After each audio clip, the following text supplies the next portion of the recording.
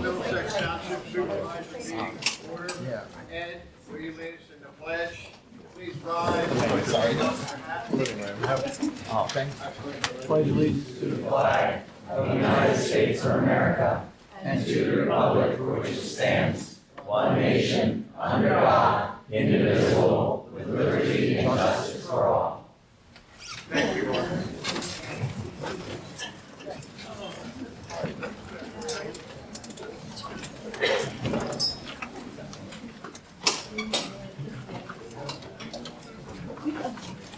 Next up, we have public comment.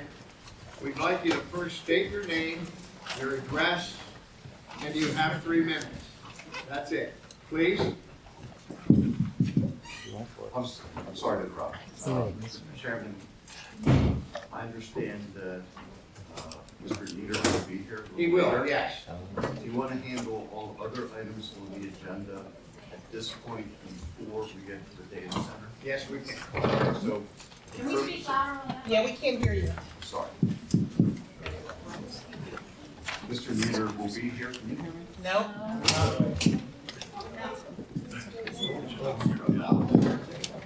Can you hear me now? Yes. Okay. Mr. Nieder will be here, I understand, in a little while. He's been delayed. And I'm suggesting to the chairman that he undertake items on the agenda not related to the data center to give Mr. Nieder an opportunity to appear. So for purposes of public comment now, that is for any matters not on the agenda. So if it deals with the data center, that's on the agenda, and that will be undertaken at the time that the matter is undertaken by the board. So with that understanding. Thank you, sir. My name is Andrew Dembski. I live at 430 Burnheiser Bridge. And I just want to take a moment at the beginning to share a word of prayer. So if anyone who would want to can bow their heads and join me. Lord God, we give you thanks for this day. We give you thanks for this opportunity to gather in this place. We invite your spirit here tonight. In Romans 13, you tell us that no authority exists except from God, and that those that exist are instituted by God. And we recognize that you raise up leaders of institutions of justice in the civic arena, and we ask that you might give our Board of Supervisors, Mr. Goodhart, Mr. Geiswhite, and Dr. Niederer, would you give them wisdom and discernment as they lead? We pray for the residents and the concerned citizens gathered tonight. You command us in 1 Peter to live as people who are free and to honor everyone. And there's no lack of things to cause fear in this moment. But we pray for a spirit of peace that might reign over all hearts here tonight, that we might speak and treat each other as image bearers of you. We thank you for our representative form of government, for the opportunity that we have to share questions and concerns tonight. Would you be with, Lord, our police, our firemen, our first responders who serve and protect us, and would you be with our troops who are in harm's way, bring them home safely. Would you bless this time as we gather this evening? I ask all these things in the mighty name of Jesus. Amen. Amen. Thank you. Thank you. Yep. Any other public comment Go on ahead. matters not on the agenda? No, not the meeting right now. Seeing none, Mr. Chairman, please start on the MS. We can't hear you. What? We can't hear you. Mr. Chairman, you can We start have more on the people signing in, MS4. please. There's, Okay. I've never seen this many people here before. There's some seats up front. There's some seats up front. There are seats up front that are available. If you have Nice. seats, if you can, you guys just sit in and out. 6 up front. There's seats up here too. Here. Please come up. You can have a seat. We have one over here. There's a couple here, and there's 4 or 5 right here.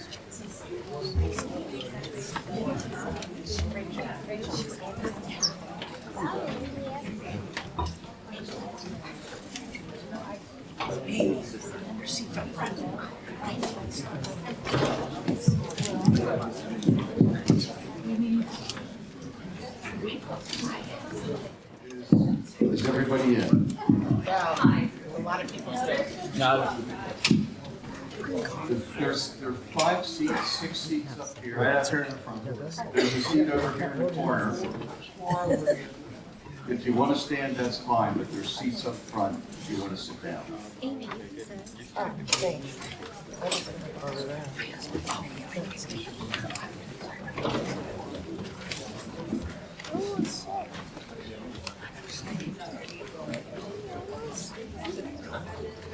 Now is everybody in? Well, somebody just went out. Is there anyone? Do they want to leave or they want to stay? Are you locking the doors? Is there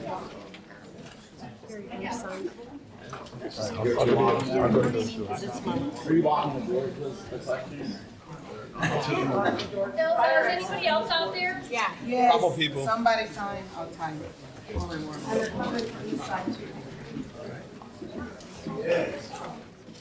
Here he is.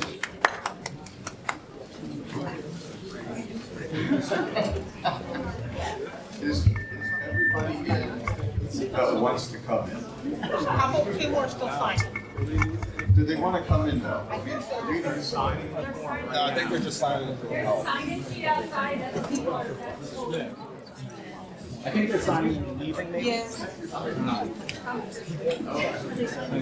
Nice to meet you.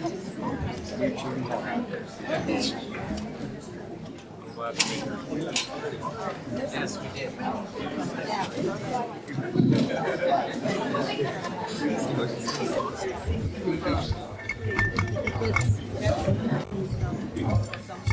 Okay, one more time. Is everybody in now? Yes. Okay, great. So I can go ahead. Well, hold on a second. Before you proceed, we had opened up the floor to public comment on matters not appearing on the agenda. Is there anybody here to address the Board of Supervisors on matters not on the agenda? The data center matter will be coming up. Is there anybody else that needs to address public comment to the board at this point? Seeing none, Mr. Chairman, you can proceed with the agenda of MS4. Thank you. MS4, where's, what you got?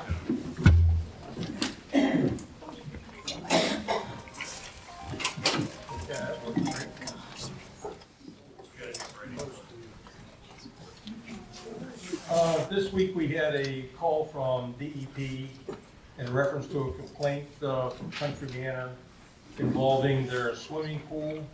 The complaint said that they were dumping chlorinated water into the Connequinna Creek. When we went out and investigated, they weren't dumping the water into the Connequinna Creek. In fact, the pool has been closed since 2020. And there was no chlorinated water in the pool. And what they were doing is cleaning out or dumping out the pool into a meadow area, and it was seeping into the ground. What they're doing is they want to clean it out, sterilize it, and they're going to fill it back up so the pool is open to the residents this summer. Where's that? Country Meadow? At Country Manor. Okay, man, Okay? okay. Got anything else? No. Okay. Next up, let me move to approve the minutes of April 1st, 2026 and April 24th, 2026. Do I have a second? Second. All in favor? Aye. Let me move to authorize payments of the bills for May. Do I have a second? Second. All in favor? Aye. Okay. I guess I don't need a solicitor's report. You already spoke. I did. No report. Engineer? Nothing. Later, I know. Later. Police? Anything different that we need to be aware of? Okay. Zoning? Where's Mark? Fire. Okay. Mark, anything? If you have questions on my report, there's one item on 80 Roadway Drive, SIA. They did replace lighting that we took enforcement against that was out of compliance with our ordinance. They're putting in lower lighting that's dark sky compliant. So they are going through with it. Yes, it's a $100,000 project. There's 6 lights on the north side. Okay, thank you. Questions? No? Fire? You can take mine directly. I do have one matter. I'll have to speak up and. Over the last couple of years, I have brought up about the intersection of South Middlesex Road, Jefferson. Can you stand up, please? I don't know if he can. Can somebody get him a microphone? Yeah, if he can't stand up. Well, Just use that mic, right? All right. Thank You just have to get real close in, make sure it's on, that the button's towards you there. On the top. Copy? Yep. Concern about the intersection of West Trindle Road and South Middlesex Road. And I know we've discussed this in the past, but I'm resurrecting it again. Last month, in April, we had 2 serious crashes in the intersection. One had a potential of being a fatal. It was a T-bone crash in the intersection. The van that was rolled over, the driver was ejected out of the vehicle, the passenger, we had to cut out of the vehicle. We had to fly the driver to the medical center. The only warning signs there, and I know we've talked with PennDOT a number of times about this matter, and apparently nothing has been able to be done about it. The only thing that is warning there is on South Middlesex, there's a sign, stop sign there. That's what I think there should be some more warning signs, lights, whatever it's going to take. And maybe PennDOT has to do, I know we did a traffic study on that a couple of times, but maybe PennDOT has to be brought in on this as well. Ed, do you remember the last time we brought PennDOT in? Do you remember their excuse? Because of all that limestone to the east that creates that hump, and they weren't very interested in paying to fix it. So I tell you, I see one fatal crash there, and I'm telling you, it's going to happen. PennDOT is working on that intersection currently. They have plans out. They presented a plan to us probably a year and a half ago where they actually showed a traffic signal and then they showed a roundabout. Since then, they have actually moved forward with the roundabout design. So they are in the process of working. So they are actively working. Yes, I believe construction was 2027, if I remember, Mark. I know it can't happen too fast. Are they working on it or doing the normal PennDOT thing and saying we are working on it? They're working on it. I believe we had a resident even said that there's probably some traffic cameras and stuff out there. We're probably collecting data for that. Okay. It's funded. Well, Mark says it is funded too. Yeah, I know it was a low priority whenever we were, It's not a low priority. at the time we were working on it. But there's a sticking point with that, with the roundabout. The northwest corner on the Dykes Farm has a federal agricultural easement. And they, well, that's not what I understand from a county level. There's no problem, PennDOT can take it for safety. For safety. Well, from a Cumberland County Planning Department, they think it's a major sticking point, so I guess they'll have to work it out with PennDOT. Yeah. But is there something that we can do from a township standpoint, roadmaster standpoint, to alleviate this, if this is gonna take another year or two? Still might require PennDOT approval. We could look at maybe putting flashing. We had flashing red lights that we could put on the stop signs. Yeah. This particular accident, was it from our side or did they come through on The individual was southbound, did not stop. It was a high-speed crash, T-bone crash in the On intersection. Trindle. On Trindle, yeah. what you're saying? Southbound on South Middlesex, T-bone a van in the intersection. It rolled across the road into the field, ejecting the driver. Wow. And the passenger was heavily in traffic. And Yeah, because we do have, there's a stop ahead sign Right. prior to the intersection. There's actually stop ahead painted on On the the road. road, yep. That may be touched up. We could check that out. touching up the paint is not gonna do anything. I've lived there my entire life, and trust me, with the dairy bar there, I love it when traffic comes 5 corners. But that's not how I like it happening. These accidents will continue to happen unless something is severe, like seriously done. And I think it would mean flashing lights. I think that's the only thing. People who are not familiar with the area will just blow through. Thank you. And it's a panic driving on Trindle as you're going through the intersection. Yes. Thank you. Thanks, Ed. Okay. Thanks, Ed. Okay, code enforcement, boys, what we got? You can take one the record. Now are we on my favorite subject? Well, I just received an update this morning from the new property owners. Yeah. And they Speaking said- about the diamond. Right. That's I'm correct, sorry. the diamond. They said they're making progress. They have met with several contractors. Contractors have not submitted their bids yet, so they're waiting on that. They said hopefully by next week they'll have quotes. Quotes for legendary. For demolition, well, all 3. They want to go, they have 3 separate quotes supposedly. One for boarding the place up, one for removing all the debris from the property, and the third one is for Raising it. demolition. Yeah. They said that one of the sticking points is with the utilities. They have contacted all 3 utilities, asking for certification that the utilities have shut off.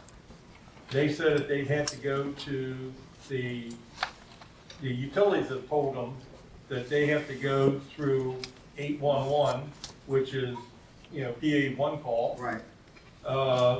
They contacted PA1 call. PA1 call said that they can't do anything until actually they have a contract signed, and then the contractor has to contact them For in order demolition. to get their certification for making sure that all the utilities are shut off. Yeah. So we're moving forward with that. So that's actually getting some action. Finally, after God, how many years and how many owners? Good Well, Lord. this will be the third, or the Yeah. second owner, or third owner, I'm sorry, third owner. Thanks, brother. Municipal authority, that's me. We're having no issues or problems at the moment. The second well is in excellent shape, will eventually come online as needed. Other than that, nothing else from the municipal authority. Roadmaster, You have my report there. We did some sign work here in the last month. Also had the crew actually did some work here around the township building. Removed some of the Bradford pear trees, planted some oaks and some dogwood. Still a topsoil work around here. They're still working out on Route 11, helping out our traffic signal contractor, finish up the fiber optic work out there, so that they can actually do, it's for a PennDOT project, so they can actually do like advanced timing on the signals. But we're also gonna jump on here at some point maybe and actually add traffic cameras to that corridor down along Route 11. Talking with Chief about how to work some of that stuff out. Also, we received a letter on behalf of the municipal authority from the municipal engineer about raising the tank there at the 81 Yeah. shop. So they're gonna add some sections to that, Yeah. add some water capacity. That's something they've been working on for quite a few years now. But they're gonna proceed with that, try to actually have a construction date this fall to complete that. So. you know, the interesting thing with that is they raise it from the bottom. Yes. They don't add onto the top, they raise it and add in from the bottom. I found that interesting. Okay. Secretary Treasurer. Yes, gentlemen, in your packet, you'll see 2 reports, one being the monthly Cumberland County Tax Bureau report reflecting distribution for, this month, as well as calendar year to date. Do you have any questions on that report? No. And the other one in there is the treasurer report, that covers all of April through today. The only thing you won't see reflecting on that is, some of the payroll, I guess, that Right. has not been completely processed for this week. But that is all of the general fund, showing all the receipts and disbursements. Any questions on that report? All right, well, while you're on the podium, how about the rec department? You could take that record, just same. Nothing events. different? No, just, same events and programs. Have they started signing up yet for the summer camp? Oh, that's been full for a while. Oh, already started? Yeah. Okay, That's been full. good. Okay, unfinished business, none. You guys ready for new business? Here we go. Discussion and possible motion on preliminary land development plan for Pennsylvania Data Pax 1 Phase 1B Data Center. Let Mr. Courtney know he needs to come in. I think they wanted to give a presentation. Is he outside? Yeah, he's outside.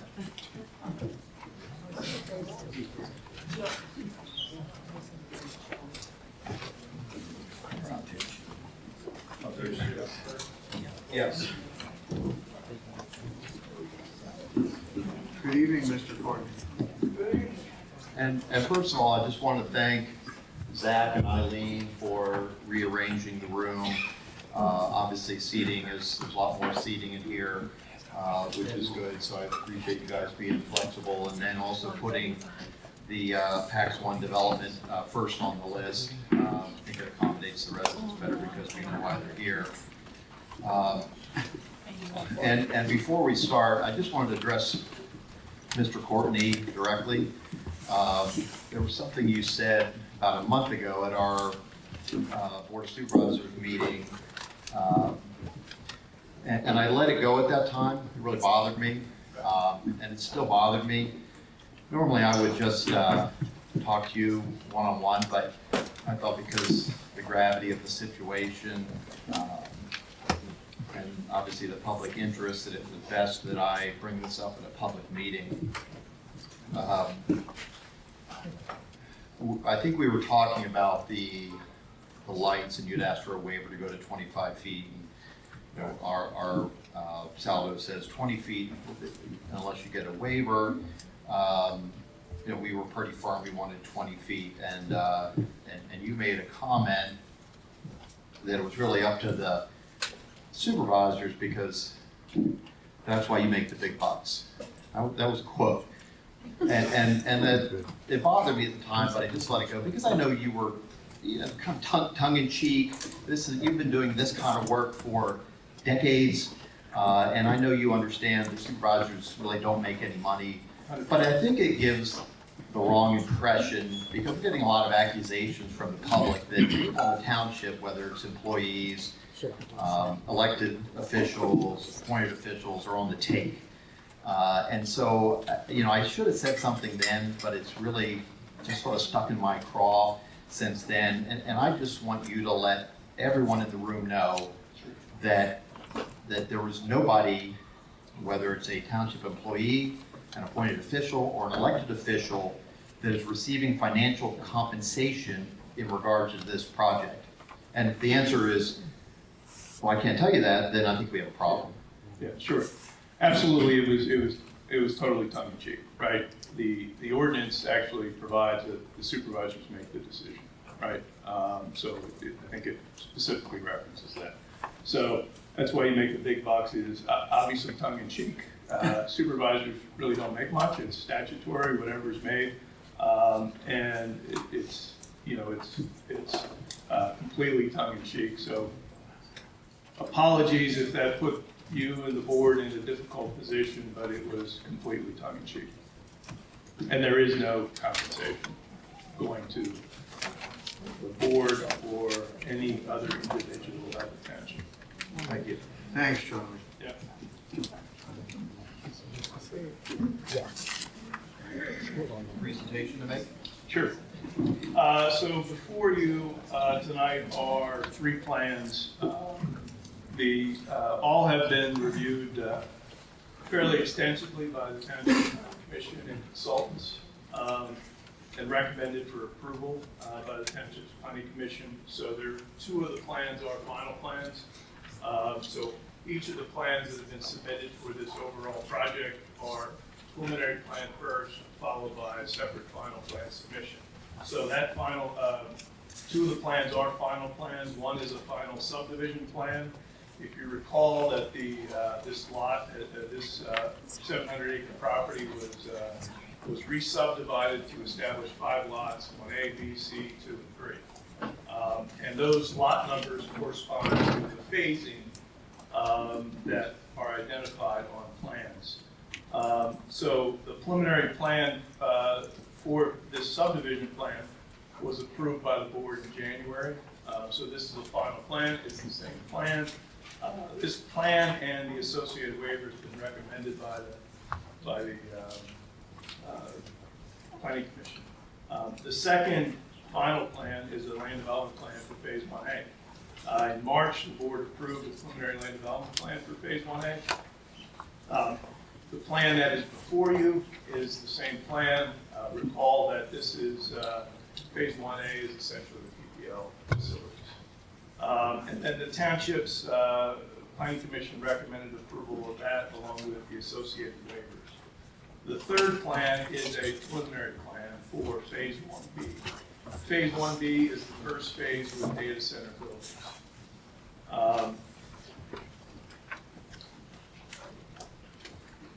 This has also been reviewed quite extensively by the Planning Commission and consultants before coming to you.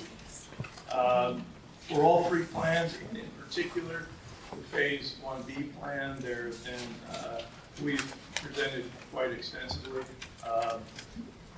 We've gathered information between meetings. There's a lot of information that's been presented, not just public, not just in presentation format, but in terms of documentation provided to the Township. This plan has undergone multiple reviews and multiple resubmissions to get to a point where last month the Planning Commission made a recommendation of the plan itself and the associated waivers. Again, that is a preliminary plan. So this is the first item that you have identified under new business is the preliminary plan for Phase 1B. And like the other preliminary plans, there would be a separate process for final plan approval. So the preliminary plan isn't the end of the process for Phase 1B. We would have to prepare and submit a final plan and go through essentially the same process with Planning Commission review and then ultimately get to the Board of Supervisors. So what we're going to do tonight is we'll walk you through these plans. We do not intend to present exhaustively, as we've done at the Planning Commission meetings on multiple occasions, nor do we intend to simply rehash all of the information that was presented at all of those meetings. But we will walk through the plans.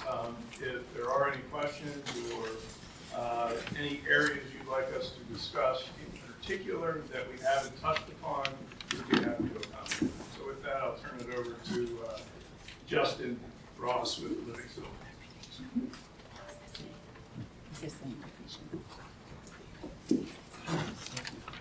Thank you, Charlie. It's the same petition. So I'm going to go a little bit out of order from the actual agenda. I'm going to start with the subdivision into 1A and then into 1B, so sequentially kind of walk the board and the residents who may or may not have seen this before kind of through the project and try to bring everybody up to speed. And as Charlie mentioned, we're happy to answer any questions along the way. This first plan, this is just a cover sheet of the actual subdivision plan. So The project or the property in question is 693 acres. It consisted of 4 tracts of land prior to purchase by the development. Those included the Cumberland Knoll residential subdivision, which is the easterly tract, and then 3 tracts on the west side owned by formerly K&WW. And then the 1C tract, again, is part of that third piece that is bisected by Country Club Road. So I'm going to do a little zoom here just to orient everyone. So the creek, the property abuts the creek on the majority of the west and northern section. So this blue line surrounding the outside, this is the creek. This pink line through the bottom here is Country Club Road. So Route 11 is to the south of Page here. This peach line is Interstate 81. The purple line here on the easterly side is Bernheisel Bridge. And then the brown line here is the existing transmission corridor for PPL. So the large transmission lines and structures that are out there currently bisect or go through the edge of the property. So the first step of this subdivision plan was to consolidate the 4 tracts into one. And then this plan, as Charlie mentioned, creates lots 1A, 1B, 1C, and 2 and 3, creating 5 tracts for the development. The subdivision also included an access route within lots 1A, which I'll further define as part of the 1A plan. But again, this plan is really to consolidate the land and break it into 5 pieces. The next plan is the final 1A land development plan.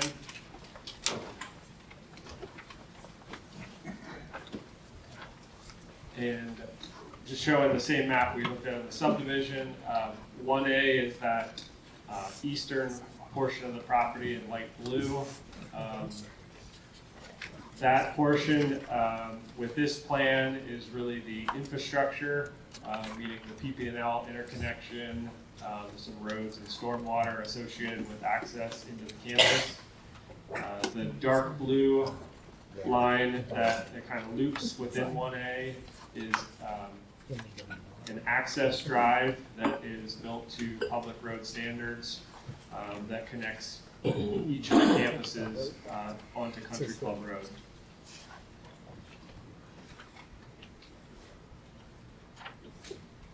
So zooming in a little bit further, Lot 1A, as I mentioned, is an infrastructure.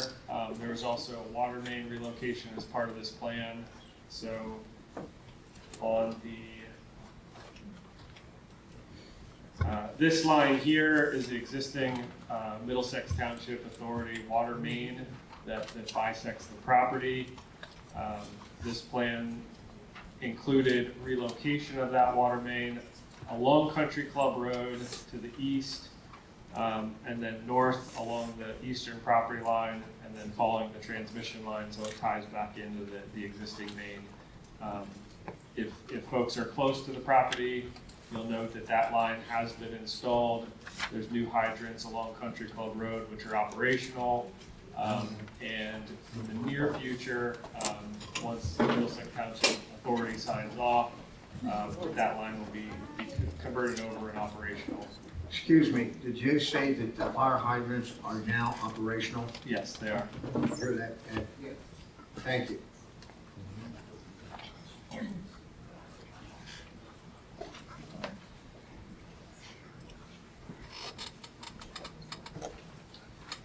So this plan, again, is that same southeast corner of the property. Country Club Road frontage is here on the bottom side of the property. This gives a little more clarity on what this first stage of development includes. The gray line is equivalent to that dark blue line in the previous slide, the loop road that surrounds this infrastructure. The key piece here is the yellow box is the PP&L switchyard and substation. That will allow power to come off the transmission lines that PP&L owns, step it down to a voltage. It'll be utilized for the project as well as additional capacity available for PP&L to service the rest of the community. In addition, there are 3 orange boxes within this. Again, those are additional substations to step it down again for use on campus.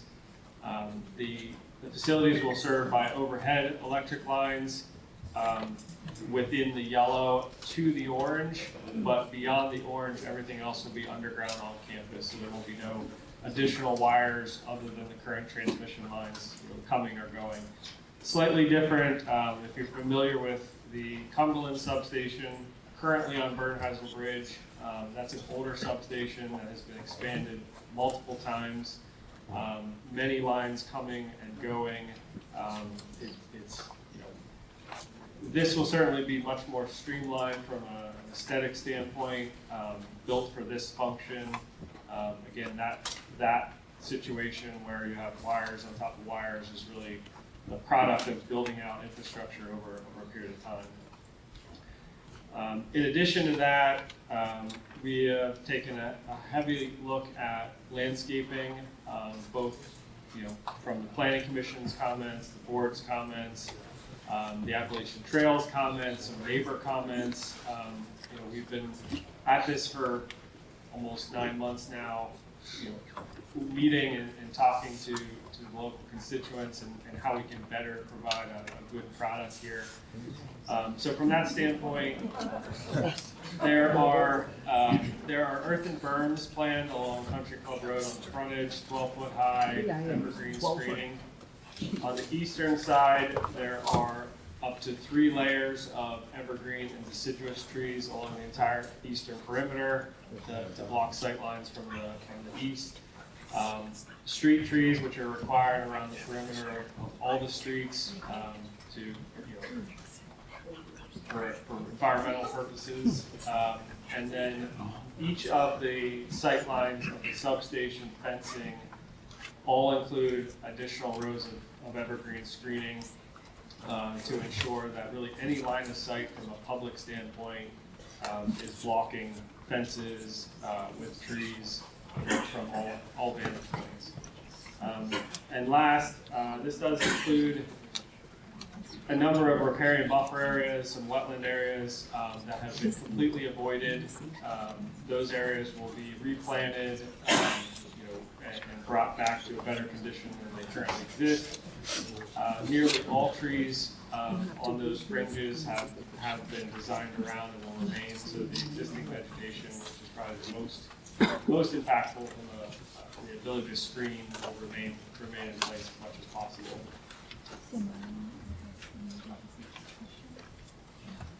As I mentioned, the berms, this is a conceptual rendering, just to give you a feel for the berms along Country Club Road. They will be set back to allow for stormwater management, some other utility access in the future for the community. The berms will be gently sloping, mowable, and then again, the vegetation screening and evergreens on top. All of the landscaping will be part of this development agreement for security. The developer is required to maintain that in perpetuity, replace it, ensure it's sound and looks nice to the community. Mm-hmm.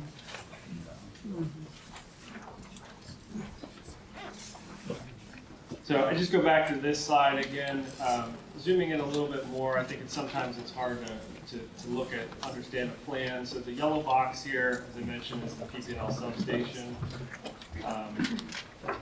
This is just kind of a schematic of the structure and cabling that goes on in there. So again, the 500 kV line is in this location.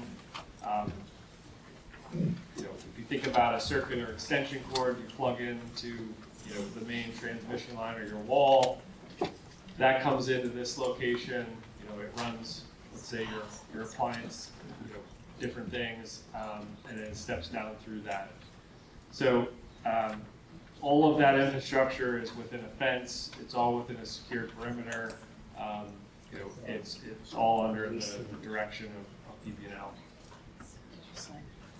And So then those stations actually belong to PPL.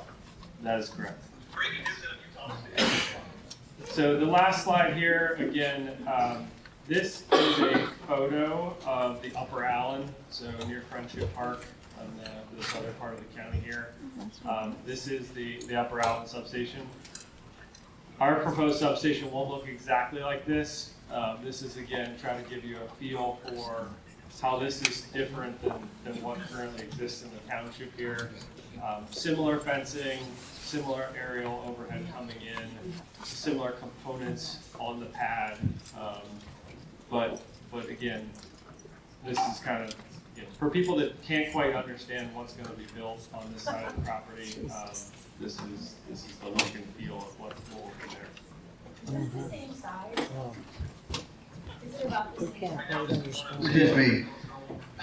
This is not a time for public questions and comments. It's very important to let the developer give the presentation, let the Board of Supervisors hear the presentation uninterrupted, and then everyone will have their time to ask questions.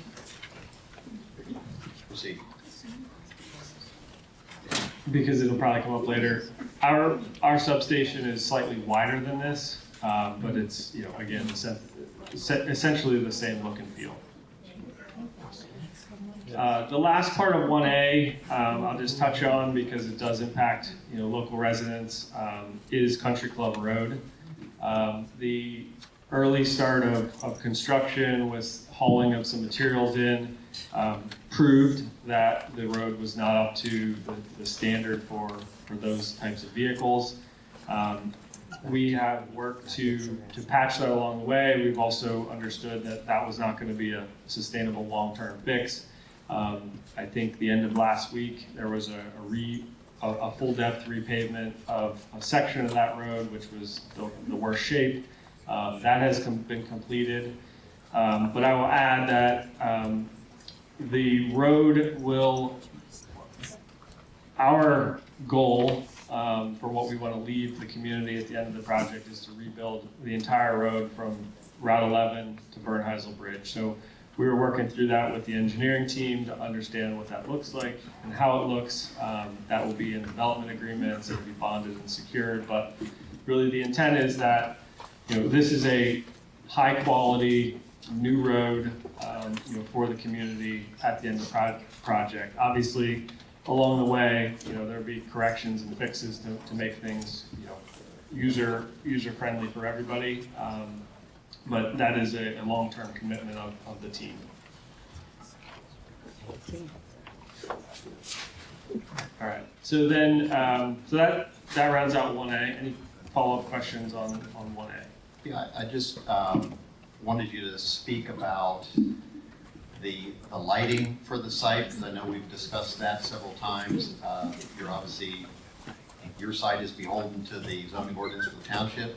A public utility is not. They can go wherever they want, and they can do whatever they want.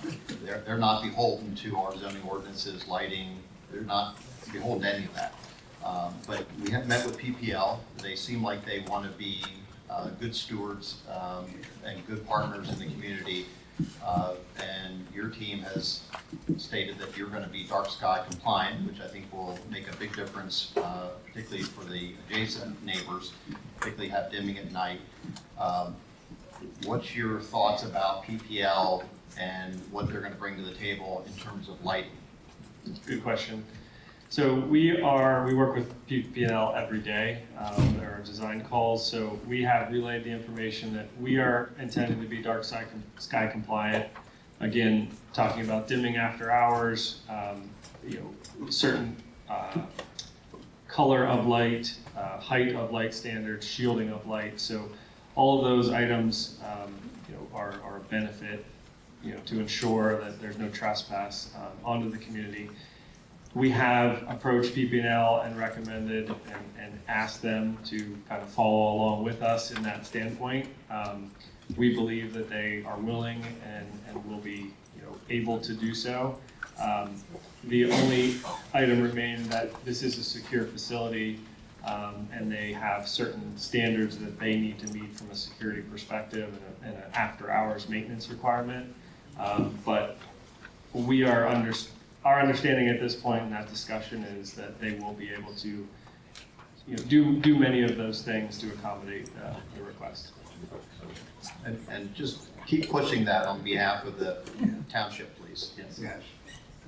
Keep Mark informed on that. He's sort of our light guru when it comes to that. Understood.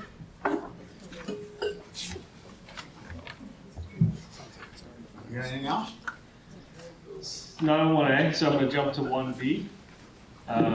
So 1B is the preliminary land development plan for the first campus of buildings. So I will jump to that. So again, just to reorient everyone, 1B is the northern or green portion on the screen. That is the first campus. The campus 2 is in the middle there, and campus 3 is planned for the southern portion. So this plan only is looking at lot 1B, which will include 6 data center buildings.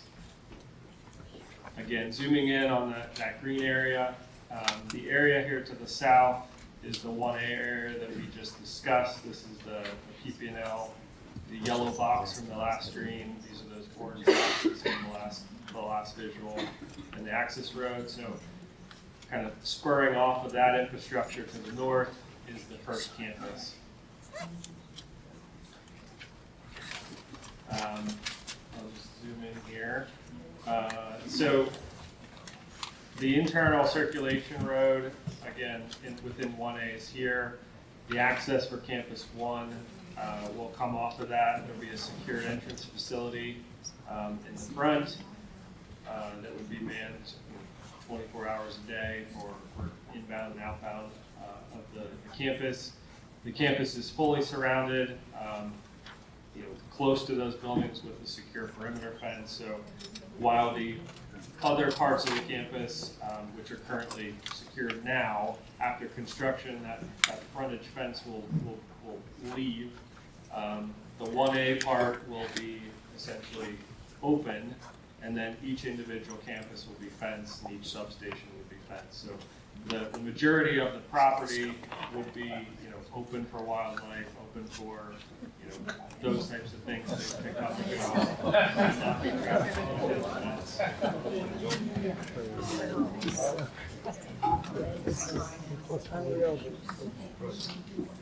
So the first 2 buildings that will be constructed or planned to be constructed are on the left side there.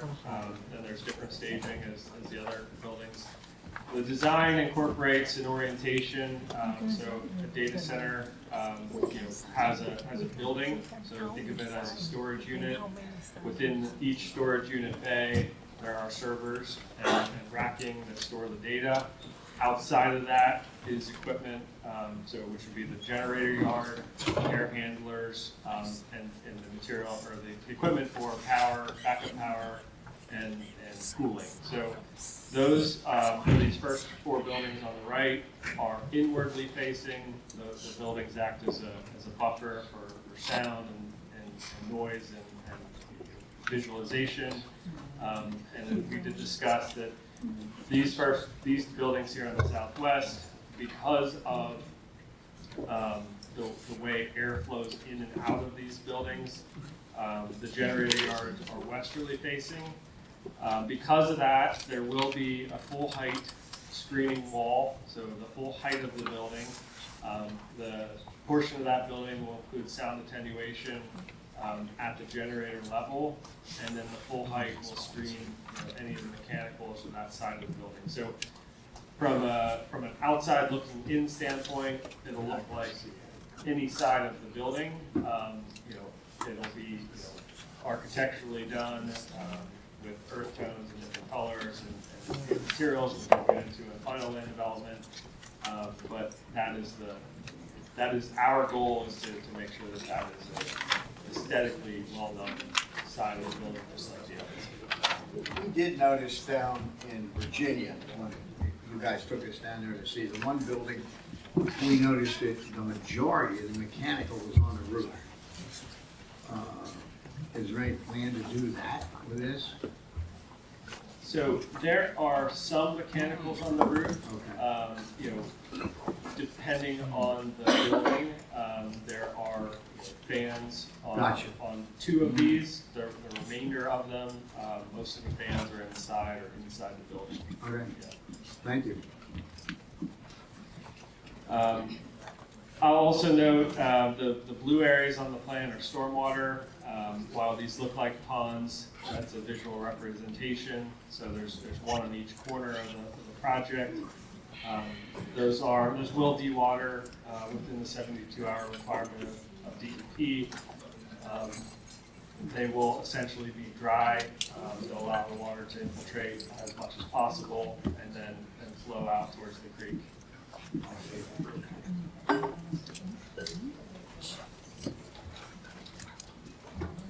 So I mentioned some of the landscaping on the 1A plan.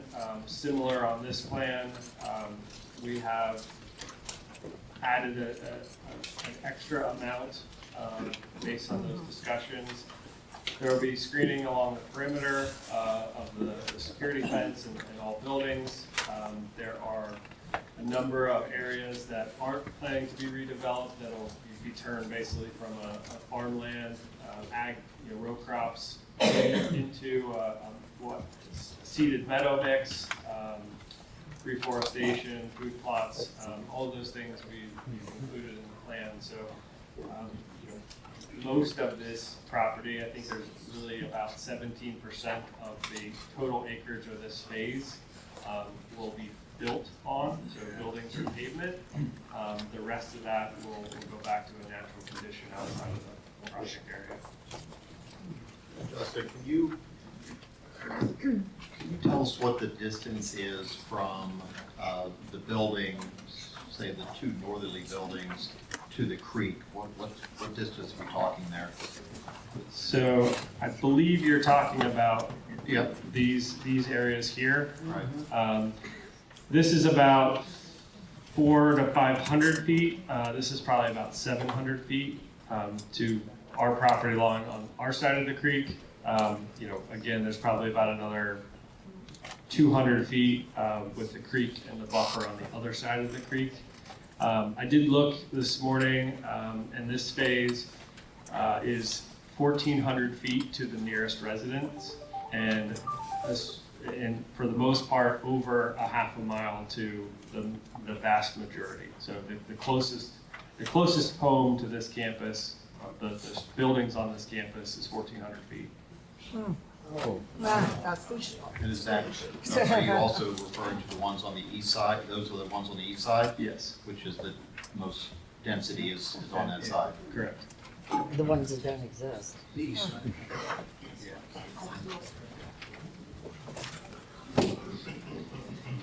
So we shared these with the Planning Commission. The key word here is conceptual. There has been a revision to these, which we will again present as part of the next final plan, mainly because our internal team didn't like the look that we were delivering. We thought it could be better. So the architect has worked this week to improve what we see here, and I think I've had a sneak peek, and I think they do look considerably better. But this is showing kind of a conceptual rendering of the building facade. We anticipate including earth tones. Absolutely will meet the local zoning code standards, which drive much of this design based on glazing, articulation, and some other things. All of the equipment will be screened. There will be about a 9-10 foot roof parapet. So the items that Don mentioned as far as any equipment that could be on the roof will be visually screened. And then again, I talked about the higher walls, screening walls around the generators and those equipment. So part of final land development is making sure that these meet those standards, and you know, the planning commission signs off on the look of the building. So that is the next step that will be coming.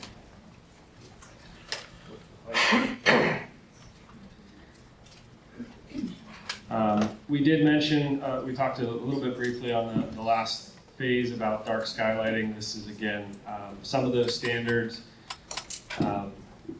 As we push PP&L to accommodate these standards, we will certainly provide these. They're in the basis of the design currently. And I think the key one that we've got a lot of discussion on is the dimming after hours. So you know, there'll be timers. Lights will pop on if somebody's present or somebody drives through the campus. You know, they'll stay on for a period of time and then drop back down. So those elements, again, will ensure that there's a limited amount of impact, if anything, from a lighting standpoint. Generators was a great topic on the Planning Commission discussions. First and foremost was the visual impact.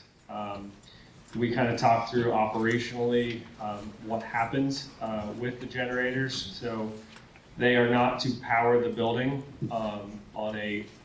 for a long period of time. They are meant for emergency backup only. The new substation PP&L interconnection has been built with a tremendous amount of redundancy, so that if an element fails, you know, power switches over and maintains. So the likelihood of a power outage on campus, while it is not zero, is unlikely. You know, the fact that this is a 500 kV transmission corridor adds to that. You know, PP&L does not want that line to be down for a whole host of reasons. They also have obligations to ensure that if there is an outage, that they have a response time, you know, requirements to ensure that things get back up and running. So the generators on site, again, emergency only, and you know, beyond that, there is maintenance. So they are required to go through you know, monthly runtime testing to ensure the reliability. That's all federally required and scripted. And you know, there's a sequence of those units, you know, certain days of the week coming online for, you know, 30 minutes, ramping up, you know, running, and then shutting back down. There's a dedicated team that does those. You know, they may test 2, 3, 4 at a time, you know, and then move on throughout the day. So that because of the number, that is a, you know, a daily activity that will occur. But from the standpoint of everything else we talked about, screening, and we'll get into some sound a little bit, you know, those impacts are mitigated. So the last question, last statement, generators are, you know, top of the line. They're made by Caterpillar, Rolls-Royce. They're Tier 4. They have special acoustical housings to ensure that they are sound compliant. They have special mufflers, again, for sound and the emission standards. So these are hospital grade units.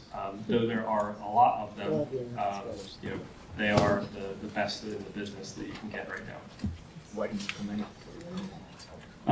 So we did want to touch on sound. Yep. Before we get into sound, you know, there's a lot of concerns about, you know, air quality.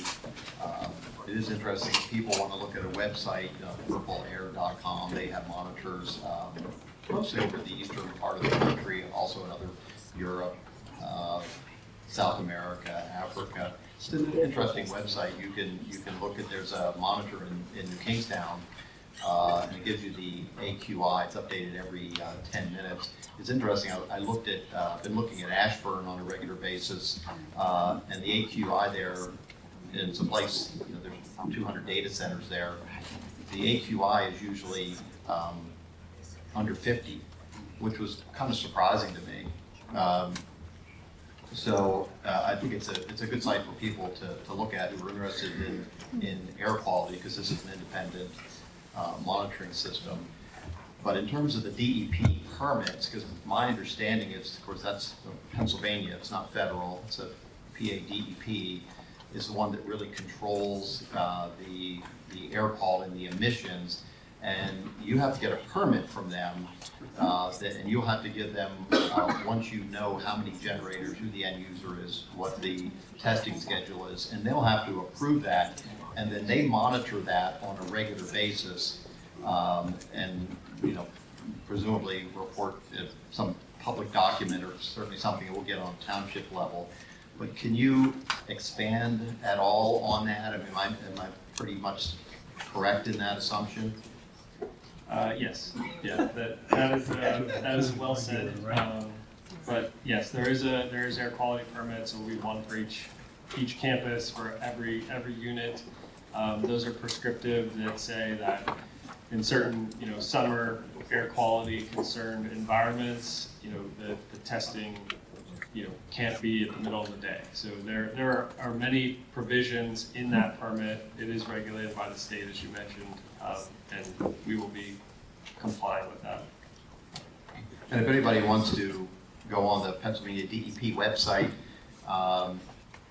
it takes a little bit of looking, but you can sign up to get alerts for when the permit is issued, and you can get the data on emissions as it moves forward, so people can monitor that independently. We'll certainly try to keep track of that from the township level, but most of that is that state Department of Environmental Protection issue that monitors and has corrective action if needed. Correct. You can go on to sound. So moving on to sound, again, is one of the many reports that were required by the state, the local community, zoning, SALDO, sound as part of the environmental impact statement is one of those provisions. So again, this is a preliminary plan.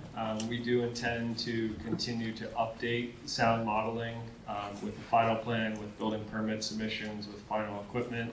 A lot of this is dependent on the types of fans, the types of generators, the actual models that are purchased. We'll have cut sheets that provide a tested sound level. So this is preliminary, again, to show compliance, to show that we will be well within the local requirements, which is a basis of design for our team, for the end user. The last thing they want is sound or noise complaints after the fact. So kind of going a little above and beyond on this approach.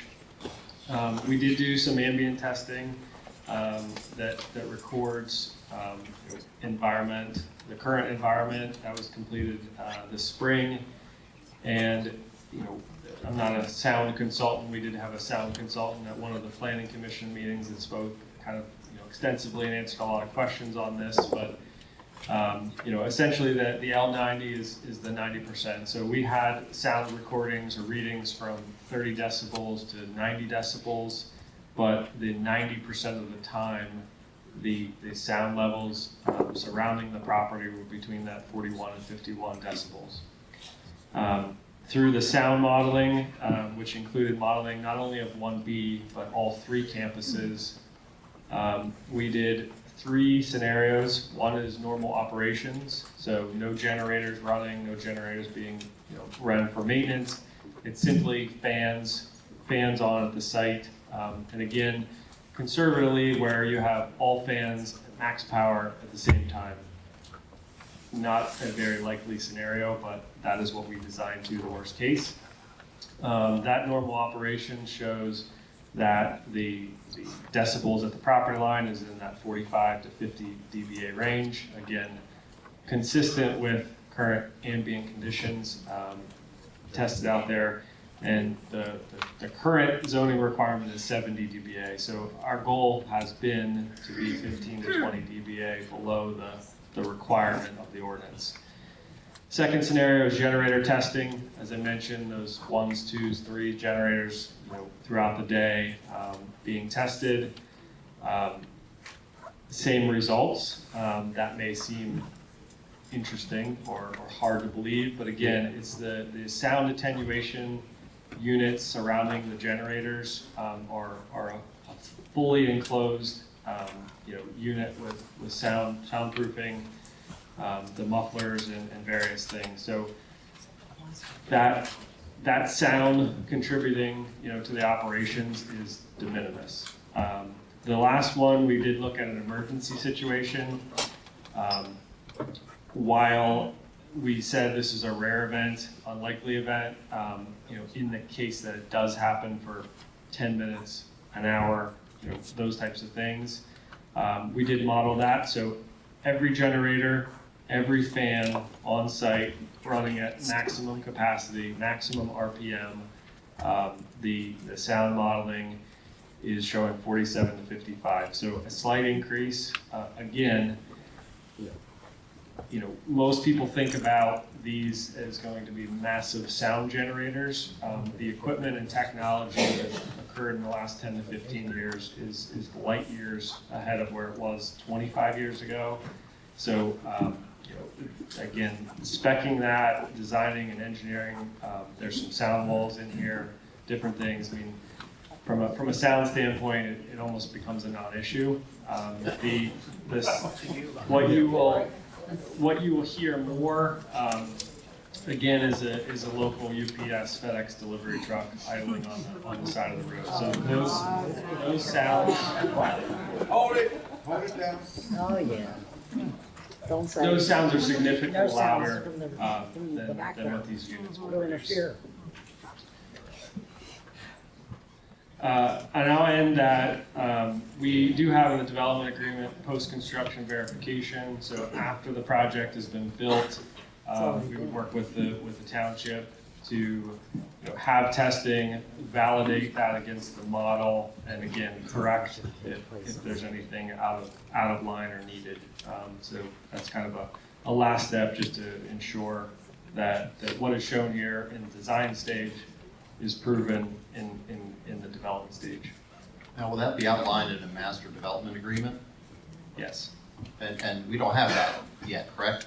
You have a master development agreement that covers the plans for which there's a final phase, and then we would expect as part of the final plan for phase 1B that we would have an amendment to that agreement that addresses sound and whatever other items come up in the process. Because obviously there's been a lot of concern on a lot of levels, whether it's emissions, sound, and lighting, and those things were not really reflected in the initial master development agreement. Is that correct? Well, correct. The master development agreement was primarily dealing with security for the required improvements and for the reconstruction, the ultimate reconstruction of Country Club Road. There are pet issues to be included in that. I know there were some other transportation improvements that were included in that. There is, lighting if there's something that the township would like to have, but our plan has a specific proposal with specific fixtures and so forth. So the plan itself would control that. Typically, you don't have a line item in the development agreement for every item. The plan itself, as designed, covers it. But a post-construction noise, sound study, and mitigation would be something that we would include in that agreement. Again, that would likely be an amendment that would be done in connection with any final plan approval for phase 1B. Should have been done already. So last slide, we just wanted to talk and ensure that everybody kind of understood the water. So first kind of misnomer we've heard a lot about is there is no water being taken from or dumped into the Conecuh Creek. There are no wells on site, and there actually be a provision in the plans that wells are not permitted on site. So there will be no water withdrawal from the aquifer on site.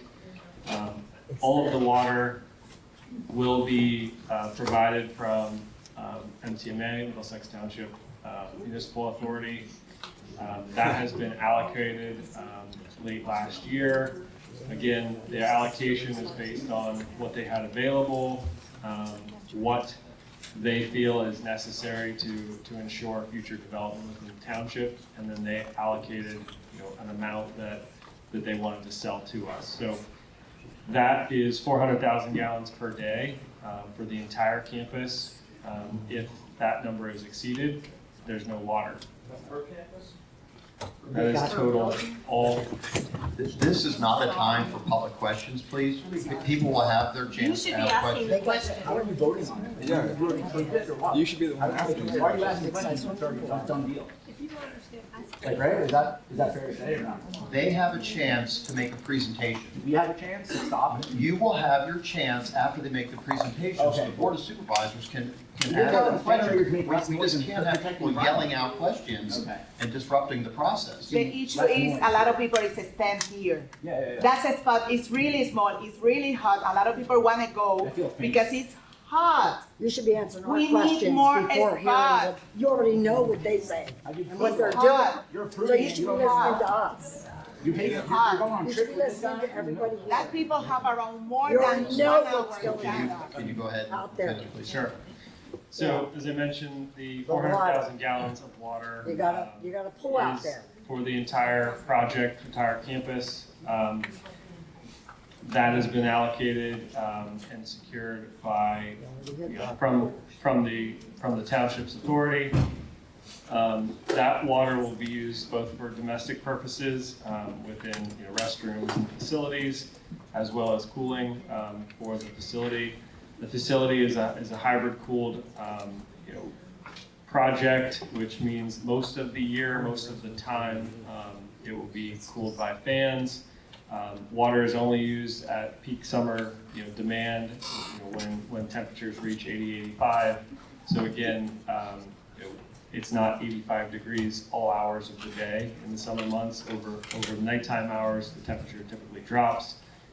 So the water usage is on a specific set point and is used for those peak conditions.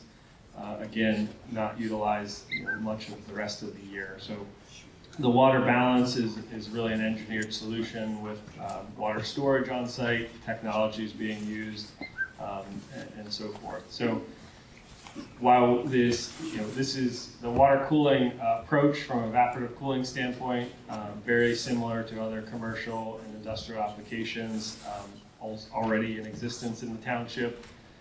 So those systems, because of the township water being hard, through testing, the local water system is a hard water, much like many residents probably have water softeners and other things in their homes for scale and buildup. There will be a water softening on the inbound of this water. There is some chlorine treatment just to maintain the same standard that comes in from the authorities. And the authority, provides chlorination in the current water, which will be maintained. There's been some requests on corrosion inhibitors and those things. Really, there won't be chemicals used for that. The system is at top of the line, designed with stainless steel components and the like. So, that reduces the corrosion requirements. So, again, there will be sampling manholes on the facility for outbound water. So what is not evaporated is cycled through the system several times for efficiency. It is then will be discharged to the municipal authority through the municipal sewer system. Where's the storage system? Sampling manholes, again, will be right outside. The authority has provisions in place to test if needed at any point in time.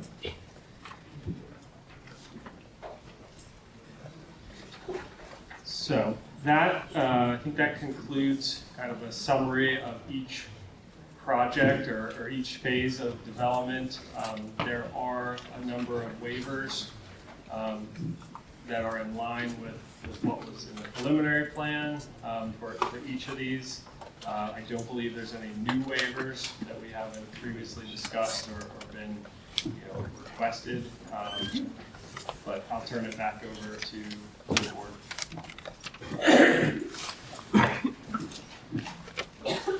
I certainly spent a lot of time trying to understand this project, and, I've been to every planning commission meeting. I don't think I've missed a minute of any of the meetings, and they've lasted sometimes past 11 o'clock at night.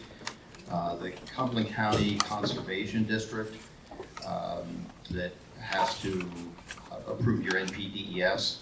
I know they just submitted a letter today that there was 24 items that needed to be corrected. Most of them are relatively seemingly minor corrections, but you won't be able to move dirt until that permit is issued. But talking with the people at the Conservation District, they've spent so far well over 300 hours in review of your plans. The Cumberland County Planning Department has spent well over 100 hours reviewing your plans. I know the Planning Commission members, several of which are here tonight, have spent countless hours reviewing plans. I know Bud Grove has spent countless hours. They can probably, I can probably tell by the check we have to write for HRG, because Mike Hess from HRG is working on behalf of the township has yeah. So people have sent me emails saying that, this process has been fast-tracked, and we're not doing our due diligence. And I understand the emotion around this project, but to state that we're not doing our due diligence is just not factual. We're spending an awful lot of time, a lot of people are spending an awful lot of time in reviewing this process, as they should.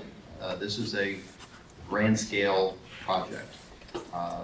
But we are spending an awful lot of time on this, and we'll continue to spend a lot of time on it. A lot of it's going to have to be making sure we have a master development agreement that puts into writing the things that we want you to monitor going forward. I know the municipal authority is essentially going to have a kill switch. You hit 400 gallons a day, it's going to shut off. So I know that you will make sure you don't get shut off. I know you're going to have a lot of water storage on the facility that you'll use when maybe you have a couple days or a week or two that's 90 plus. I know the effluent's going to be monitored with the manholes by the municipal authority and the wastewater treatment authority, and will meet DEP standards. But I feel that we've done a lot to evaluate this project, and I know that a lot of people aren't happy. No, we're not at all. I think I feel that we've done everything that we can do. Oh, so you're done? You worked for us for that? Yeah, Is who you work for? that a yes? Is that a yes? It's a fair question. And at That's a this yes. point, I think it's time for public comment, because we're not gonna vote on anything until we get public comment. So Oh, yeah. people can come up to the microphone, and we're on a 3-minute timer because we have a lot of people. You need to state your name and your address. You can only speak if you're a township resident or a taxpayer. And so please speak into the microphone so we can hear what you're saying. Can I just ask a little question? When there's a response back, does that stop the timer, or does it bring that include the response back? I think the 3 minutes is your comment and questions.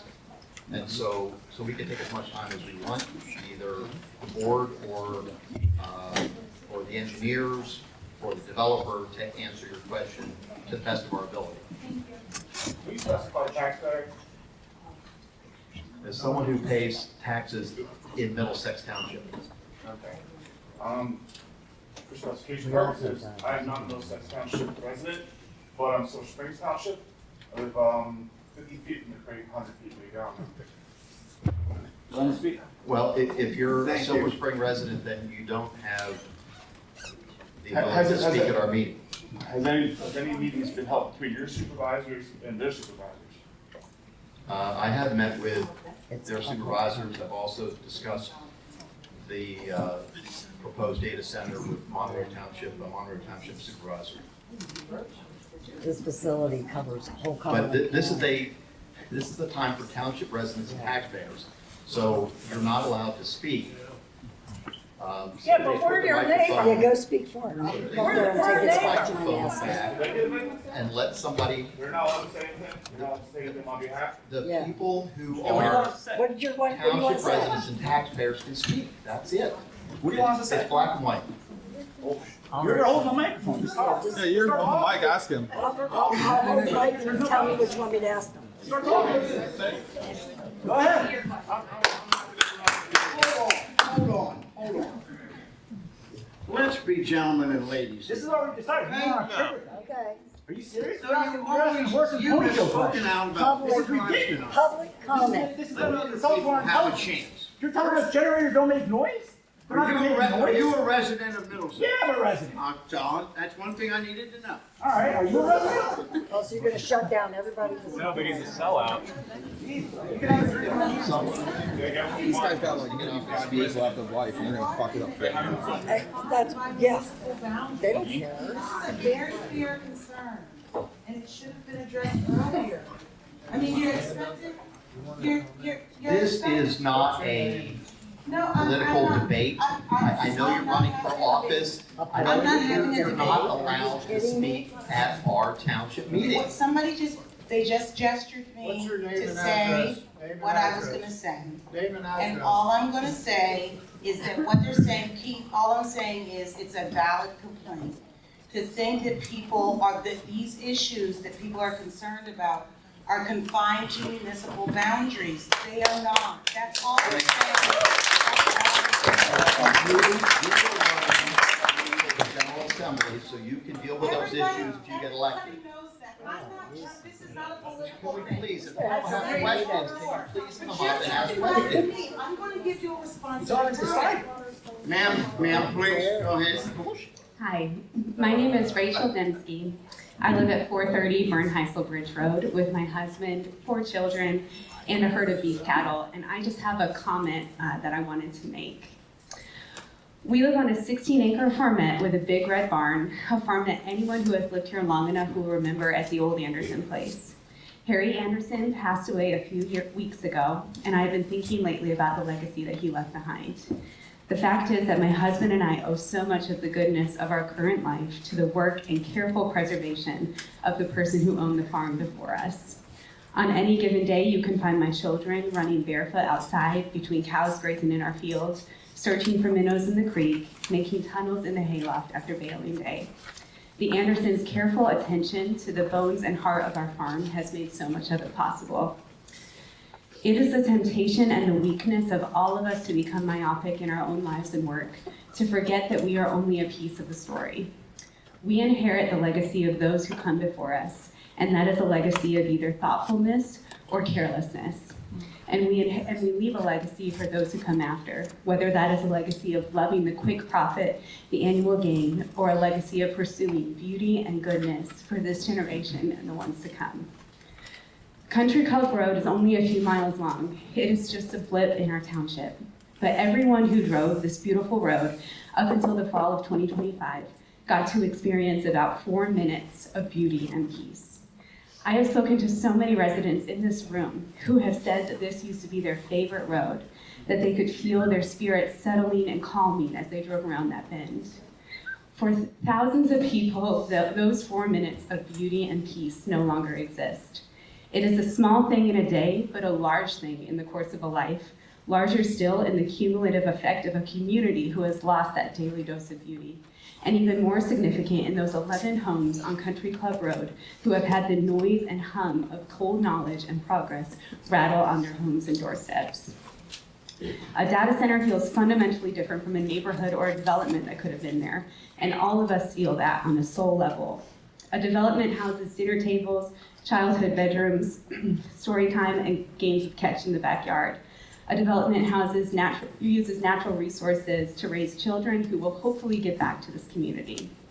A data center offers only progress, only drainage, only a slow depletion of our natural resources. I am deeply worried about the way that data centers are exploding across our country and the way that our state governor has seemed to jump in without thinking, the way that we are willing to so readily exchange the quiet beauty that feeds our soul for the cold, bottomless access to knowledge. This is the first data center to go up in this area. How you all handle this decision is not only going to affect our township, but our entire valley. This is a Pandora's box that would be better left unopened.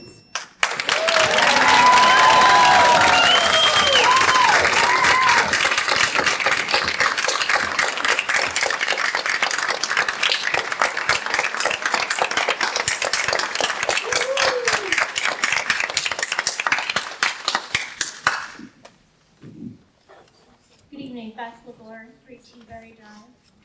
I have a question pertaining to the potential use of lithium-ion battery backups at the data center. And even though there may not be a plan for them to be used currently, this is the main backup source used in data centers across the country that I've been reading about. And it has the potential for the leading cause of fires at data centers. And I would like to know how Middlesex Township and the developer will protect our community from this unique fire and environmental risk that occurs with large-scale lithium-ion battery backups that create a self-sustaining fire. Is there currently an ordinance that we can review that calls out specific safety standards for this to control a thermal runaway event, which occurs when rising temperatures trigger chemical reactions and release more heat until the batteries self-destruct? How will our homes, the Appalachian Trail, the Conagwinnett Creek be protected?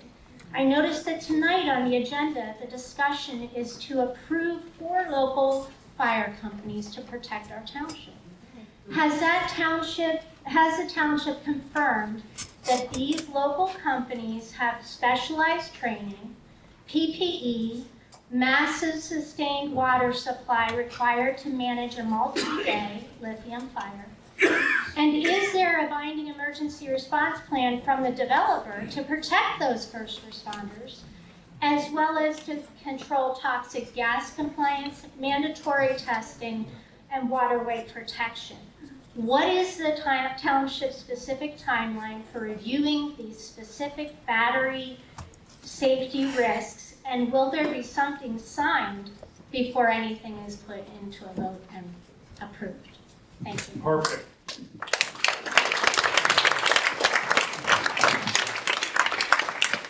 I'll give you my understanding of this thus far. We'll let our chief speak. Obviously, as you can imagine, these buildings are full of very, very expensive servers. And my understanding is that the lithium batteries will be in enclosed rooms in one portion of each building. And they'll have state-of-the-art fire suppression systems because they do not want to lose maybe upwards of $1 billion of computer equipment and servers with a fire. But I will let Chief Beam speak about this because I know he's been involved. He's been at our bi-weekly site meetings to talk about fire risk. And he's an expert in this, so we have been on top of this from day one, and I'll let him speak. Okay, first of all, I don't think water is a problem as far as gas, because we're talking about electrical components, and one thing you don't do on lithium is add water to it. So I don't think that's a problem. What we would do is use dry chem, and there will be, I will be meeting with the principals as far as getting ample supplies of dry chemical on site. Could I follow up? Is there currently an ordinance or a bylaw or article that calls out the control of what happens when those chemicals are used? Are they going to run into the creek? Are they going to go into our air? Well, I can't answer that. But shouldn't we have an ordinance, like you have a procedure for things that you work to understand the process? considerable amount of training on lithium-ion battery fires. We have encountered them, but they're in small amounts. Right. We haven't had vehicle fires. Well, But this could be so, 10,000 batteries. What's that? This could be tens of thousands of lithium batteries Oh, that. that doesn't say they're all gonna burn at the same time. You guys can't. But we should be prepared if for the worst No, case. part of the plan is for further training for the fire companies. Okay, but would we expect there to be an article, or I think Article 11 has to do with industrial regulations for the township on the lighting and things like that. So should there be another article added to deal with this type of thing? Correct. So there will be? Yeah. Okay, so there'll be an article added to control lithium battery fires for Middlesex Township? Mark, do you want to comment on that? We do have a state building code. We have a state building code, and Middlesex Township adopted the Pennsylvania Uniform Construction Code in 2004. Currently, we enforce the 2021 International Building Code and any references to the International Fire Code that are contained in the 2021 Building Code. 2021 Building Code does require fire suppression systems in all commercial industrial buildings. And these gentlemen, we visited some of their sites in Virginia. They have designated fire areas where these batteries are kept. If there was a fire, it would be controlled in a controlled, contained fire area as prescribed by the building code. So I don't see it as a problem myself. I don't have every answer to the emergency plan to deal with, but we know that they'll be filing plans with us. Like if we have to use dry chems, they do have to be cleaned up properly. In these data center buildings, like Mr. Geiswhite said, there's billions of dollars of computers. The last thing they want is a problem with a fire, related to that. And they know they have to use the right kind of dry chem systems to put out an electrical fire or a battery fire. So within these fire containment rooms, they would have those chemical systems set up. It's unlikely that the fire company would even have to respond. Would the community be notified if there were a fire, if the fire department's not notified of that, if they don't have to respond? Would we know that this has happened? Yeah, I'm not sure how to answer your question. Do you know when there's other fires at the giant A-hole where they have data centers? Or do you know when there's, I don't know how to answer your question. I think it would be nice to have I guess it would be an ordinance or something that calls out that what happens and how the community would be alerted as well for, if somebody has If there was a danger to the community would be alerted. Okay. If we had a problem with the UGI 3 million gallon natural gas storage facility with LNG gas, you would be notified if there was a problem, especially to the immediate area. I mean, that's something that the first responders do routinely. And then I'll be done, but is there a process to notify the public of those things that's called out in the township's article? Yes, the township has an emergency management plan. It's the emergency management plan, Correct. it's not The that county- article. Cumberland County has an emergency management plan. Okay. Township has an emergency management plan. We're required to adopt that on a 10-year basis so that we can get FEMA funding for when there is emergencies. Okay, and We then, plan for things like dams breaking, flooding. We plan for any emergency event that would come up. Ed Beam's integrally involved with that. The chief of police has been involved with it. I've been involved with it.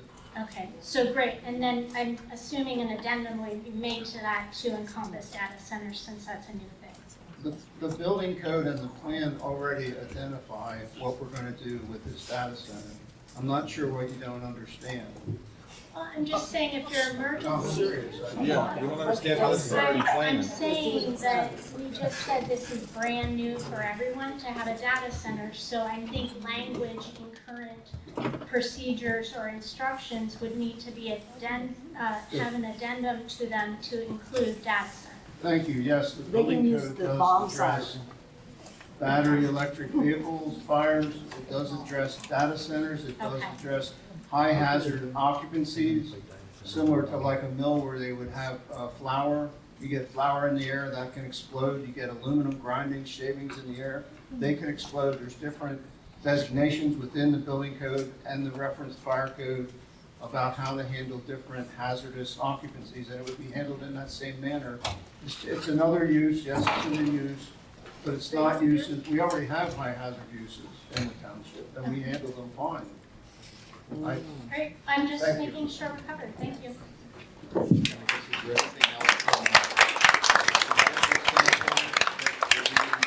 In that regard that you think the public should know? Yeah, as we get into the building application process and you know, the project gets further, the end user is very keen on, you know, working with an emergency management plan on site with the community, with the fire chief. So there will be an extensive amount of training, you know, from our side to the community side to ensure that many of the items requested do not happen. Do you plan other community outreach, Justin? You guys are talking about other community outreach, aren't you? We are, yes. So, you know, from a construction standpoint, you know, we want to ensure that, you know, as the project goes on, that, you know, various elements are communicated, questions can be asked. So there's currently a planning process going on internally to coordinate, you know, a resident or a neighbor meeting on site to, again, to ask questions, to understand what is occurring on construction. We have put together a website that, again, provides some preliminary, frequently asked questions. What is the website? I knew you were going to ask me that. It is PAX1, PAX1 campus.com. I understand there's a place you can register on there and ask questions. Yeah, so you can certainly ask questions. Our team is responding to any questions received. And to your point, Mark, I'm sure one of you asked it. Yes, we will be doing kind of a neighbor invite meeting, you know, to talk through current activities, future activities, new activities, just to ensure that the community and the neighbors who are most, you know, impacted by construction understand and can have the opportunity to ask one-on-one questions of the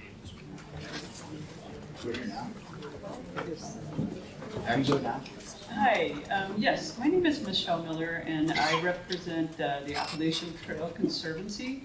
The Appalachian Trail, as you know, is located in Middlesex Township in part.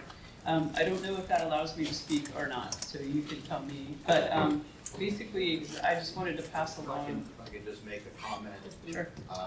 It is at the discretion of the board to allow other people to speak, because I think you're obviously an important resource in the country, in the East Coast, in the state of Pennsylvania, Cumberland County, Middlesex Township. I think we owe it to the residents to hear what you have to say. So proceed. Thank you, I appreciate that. We appreciate that. Basically, I am just here tonight to let you all know, and you should have seen, I think Mark and some others on the board of supervisors did receive this already from our regional director. But ATC, after meetings with the developers and conversations with the township about our concerns over the impacts of the data center on the Appalachian National Scenic Trail, which is approximately, as the crow flies, you know, about 3/10 of a mile away from the property of the data center. You know, we feel that our concerns have not really been adequately addressed. So we have released a media statement today saying that we are in opposition of the location, size, and scale of this data center. And I just wanted to say that and drop off this this media statement to you all.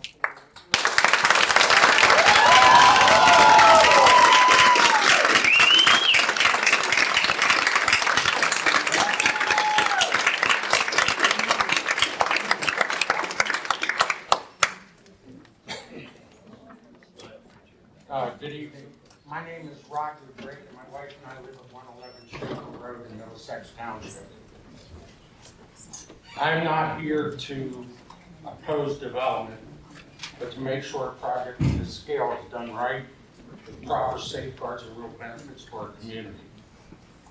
First, I respectfully ask the supervisors to ensure that all required permits and reviews are fully vetted and clearly communicated, especially stormwater management, environmental protections, traffic impacts, and noise from operations.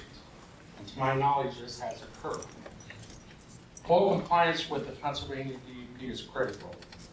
These are the protections that safeguard our properties and quality of life.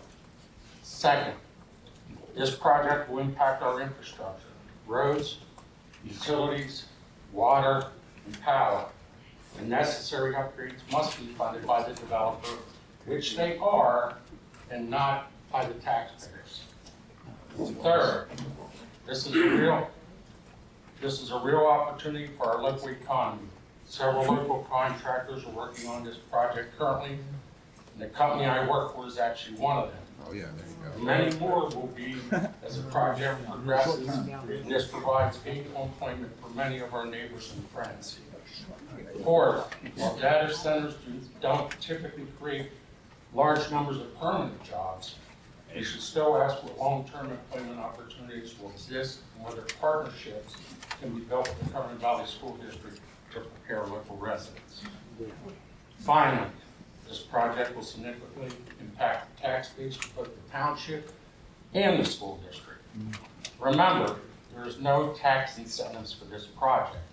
The development team is paving the way for this entire project. You only get one chance to get a project of this scale right.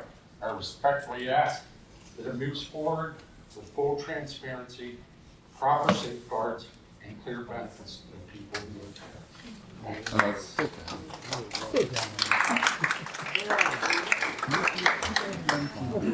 I'm Philip Fuller, I live at 17 Teaberry Drive, been here for a number of years. And I actually have a question for the team.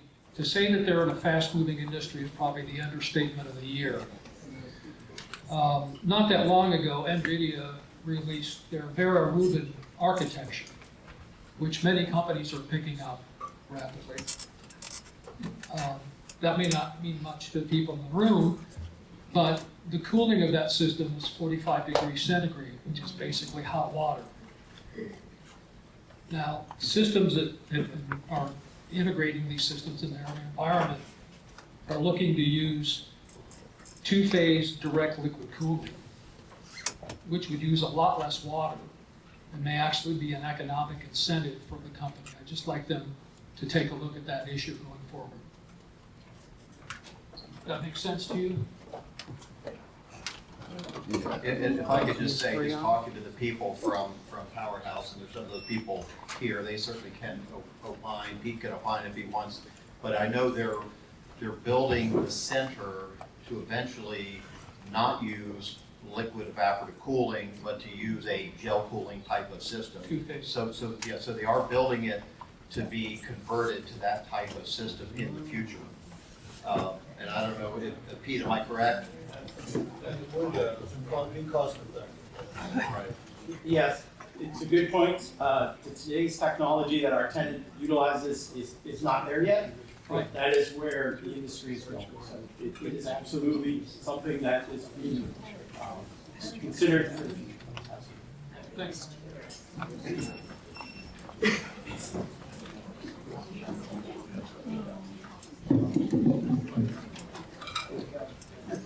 My name is Hilda Vasquez. I live in 25 Buckeye Lane, Country Minor West community.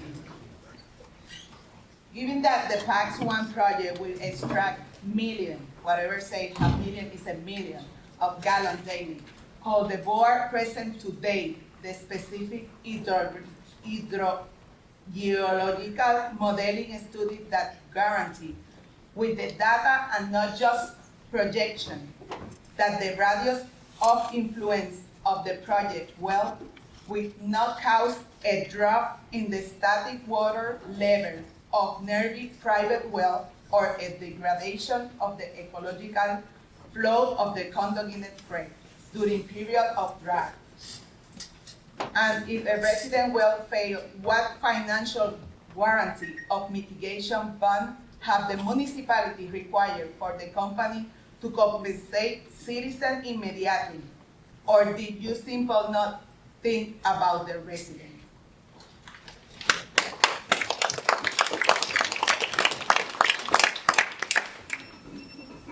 I'm assuming Country Manor West is on municipal water, am I correct, or are they on a well? No, we're on the water. Municipal water, okay. But you don't care And, about. and again, the Susquehanna River Basin Commission and the DEP are really the ones who are in charge of water usage in the Susquehanna River Basin. And they're hydrogeologists. I've spoken with them on the phone about this process. I spent a lot of time speaking to the municipal authority. They currently have 1 million gallons of excess capacity. That will diminish as the township grows and more developments come in. But the SRBC has given the municipal authority the power to allot water. So they have allotted 400,000 gallons a day to this development, which they can't exceed because there'll be a kill switch. Sometimes they'll probably bump right up against that because there'll be hot days. There'll be sometimes in the winter where they'll just be slowly filling their tanks. But I'm certain that the municipal authority is on top of the situation in terms of controlling water, and they are under the guidance of the DEP and the SRBC. So I feel very comfortable that the water situation, and I'm on a well in my house, I'm very comfortable with the water situation for this project. But they have a study or it's only projection? They have, we can see, the board can provide the study, not the projection. Why? Because that project is bigger, it's too bigger for that area. The board don't understand what is the position for the resident because probably you don't live close to the data center. Maybe a lot of people in here, specific maybe the guy in the project, not the board, the two guys in that table, don't live around here, don't care what happened with the resident. The board needs things in the resident, not in the money, in the project, in the building, it's in the resident. Maybe I don't have long time live here. I have only 6 years. But in 6 years, I can see what that company make in 4 months, 3 months. They destroy the beautiful area. It don't have sense. The board have to think in the resident, in the Middlesex Township. It's not sense. Yep.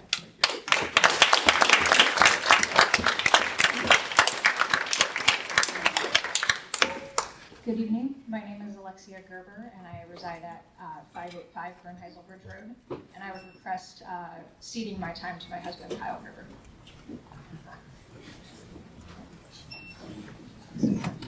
Good evening. My name is Kyle Gerber, and I live at 585 Bernheisel Bridge Road. We're about a mile northeast of the proposed Tax One data center site. I was born and raised here in Middlesex Township as the third generation on my family's farm. Many of you know about it. You know of it as the Wynwood Christmas Tree Farm that has served this local community for over 2 decades. My wife and I are now raising the 4th generation on that same land. 2 young boys, one 4, one age 1, and a 3rd child expected later this year. This is our home, and I hope to see generations 5, 6, and beyond grow up here. This is why the prospect of a hyperscale data center in the middle of our community disturbs me. Tax One is projected to be one of the largest single-campus AI data centers on the East Coast. It's unlike anything that Cumberland County has ever seen. Its footprint alone should have given this township pause, to say nothing of its extraordinary demands on local infrastructure, such as water and power. Its scale guarantees harm to nearby residents, sets a precedent for future projects, and leaves an irreversible mark on this community. A project of this magnitude demands the strictest possible scrutiny. Instead, based on months of township meetings that I've attended and past minutes, it appears to be rolling forward with little concern for the public interest. The influence of this project will extend far beyond the immediate vicinity of Country Club. We've been told by the developer that PAX 1 will adhere to some of the best engineering practices available, and that all of these innovations address our concerns. I hope that's true, and that the intentions behind them are genuine. But a project of this scale brings real threats to our air quality, water supply, noise, and light environment that will affect everyone living nearby. Most critically, it poses a threat to the long-term health of our families and our children. Powerhouse and PA data center partners are financially incentivized to paint this project in the best possible light, and we are essentially being asked to take their self-conducted impact studies on faith. That is insufficient. The township, and specifically the Board of Supervisors, must hold the reins here. Unlike the developer, their obligation extends beyond monetary interests. Their charge is to ensure that all development serves the flourishing of this community. The primary justification for this project is the tax revenue it will generate, a claim made by the developer, yet not one that has been independently verified by the township. Without specific guarantees of what this will look like, neither officials nor residents know what we actually stand to gain. But even if the financial benefits are legitimate, we must weigh the cost of realizing them. I have concerns for my own family, but there are many families that live far closer to the site than I do, some of them directly across the street. These families are facing irreparable losses and have brought their appeals to the township. But rather than receiving compassion and protection, they have been largely met with dismissal. The message sent to them is that perceived financial gain for the majority justifies the suffering of the minority. They are being reduced to collateral damage in the name of progress, and that is both unethical and unlawful. These are people's homes and lives. They deserve to be protected by their local leadership. We are repeatedly told that this project is inevitable because it complies with our ordinances. But little accountability has been taken for the fact that recent amendments to those ordinances have welcomed it with open arms. When residents have challenged those amendments, they are told that they should have been more involved when the changes quietly took effect a year ago. That response is unacceptable. A woefully outdated comprehensive plan and a failure to communicate with residents are not the fault of this community. This entire project is the result of poor planning and a failure of this board's discretion.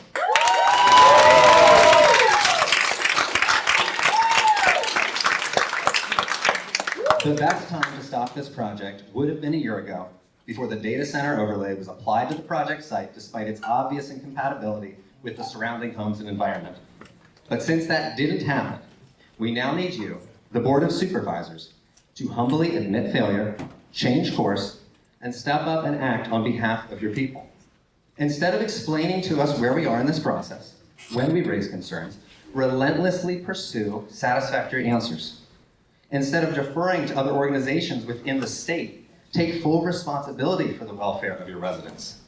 Rise up as strong leaders who don't wait for others to care for those in their charge, but actively and intentionally safeguard the well-being of everyone entrusted to them. My charge to the Middlesex Township Board of Supervisors and every member of this municipal government is simple. Fulfill with excellence the role that you have been given. Listen to your residents, represent them, defend them, and serve them. This is your legal duty as public servants and your moral obligation before the Lord. And it is our entitlement as citizens of Middlesex Township and of the Commonwealth of Pennsylvania. Thank you.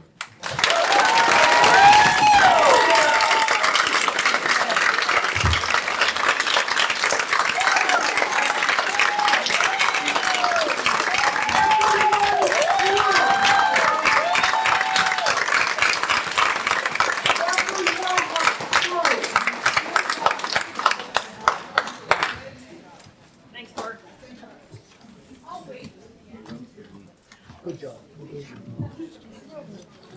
Andrew Dembski, 430 Bernheisel. I have two questions. I'm going to talk as fast as I can.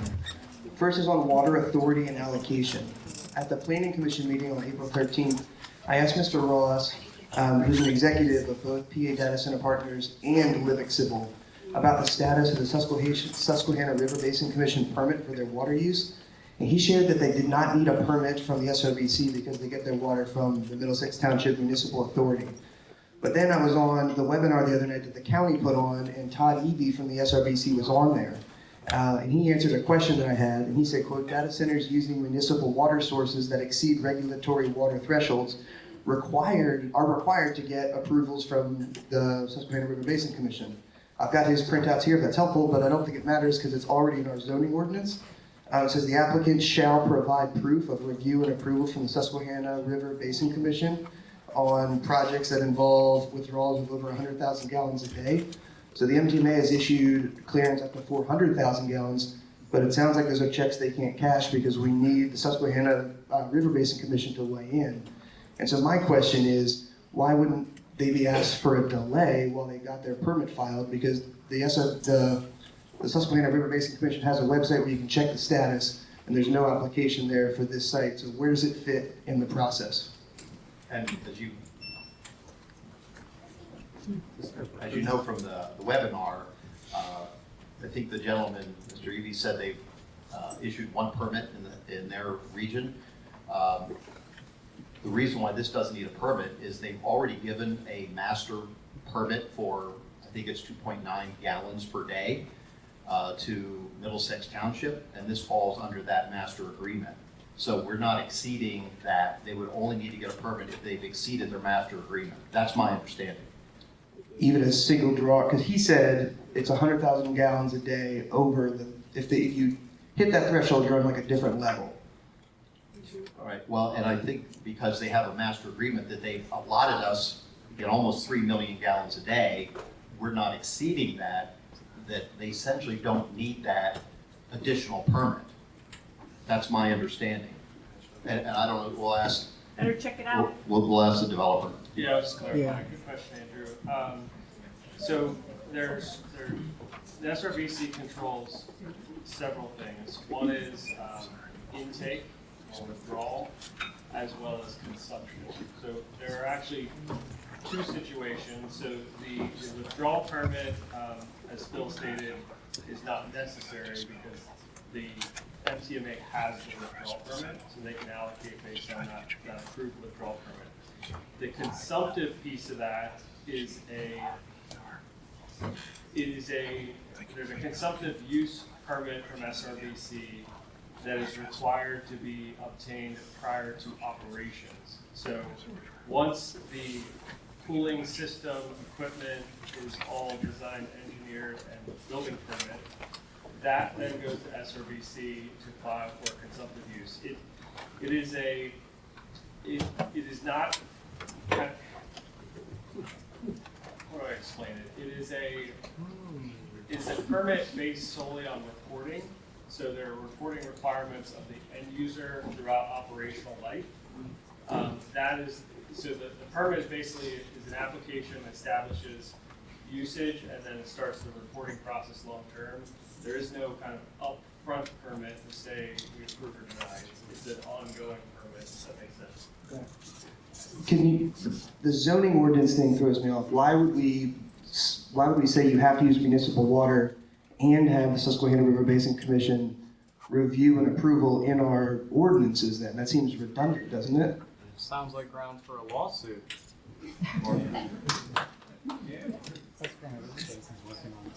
I believe it has to do with if it's required, if it's necessary.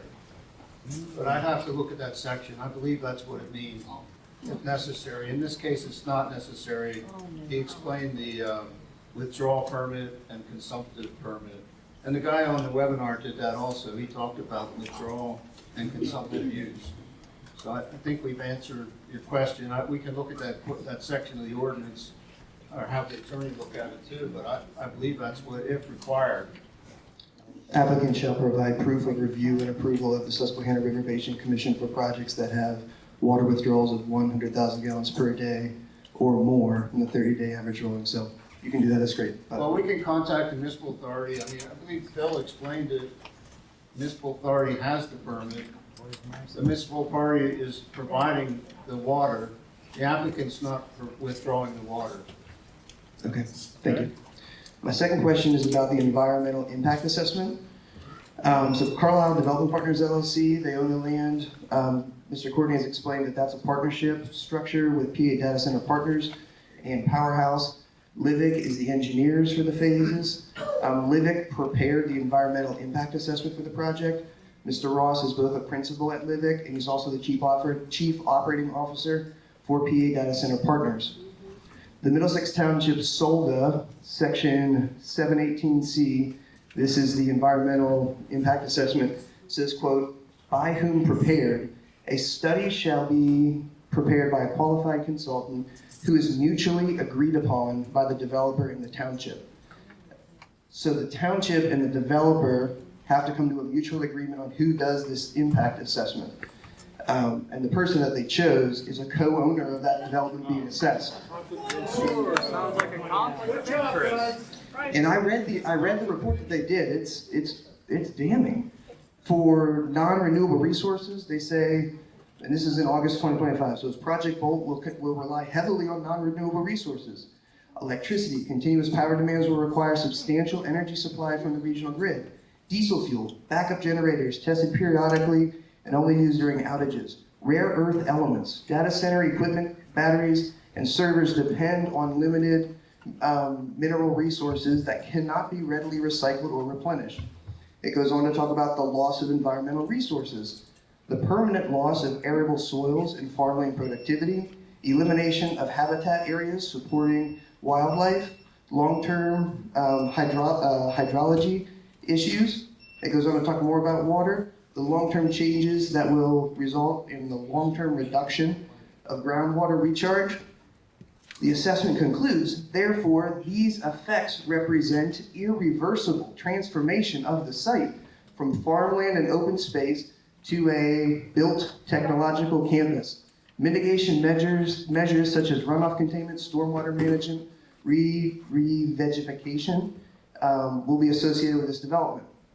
This is a dark assessment, and Mr. Ross works with the developer who he was assessing here. And there's no personal slight here, but it's just the pressure. If I knew my boss was an owner and the client work I was doing, that would be, I know what I would do, I'd protect my job.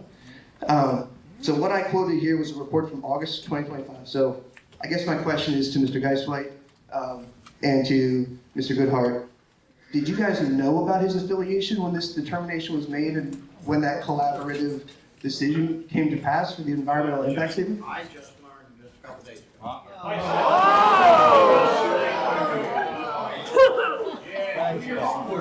Honey, you do your homework before you announce this project. Maybe you should read your own ordinances. Maybe you shouldn't Go back approve and look at them all. I said to you. And see that you should get the residents involved first. So, Can you repeat the answer, please, sir? Because he's Just so- unavailable. just so we're clear, so every part of the submission that is made, from the plan itself to traffic studies to environmental impact assessments to any other type of report that's required under the ordinances, what is done is it has to be done by somebody who has the qualifications, and regardless of Justin's interest, he is a qualified individual. Livic is a qualified company to do impact assessments, but this is not a situation where it doesn't work, that we submit it, and there it is, and the township does nothing with it. In this, respect to every aspect of the submission, it was provided to the township's engineers, both in-house and outside, HRG. HRG had its own folks review the environmental impact assessment. And all of that, by the way, for Pennsylvania statute, is all of those review costs go back on the developer. So this is it was done by somebody who's qualified, and And it was fully reviewed and fully vetted by consultants that are working solely on behalf of the township. Thank you. My concern is not their qualifications, it's the compromise. And so if this is just coming to light now, Mr. Geisway, would the township commit to a renewed environmental impact study? Because even if HRG reviewed it, and that's great, I'm so glad that they're involved in this process, I've read their comment letters, it's been very thorough. But at the end of the day, they're reviewing somebody else's work.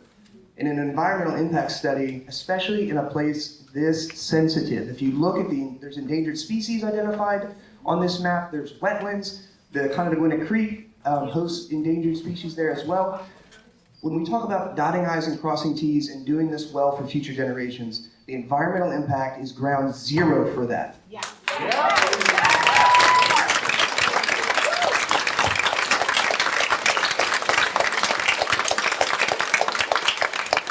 If there's any doubt about this, or if this was not indeed mutually agreed upon, as the Soldo says, I would just ask, are you guys willing to look at a different environmental impact study from someone who's not associated with the developer who owns the ground? So I guess the question I have for you, Andrew, is what information do you think you'll obtain that will change this process that's permitted by right? A non-biased I review. don't know, but it's the unknown. Because like I said, I read this, and these are pretty damning projections. Especially when the overlay was pitched as low impact, high tax revenue. These are huge impacts. And again, it's the compromise. I'm not accusing anyone of anything, but if a business needed an audit and they hired the accountant who works at the business to do the audit,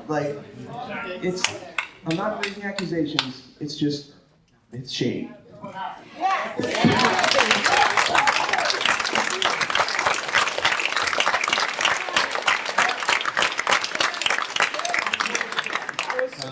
Just to respond to Andrew's comment, I agree, it's a bad look.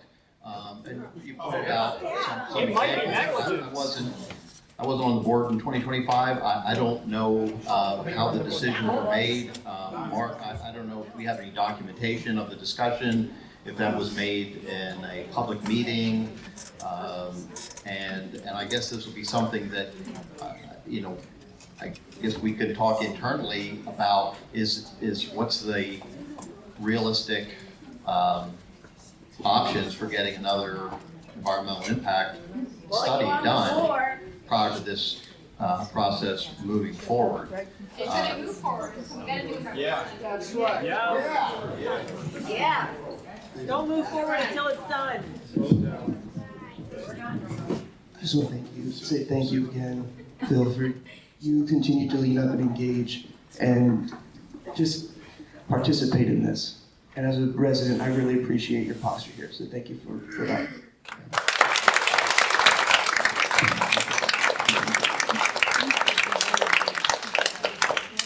Go ahead. Hello, my name is Addison Altman. I live at 172 North Middlesex Road. Members of the board, I acknowledge the complexity of your work and the fact that decision-making entails prioritizing projects. Nevertheless, the approval of the recent data centers appears to disregard the will of the majority of the residents. Most concerning is the message being sent to the young people of this municipality. As adults, you are making decisions regarding an environment that you yourselves will not have to endure for the far future.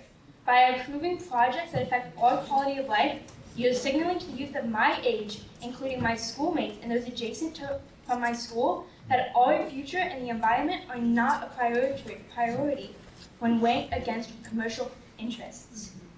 My question for every single member of this board is this the legacy of progress you wish to leave to those who are just now growing up here in our community? Thank you.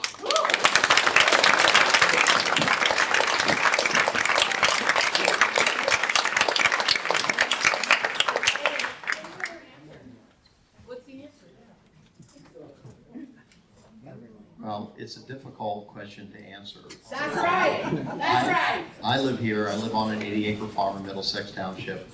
I have children who live here as well, so what I do will affect my children and hopefully my grandchildren at some point. So I take this thing very seriously, whether I live half a mile from the data center, I live approximately 3 miles from the data center.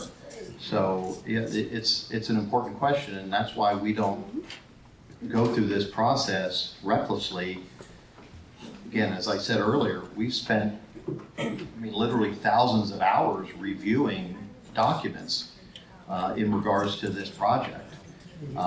And there's things about this project that will be surprisingly beneficial to the community.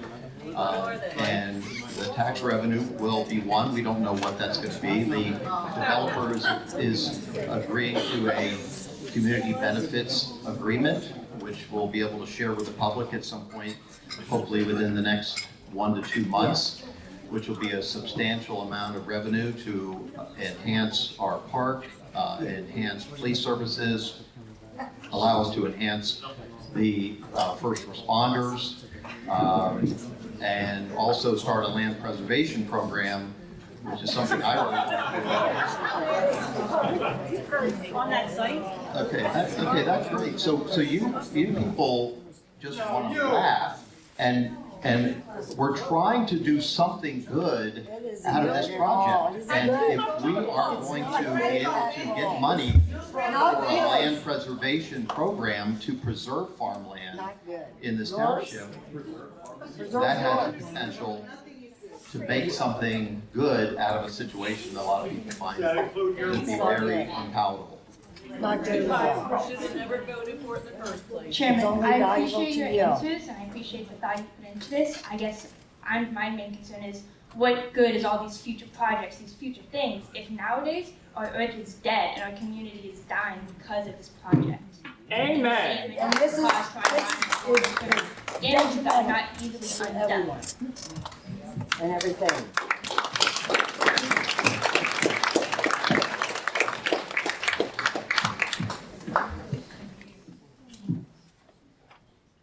Nobody else has a comment for her?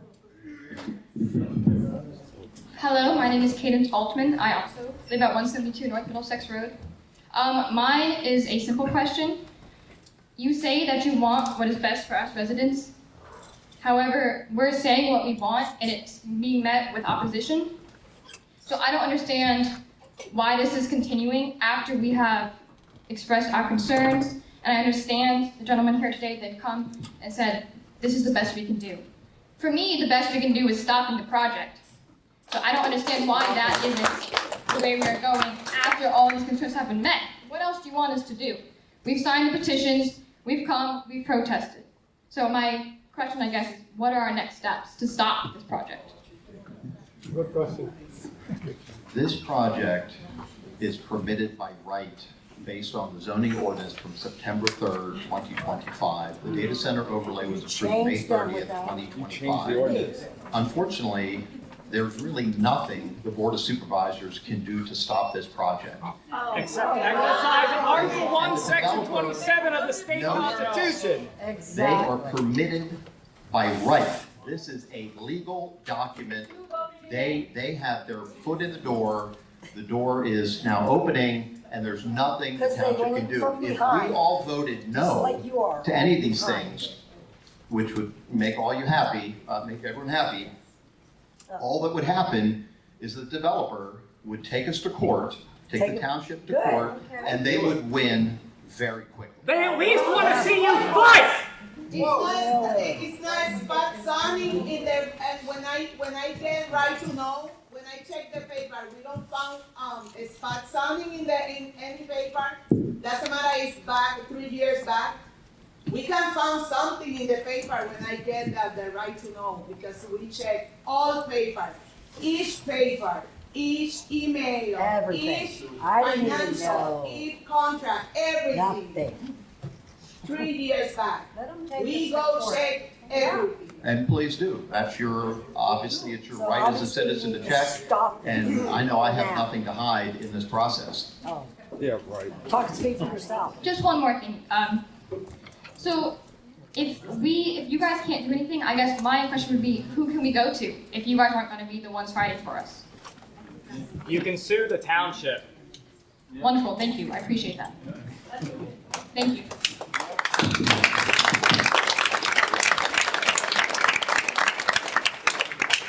And they're afraid of the developer. Kevin Davis, I live at 128 Fieldstone Drive. I came here tonight because I didn't know a whole lot about it. I knew it was going in, did a little bit of research online, didn't know a whole lot. I'm going to be honest, the presentation I got earlier, I didn't get a whole lot out. You threw slides up there. You want to talk about fine print? I don't know what magnifying glass you're using, but that I wasn't real happy with. I'm still up in the air of how I feel about it. I'm going to be honest, the one thing I don't like about it, and I used to archery hunt on Wynwood Tree Farm when Don was still alive, is just losing farmland. You're a farmer yourself. I don't like seeing it go. But kind of one of the questions I have is we talk about like the sound pollution with the decibels. That means very little to me. You say below 50. Okay, what do you compare that to? Because that could be subjective. So my question is, has the developer worked on a project that is comparable to what's being put in and that is within a reasonable commuting distance? I'm going to say an hour. I'm going to be honest, all I want to do is I want to drive. I live about 400 yards away. I want to park my truck. I want to go for a walk. I want to hear what I hear and see what it's like. I mean, you can throw PowerPoint slides up all you want, but that doesn't tell me anything. So I think that's fairly reasonable. If there's nothing comparable within an hour's driving distance, is there anything in the country that can be comparable? I think there is things that are comparable. That's why a lot of us from the township took a tour of Ashburn, Virginia Data Center Alley. Yes, it was sponsored and run by the developer. So you can say, well, they just took you to the best spots. I can tell you that the sites that we went to that are similar buildings, although not quite the scale, certainly made no noise. There are public trails there, and maybe I can have Pete from Powerhouse give you the trail. That's 2 hours away, but you could walk up and down the trail there, and it's near a railroad track too, so you might hear some trains. It's not too far from Dulles Airport, so the planes will come in and out. But I encourage anybody to go down there. There's public areas where you can walk, and they're building brand new houses right across the street from data centers down there, which it's astounding. But I would encourage you to go down. There's already two big housing developments with very expensive homes now. Oh, yeah. Right to Noise barriers. One of my other biggest concerns is kind of, whenever you talk about, again, because I hate seeing the farmland go away. And brought about the EPA and the environmental impacts. Just my personal opinion, that impact, it's already dead. Damage is done. Whatever was there is gone. It's not coming back. And we can say whenever you build this stuff that you're going to improve it or you're going to plant flowers or whatnot. Just my personal opinion, Mother Nature's been here a lot longer than us, and she rebuilt pretty damn well. So, I mean, that's again subjective of replacing what was taken away. But again, that's just my personal opinion on that. So, but thank you for your time, and I'll certainly look in that for Ashland. And in terms of the plans, I know they've been presented at planning commission meetings. I know people can't attend all the meetings. I understand that. They've gone into significant detail over 2 to 3 hours. And you're certainly welcome to come in. I know Mark has met with people individually to go over the plans with the fine print. But I realize it's hard to see on here. They gave a streamlined presentation because we've heard this presentation about a half a dozen times. But feel free to call Mark, set an appointment if you want to come in and look at plans. He'll be happy to sit down with you. Right. Thank you.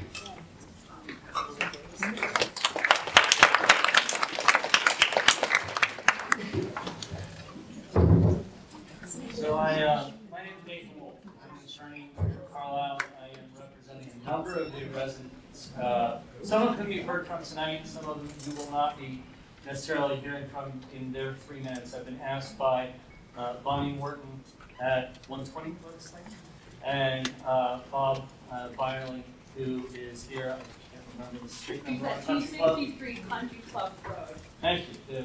Each of their 3 minutes, I've been asked to speak on their behalf. When I came in tonight, I heard a few comments, one of which Mr. Courtney said that these properties were combined and re-subdivided to lots for phasing. He speaks in the past tense as if things have happened already. Much the same way that we have heard in other venues that this project is under construction. One of those examples was the request by one of the developers here, or the representatives for those developers, that has approached Monroe Township and asked to address them for another data center project, where it was described, as you may or may not know, the companies are currently in active development on a much larger data center, PAX 1 in Middlesex Township, where construction has already begun. Those words are troubling. This board is here tonight to make a decision, whether it's tonight, whether it's in the future. I'm not here actually tonight to tell you to say no. I'm asking you to say not tonight. On Monday, I intend to file a spot zoning challenge.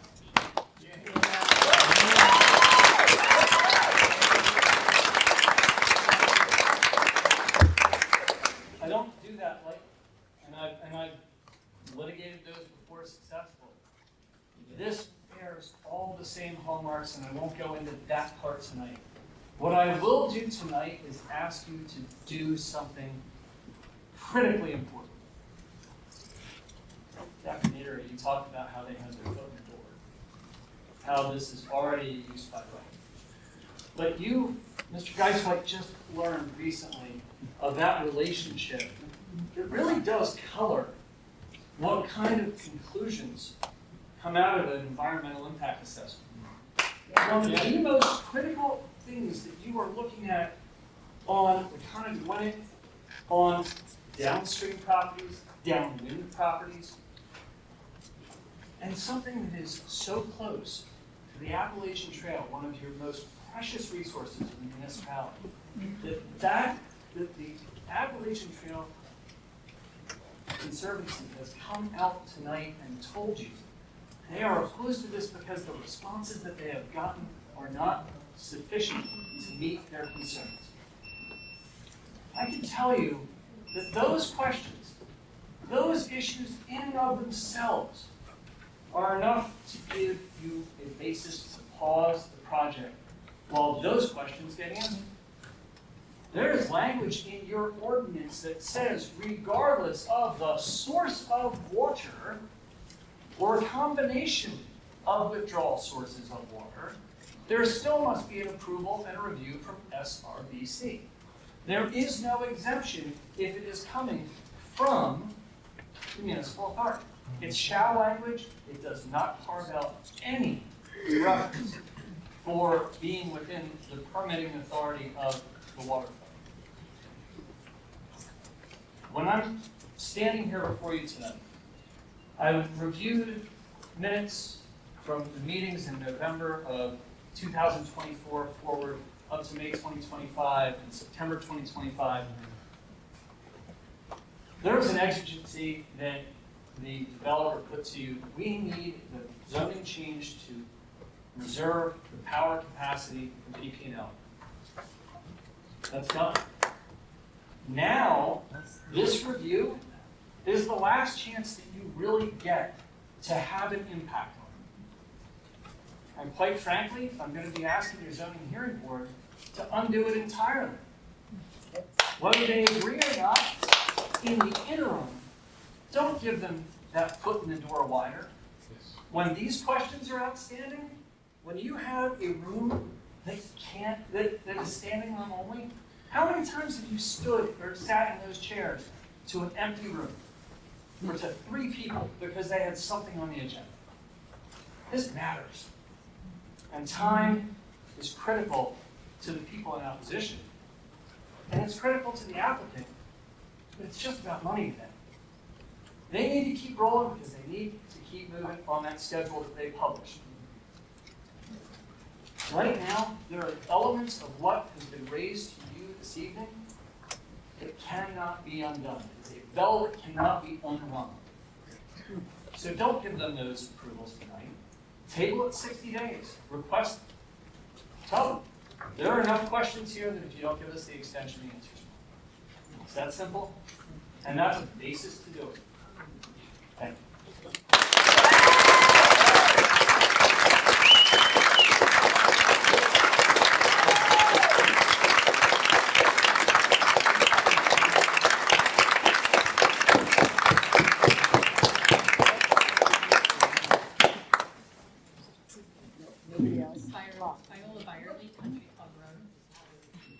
Can you guys hear me now? I have a problem with that when I don't have a microphone in front of me. Thank you. So mine's pretty simple. I'm just going to bring this back to the beginning because I sat in many of these meetings. You guys have seen me a lot. And prior to this as well, when you guys were talking about the developments that you were putting across the street from my home. And we attended those meetings and we gave comment on those as well. You know, we lived in our home for 25 years, and my husband attended that meeting when Supervisor Giswhite and Goodhart flipped the vote. They flipped our land from a mixed zone, which was agricultural, residential, to industrial. The PAX 1 project is not an established industrial area. It is surrounded by farmlands and homes. It's surrounded by my home. My home. I'm one of the 10 that you have packed, and you don't care about. You guys have gisted at us during these meetings. You have laughed at us. You have made snarky comments later on during the conversation. This is my home.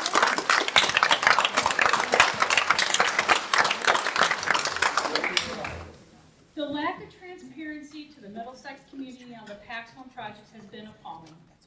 While the township has said it intends to provide more accurate and timely information going forward, that does not address what has already been occurred, and it does not rebuild trust on its own. Before there is any vote on Phase 1B, residents need clear answers to some basic questions we've raised previously. How does a hyperscale data center improve our quality of life? How does it benefit our community long-term beyond the community valued schools? It is not my job to fund a public school that thinks they're private. We need concrete answers now. My requests, of course, are not exhaustive, just what I can cover in the allotted time and from a very simple viewpoint. So, full accessible disclosure. Publish a special edition of the Township newsletter with full disclosure of PAX 1. What is proposed, the timeline and expected effects on the residents. Not everyone uses the Township website, and residents deserve direct, accessible information. Establish a resident advisory committee to represent residents and negotiate with the developer toward a binding community benefit agreement, which is called a CBA. I only have 32 seconds left, so I'm going to round this up real quick. Answers we have not gotten. What safeguards are put into place in writing to protect our wells? Our wells have diminished capacity or stopped producing altogether. Who do we call? What's the response time, and how will we remedy? Residents cannot be told we'll figure it out later. It's too late. We need to know now, beforehand. The septic system is the same. There's blasting and other activities that can cause damage. Who's responsible for that? And also radon as well. We've not discussed this previously, but I would like to note it, that many of us have radon mitigation systems in our basements, and we want to know if it has to be updated or repaired, who is responsible for that? I'll stop at this time, but I have more. I'm happy to come back to the podium.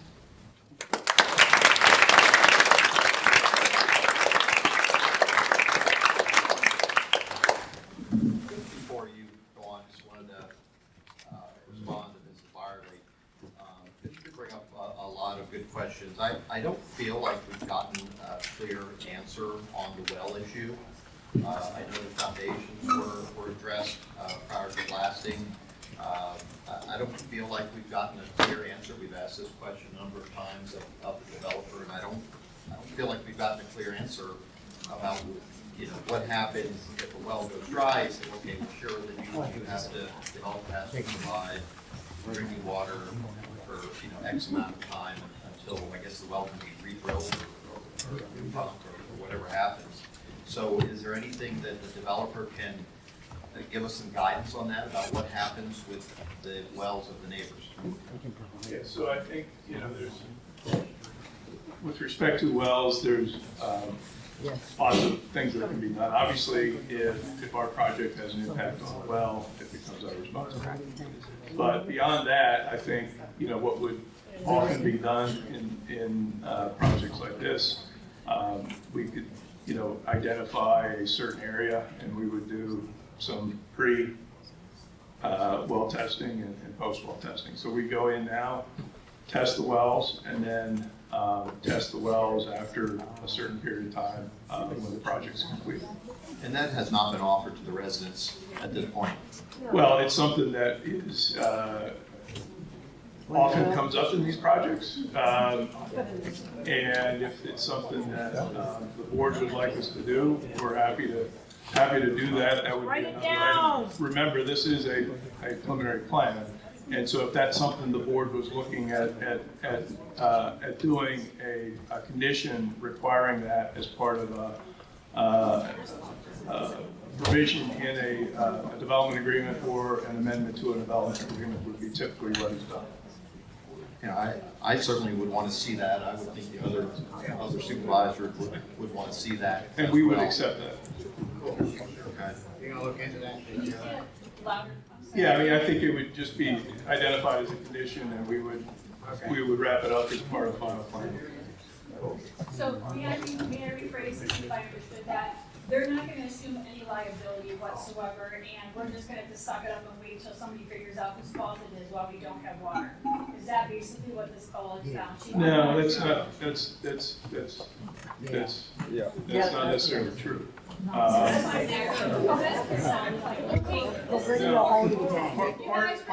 that live on this road, this is super important. This is my life. Part of what has to be identified is pre versus post, right? So you can identify if there's an impact, right? That's number one.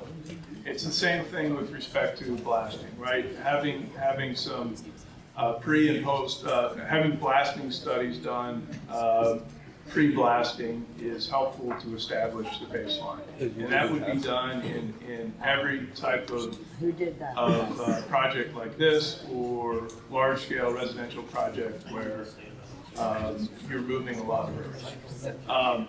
Secondly, what can be included is we can deal with remedies in that agreement. So if there is an impact to a well and it's the well doesn't meet drinking water standards, that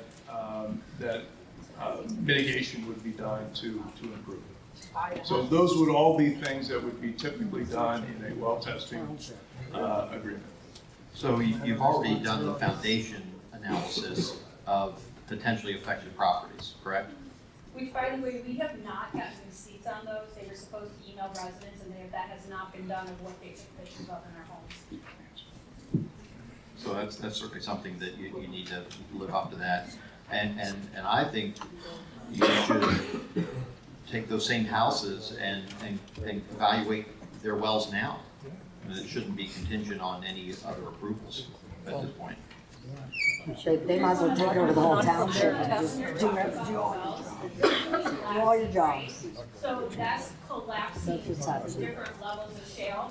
Is there a study that shows us right now what all the pockets are underneath and where all the water's going? Because with blasting comes the collapsing of these levels and of these shuts. With that changes water flow. Exactly. And can't stop our wells altogether because they blasted through these, dropped down the shale levels, and then all of a sudden, what I have tapped into no longer exists. So is there something that shows us inside the ground what is now and what happens after the blasting? I truly don't know, that's why I'm asking. Yes. Great question. The blasting contractor is responsible to meet DEP blasting safety requirements. They have blast radiuses that, again, they're monitoring seismograph readings on every shot at the property line and throughout the project. So they have buffer zones, they have exceeded buffer zones requirements. So if they haven't contacted a resident, it's because they deem it to be well outside of any potential impact area. They have spoken with and met with residences that may be within the buffer area, and they've conducted testing and documentation of those homes when they were permitted. That's testing foundations or of wells. I'll defer. Pete, has there been any consideration of wells? Not even the people. Not that I'm aware of. I don't know what testing I can get back to the township in the next day or two. Yeah, I mean, I think the DEP required blasting would typically be structural, right? It's typically not going to be a well. So this is something that would be in addition to that. I agree, perhaps using, I don't know what the area that's identified for the blasting, but it probably makes sense to include a similar area and to do some well testing right now, and then do well testing when the project's done. So you're agreeing to that? Yes. Fire contractor? We would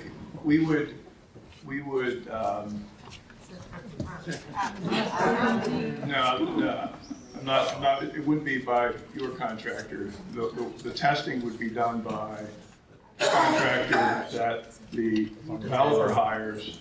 They would go in and do the testing in accordance with DEP regulations. We would need permission to come in and do it. So when we say we're willing to do this, it also requires a cooperation from the property owner. It does. It also requires full disclosure of what that exactly means, because the gentleman that came into my home did not explain that he'd be going into every single one of my nooks and crannies, taking pictures, and by the way, wearing his dirty shoes throughout my whole home. So I'm just being totally transparent. Like, I don't know that I would be necessarily super excited about having a developer decide who's going to monitor my home and my well and do that. I think we have local contractors that have been here for many, many years that we'd like to give the business to. Thank you so much for respectfully answering my questions and taking them seriously, because this is my home.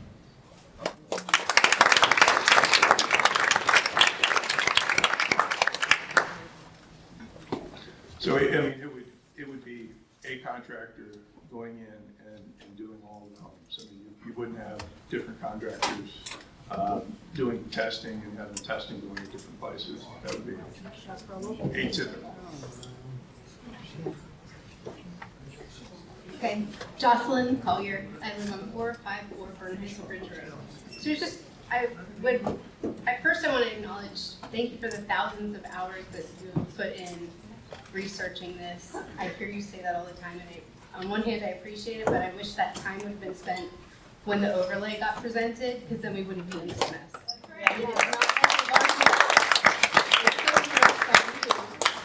The board for that decision. So I'm just pointing that out. And the other thing I'll point out too, in defense of Viola, you guys frequently say, oh, there's only 10 or 12, 15 houses. And that is scary because, first of all, it's very dismissive. Second of all, it's the whole environment. It's the whole community. These are your neighbors. And if you're that short-sighted, then maybe you shouldn't be making decisions. Yeah. And then I would just call on you, given that you're unclear about if you need a permit from SRBC, given that there are a whole pocket of notes, the minutes and agenda that are missing, including that December 2025 meeting that are disappeared and they're not on record, given that there is a huge conflict of interest with Justin doing the environmental impact study yet while working for the developer. And given all of our input, I would strongly, strongly urge you guys to please do not move forward with this. But now I'm going to say what I want to say. I wanted to make you aware of a personal situation that is occurring. Since the blasting of the PPL substation has begun, I have realized how this daily, unpredictable booming can impact our veterans. I have lived in my home for 10 years, enjoying the outdoors, which is why I moved here in the first place. My children love spending time outside playing, baseball, basketball, swimming, hiking, and just enjoying nature. Since the blasting has started, I realize how greatly this has impacted a family member of mine. I'm not gonna cry.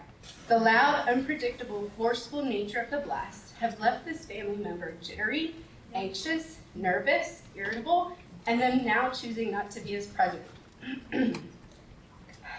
This has significantly impacted the quality of their life, which in turn has greatly impacted my children. This is precious time. These are precious memories that are being impacted.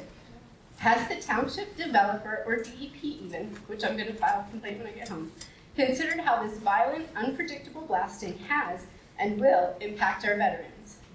The current blasting is for the PPL substation, not even the blasting for the rest of the site. I believe I saw there will be 427 drilled holes for blasting. Could be wrong. And obviously this could last who knows how long. Does the township and developer think that it is okay to impact the quality of life for our veterans in this manner? The developer has courted Monroe Township, saying what a good neighbor they have been to us in Middlesex thus far. This is not being a good neighbor. To come into a residential area and subject veterans to PTSD triggering blasts. This is a PR nightmare. I am sure that my family is not the only one impacted by this. There are many veterans in this area. This sounds like a cause for litigation. Is the township or developer prepared to address and pay for any veterans' care that may occur due to this blasting? And it's not even that. It's the memories and precious time taken away from my children. This is not the developer being a good neighbor or a township protecting their residents.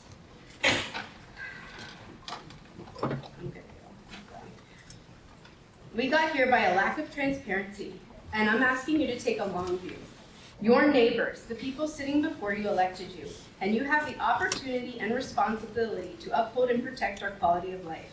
In 50 years, will what you are doing be admired, or is there a chance, even just a chance, that everyone will wonder why you did this?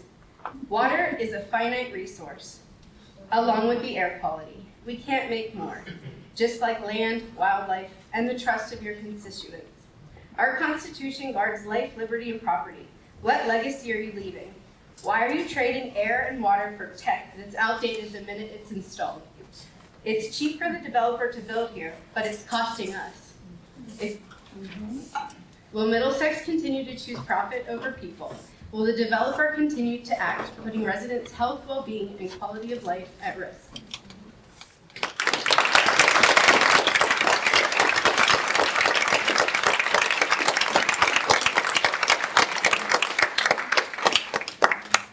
Gentlemen, thank you for your time. Ma'am, your time also is very valuable, I realize it. And to your point, sir, Tom Wolf signed into legislation in 2021, Act 25, House Bill 952, that exempts large-scale, let me read it exactly, exempt large-scale data center development. So to your point, sir, there is a tax advantage, okay? Don't tell fibs. My other question about taxes is I want to know what taxes are going to be, revenues coming into Middlesex Township. I want to know at what cost our schools are going to be graded by influx of employees, temporary and permanent. If it's a 5 or 7 year project, somebody's got to go to school somewhere. What are we going to do about it? Ed spoke earlier about fire and the chief of police is sitting with you guys. Those are things that are also concerns specifically for us, because who's going to pay for that dry chem, right? Where's it going to be stored? How is it going to be taken care of? But most specifically, who's going to pay for it? Okay, is there anything that will allow us? And it's my understanding from that Act 25 bill that that tax exemption is only good for 15 years. At the end of 15 years, what's going to stop the end user from saying, hey, no more tax break, we're out of here? I mean, I understand it. Oh, it's never going to happen. But it's happened with a number of other very large corporations that have built buildings, built whatevers, and when their tax exemption ran out, they picked that building up and moved it to another location pretty close to where it was originally built. I guess my biggest concerns are, again, heat. when you talk about generators, and you talk about having a hood over the top of the generator that are gonna be between buildings, that's gonna generate a considerable amount of heat when the generator is running. In the Virginia study that I read, they said within a 3-mile radius, the temperature in the area can be raised as much as 16 degrees. Now, in Pennsylvania winters, I'm sure everybody in this room is gonna say, yeah, 16 degrees, we got that. But in the summertime, when those 16 degrees hit and air conditioners are being challenged and the grid is being challenged for the amount of energy that's gonna be needed to sustain us, then what? Everybody that's on the well should have, again, that same comprehensive plan that she talked about, Viola talked about wells, because it's a major concern. In northern Pennsylvania, where they did fracking, they did the same thing. They sent people specifically to, and I was one of them, they sent it to my house up in the north and tested my well, and after a whole project was done, they went back and tested it again and drilled me a fresh well because they contaminated my well. They paid for it, but it was written in. It was binding. We have nothing binding for these guys so far, especially when it's time to pull out. We have nothing that says we're gonna pay X number of dollars for those buildings to be torn down and pray that the ground can be restored to usable terrain. You know, so my time is up, I realize it, but my concerns are, my biggest concern is the comprehensive plan review. You guys said it a number of times, we're gonna set up a committee with local residents to help us review the comprehensive plan. Where's it at? Haven't seen it. Thanks for your time.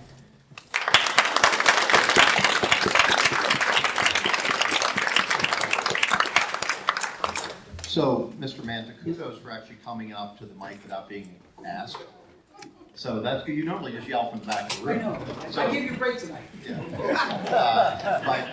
So there's a couple things. The sales and use tax exemption, which you mentioned, is just for the sales and use tax on equipment that goes in the building. It has nothing to do with the property tax, and it's a 20-year exemption, not a 15-year exemption. They actually had that in the state of Virginia. They repealed it, so now they're getting sales and use tax. And the data centers are still being built there. There's, I think, 30 now in development in Northern Virginia. So they're still coming, even though it's just sales and use tax. In terms of decommissioning, which has been a topic that's been brought up a number of times, I'm not aware that we have any requirements for decommissioning of anything in the township. If someone builds the Wawa, there's not a decommissioning clause that's turned into something else. But why not? If someone builds a warehouse, there's not a decommissioning clause. And those are good questions, but those things don't exist in our zoning ordinance at this time, and I don't think they exist in very many municipalities at this time. Solar farm does. A solar farm is a different animal. It is a completely different animal, and you're right. That's the I believe, Mark, if I'm correct, that's the only thing that has decommissioning, and cell towers. Cell towers, right? And in terms of the comprehensive plan, just communicated with Zach this week. We're setting up interviews to the request for proposals. We have 3 people. I've read through all their proposals. We're going to meet with them and select a vendor, and then they will reach out to get community input from all the residents, and as well as get a group of residents, at the table to discuss the process of moving that forward. So that's coming. My plan was always to get that done within a year of first announcing it, and I still think that's a viable timeline. Yeah, we did apply for 2 grants, one through the state through DCED. It's a municipal assistance grant. That grant won't be announced until probably September, beginning of October, but we can actually begin work. We're actually verifying this, but as early as July, and still, if that grant gets approved, we can get paid for any bills that would generate in July. And then we have a grant through the county that has been approved. So we are working through there, but probably will not be able to do anything with billable hours until July.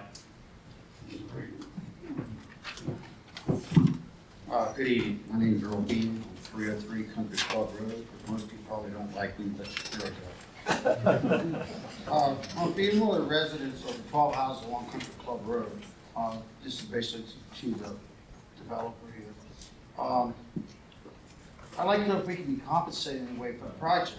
Let's think about this. The quality of our life is being taken away, our view's been taken away. Our property value has been diminished.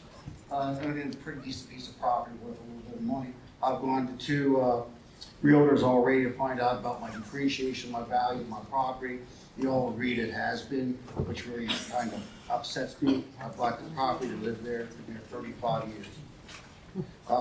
One thing I thought, maybe they should take care of our property taxes for living along that street, or maybe our property tax should be decreased due to the fact that our values of our properties are. I don't know how I have to go about that, but let's think about it. If your property's decreased, will you want to pay less taxes? Thank you for the ability to check, going to check the wells. We did have our foundations checked. My biggest thought on that is if our wells go dry. That's the biggest thing. Testing the water is great. Thank you very much for that. But I'm really concerned about the water, our wells going dry. One of the questions I have, I think I missed this maybe. Did you say the fence is going to be taken down along Country Club Road once the berm's put in, a 12-foot berm? After construction. After construction. Okay, thank you. So that's 5 years out, right? Let's Right. be specific. Okay. You showed us a little small substation for electricity off of Country Club Road. How far is that off the road? It's hard to tell your scale when you have a little picture up there. I did check that this afternoon. I'll check it now. Okay, thank you. Okay. And when you said you're putting the berm up, trees, the height of trees, are they gonna be little 6-inch things, like 12-foot trees? Or am I gonna be dead, there's actually any protection? So the trees are all like 3.5-inch caliper, which is, really a 6 to 8 foot tree. We had looked at larger caliber, larger height, but the amount of trees in the property really aren't available in the market. So it comes down to a supply and demand availability for. Okay, one more last question here. At a planning commission meeting, have been brought up about when the water goes back to the sewer plant, it's supposed to come out of the sewer plant as clean as it could be. We talked about whether or not they would recycle that water instead of going back to the creek or whatever, back to your facility. Was anything taken, any actions taken about that? We are still investigating that.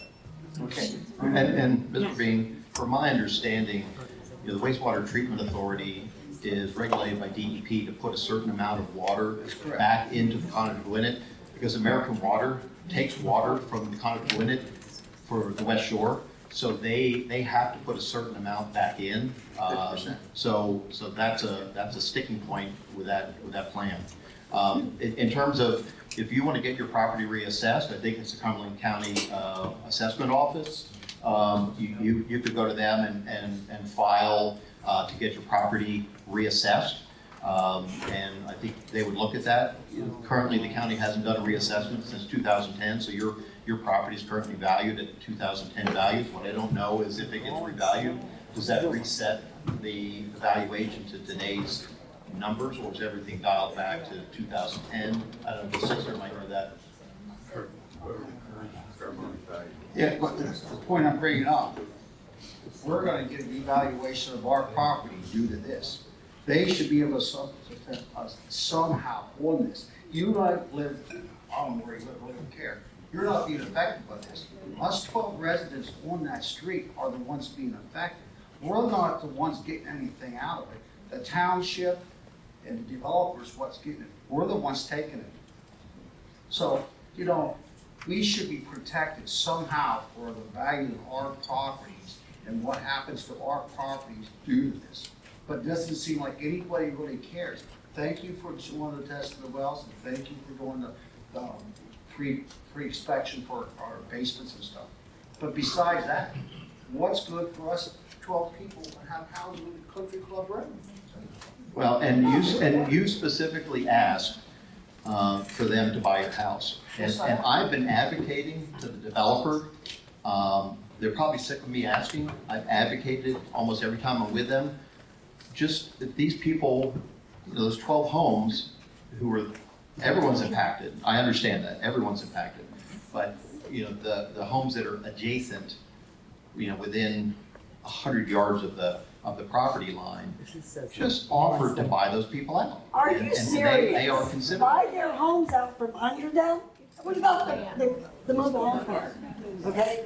We don't exist. So that is something that you had asked for them to do. And I keep advocating for that. And they haven't said yes or no, but I know it's something they're considering.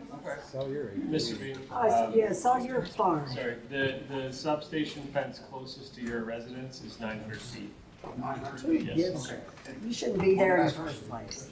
That's gonna be lit. Is that gonna come under their lighting heights or what the township requires for dark lights? That would be under the dark sky compliance. They just lit up the whole township and they allowed it. All of them. Just super short question. When I saw the Titan XL 1000G was what you guys are using. And when I looked that up, and obviously I don't know, maybe you can explain it to me, that's industrial, not residential explosive, designed for open pit mining and in quarries. So should we be concerned that these people live that close and you're using that sort of dynamite? Anyone? Anybody? She needs an answer. Maybe somebody else that didn't talk yet. So I'm not a blasting expert. Again, it's regulated by DEP. It is commonly used in the construction industry. I don't know the differences in. Could we maybe just, you could check in for the residents? So I think that's certainly something we can take back for the local community I meeting. mean, when I typed it in, it was like, ooh, and I worried for the people closest. And I think, one of the other possibilities, I guess, instead of blasting, I think it's worse, is having the hydraulic rock hammers. If you go by on Claremont Road across from the United Telephone Building where they're putting the RV storage plant, there's 3 of them now, and I pulled over and listened to them, and I can imagine if they would have 30 or 40 of those, and they're gonna run for 6 or 8 hours a day. It will be nonstop rock hammering. I think that, I know the blasting is obviously distressing and has a lot of negative consequences. The township really doesn't have any control over that. Again, the developer can go back and ask the blasting company about can they change something. But I think the other option would be to have hydraulic rock hammers, which would be going from 7 a.m. to 5 p.m. on a daily basis. George Genfield, 29 Goldenrod Drive. I will be deferring my 3 minutes to Viola. She paid for it. And a great big smile, that's how I paid for it. I'll just back up because again, I have very, very simple things that we're just gonna go back to the beginning on, so we can hopefully get some answers again, just really back to the beginning. So, Mr. Bean talked about a little bit of the quality of life and property concerns. So, I'll go back to that question again. I don't know that we got a nice answer on it, but the compensation mitigation or tax relief, can any of that be offered to the residents on Country Club Road? Our property values are being diminished. I follow this all the time and I've watched them drop. I didn't ask for this, but I want out. This is not what I planned for the next 5 years. I saved and scrimped, my husband and I scrimped to buy that property. 9 months we rented it before we can afford it. This is not what I asked for and I want out. And if not, I want my taxes abated, and somebody in this room has the authority to do so, or figure it out. So should everybody else on that street. Am I angry? I am a little bit upset. Yep. So also, the day-to-day things that I have to put up with the blasting, PSTD is a real thing. My husband's a vet. We're having problems too, and he's not the only one.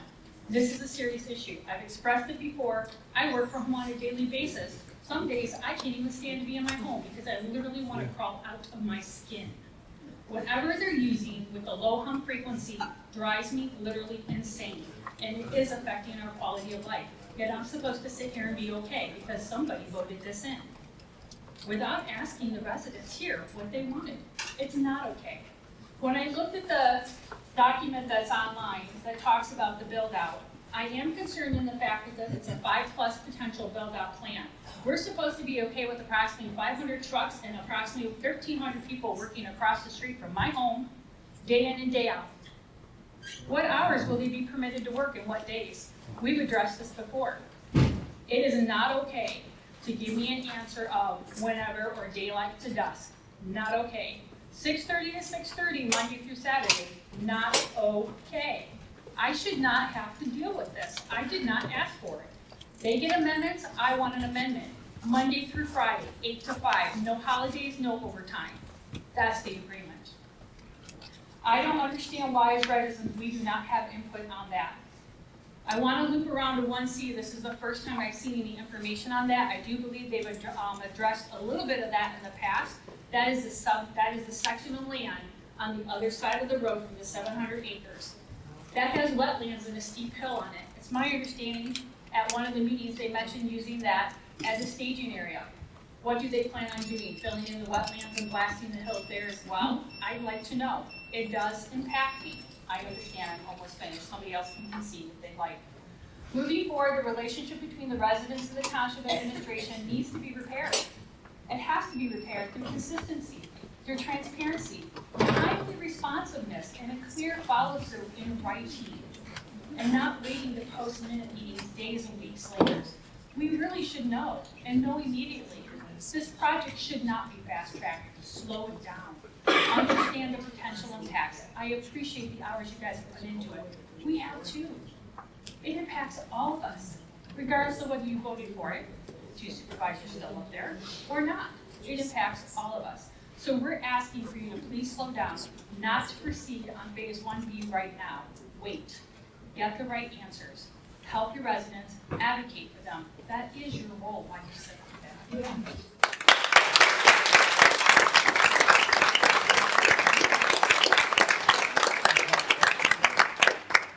Just a comment about the tax relief. I'm fairly certain that a solicitor can confirm that we can't have different tax rates for different residents within the township. Again, I think the hope would be that the developers offer to, if you're willing to sell, not everyone wants to sell, but if you're willing to sell, for them to offer your fair market value of what it was maybe before the construction started. And again, I keep advocating for that. But in terms of a tax abatement, that's just not legally permissible. Do they get a tax abatement? They don't get any abatement from Middlesex Township at all. I'm just asking the question. They get a sales and use tax exemption for the state of Pennsylvania for the equipment they buy within the building. I think that's wrong. I've advocated to our members of the General Assembly that they repeal that. So it's costing, probably in 2026 will be over $100 million. As you know, there's more and more data centers planned in Pennsylvania. That number will increase, and I think that revenue should be put to good use on a statewide basis. But that's you have to talk to your people in General Assembly about trying to repeal that sales and use tax. I would kindly ask though that you do answer the other questions and maybe not here. You're welcome to call me, email me, whatever that looks like. But there are other questions that I did ask that are not answered. And I understand this may not be right now, but please, I ask that you do that. Well, I've answered, I think, everyone that's emailed me. My email's on the township website. You can feel free to email me. Not every question, unfortunately, has an answer. I will answer to the best of my abilities. Can they answer what they plan on doing in 1C? That'll be at the next planning commission meeting. Okay, thank you, Mark. We plan to have that on May 11th. There'll be 2 plans of data center, 1C and phase 2. Okay, thank you. Jody Cheval, 18 Mary Drive. I live in the Meadows, and I also have been spending a lot of hours, like many people, since January, trying to get the word out. Recently, we've done it by foot, letters and mailboxes, talking to the people, knocking on doors. That's why you see so many people here tonight, not just me, several of us, because the communication is so poor. We went to Cumberland Preserve, and we knocked at every door, Viola and I, and we talked to these people. They had very little information. They're familiar, some of them, with the data center, but to be knowledgeable and for what they're telling us that they thought it would be, there's no communication. And I've stood up here maybe 4 times, and I didn't find out till probably late November, early December. And at that time, it's the holidays, I'm just learning about it, and in January I started hitting the meetings. I stood up and I said, we don't have the communication. And we know that, because if we have the sign-in records from last year, you will see a difference from then until tonight. And we didn't have the time to get that notification out. I asked, the most important thing in we've lived here 33 years. The most important thing that we could have done was send an individual letter out to every resident in the township. Because these people do not go on Facebook, a lot of them, and they don't. I mean, they simply don't. The elderly, they don't even know how to work it. So I know you've said you're trying to improve it, and you have done more things on the site, the township website, though that's a little hard to follow. I'm having to hop around and maybe ask for a little help on that, actually. So I'm upset. I think if I was going to add in legal things, it would probably be communication, because I think if we look back, yes, you may have done what was legally required, 2 little signs or 4 on land that you would actually have to stop to look at, to read, to understand. Maybe a few times on TV, I guess you're required to do. I saw them later. So when we could have been working on this together and learning and helping, because we all did, you know, now, we would have been doing that in last May. So it's upsetting. It's really upsetting. And these people are here because they care and they want to speak now. So if we slow this down and really look at it, that would certainly be a good thing. And the other thing I want to say is I border the property from 1B point of view. I'm at the end of it, the northeast end, thank God, because that'll be a little more wetlands and things going on. But the retention pond will be up there, and I think I'm about 1,900 feet from the actual first building that I would be connected with, okay? So it's just totally unbelievable. I'm a veteran. My husband is a veteran. 20 years. I ran ICU units. I was sent to the Gulf War. This is more upsetting to me than when I was at the Gulf War managing 4 intensive care units and a bunch of soldiers. You know, this is stressful. I retired here because I love Carlisle. Absolutely love it. We were married here. We met, we married, and we've been traveling Korea, all over. I've been exposed. I've had to take anthrax, shots. I've had a lot of things. So what I'm saying is we love it here. We care. There's a lot of veterans, and I don't want to be subjected to a data center. This is where I plan on living my life quietly, or at least reasonably, and not, again, be risking my life or anybody else's or my family's. This is my future. And I'm 70, so picking up and moving, is not really my plan. And my children live down the street, and it was my plan for them to move up into my home. So there's a lot of other people. Country Club Road, absolutely awful, beyond awful.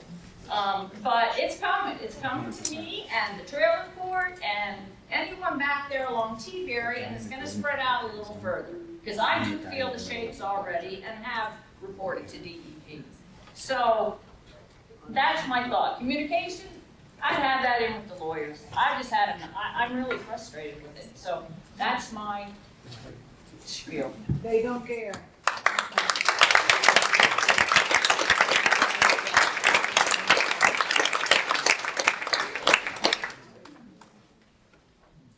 I'm Stan Shovel. I'm at 8 Berry Drive, and that's my wife Jody. And Dr. Nieder, you said you weren't on the board when they initially changed the zoning from agriculture to residential and then to what I called industrial. But, you know, I was told at the time it was commercial. So when I addressed that problem during one of the meetings, Mr. Geisway said, well, that's just the way it is. I said, how did it happen? Yes, he said, I asked, how did it go from agriculture to residential and to industrial? And then we got in a little argument about commercial or industrial. Anyway, I never got a good answer because you said it was voted on and approved. Who were the board members that voted on that? Yeah, did you have 3 at that time? Steve, yeah. Okay. So you voted on it, but you never really gave an answer as to how it could be that it was approved already for residential.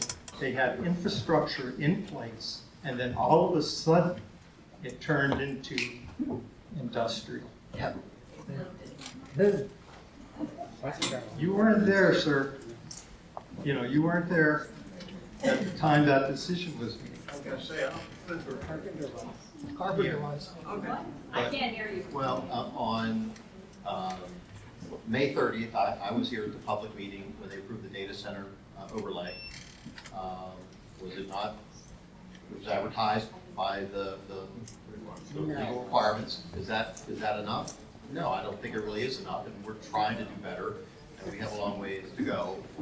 But I agree, it would have been nice to have had this crowd a year ago. We didn't know. We saw little piddly signs on Country Club Road. Piddly signs. Did not know. It was also looked at by the Cumberland County Planning Department, who recommended approval. It was also unanimously voted on by the Township Planning Commission and unanimously voted on. So there were 3 different sets of votes essentially on that. Do you follow the process right for make that? The board made the processing right, advise a resident for each meeting correctly? No.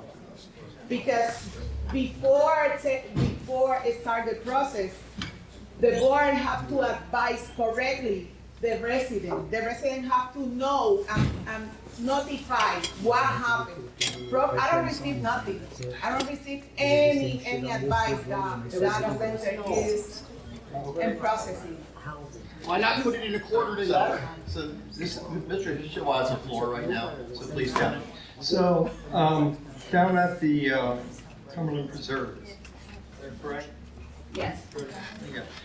I met a few fellows, and we were talking about the data center.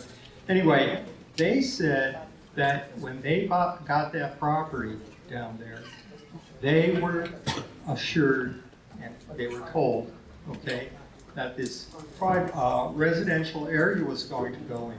And that was evidenced by the construction for the residential area. And the Pantera sign. And their Pantera sign. They told me that there were going to be shops, there was going to be a housing development, okay? Then all of a sudden, it turned into this mess, okay? So they were totally clueless yesterday. They didn't know what was going on. Their property values, they're worried about it. Okay, they're wondering what the heck are all them trucks. Anyway, that's what ties into this whole communication thing. But the question, and I only have 3 seconds, but how did it go from agriculture to residential and then industrial? I mean, somebody had to press that button.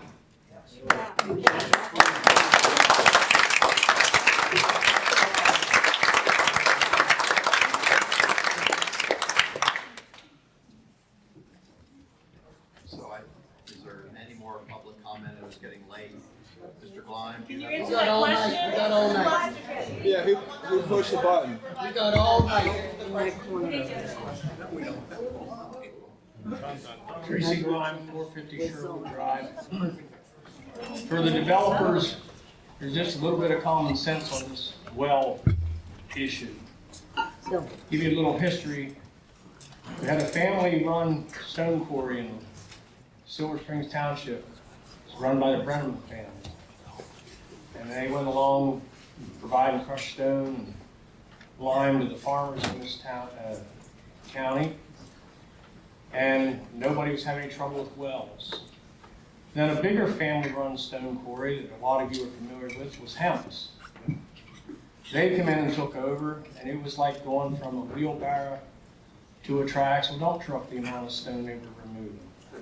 They built an aqueduct to pump the water out of the quarry, and they took a dry stream and turned it into a year-round stream. But where I'm going with all this is, when hemp started and wells started going dry, there wasn't any pre-testing, there wasn't any after-testing. If your well went dry, Hemp's put a well drill in your yard or your farm, and they drilled a well and got you water immediately. And I don't care if you live in a house on Country Club Road, you need water. He's got 16 head of cattle or 20, he needs water. There's 2 horse farms back the road. I have 85 head of cattle. My well goes dry, I gotta start hauling water from somewhere. The point is, this is simple. The amount of money that you've got behind you in this project, we don't need to dick around about a well if it goes dry. You got 5 drills over there drilling right now, maybe 6. So if somebody's well goes dry within the immediate area, put a drill rig there and give them a well. That's all I would say.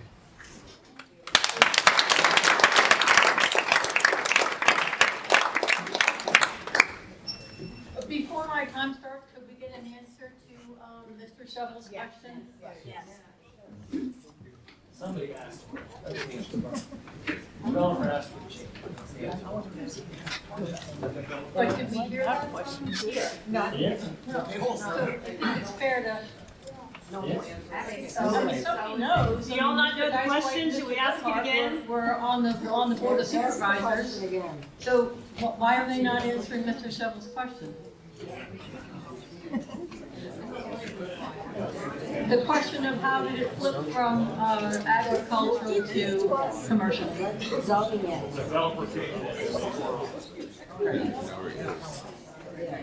The corner right there.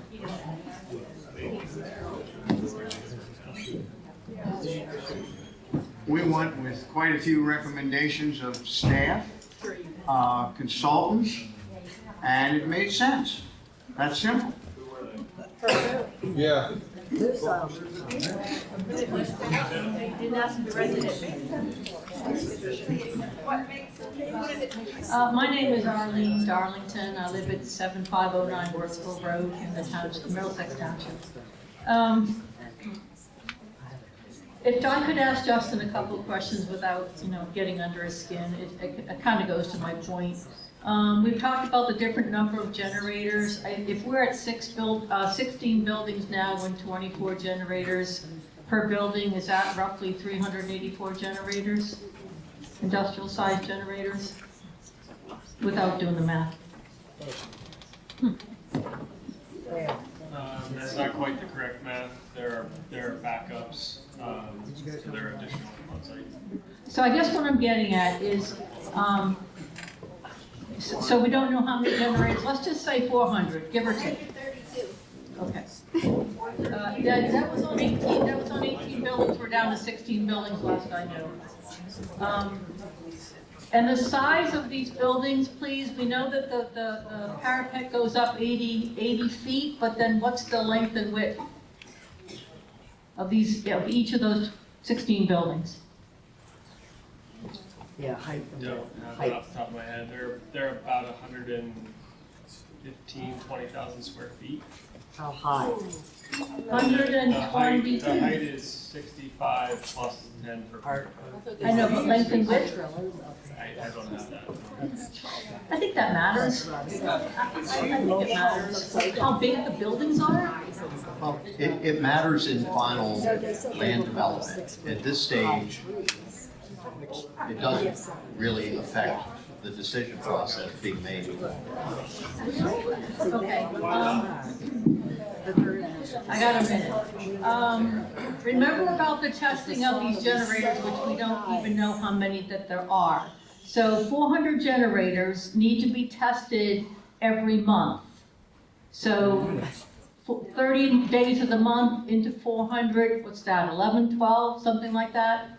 So 12 generators need to be tested every day in order to get all 400 tested in a month. Just appreciate that. And if there's 12 generators that need to be tested and they each have to be tested for 30 to 60 minutes, that's most of the day, unless they're going to do all of them at the same time. I just want to kind of remind people, especially new folks, that they don't really they don't really know this. We've been told multiple times that the cumulative noise will stay under 47 to 55 decibels. My proposal to the Board of Supervisors, do we need to have this monstrous data center? Can't we downsize it? We still give them by right, their by right to build. We satisfy the governor's demand that we have data centers in every township.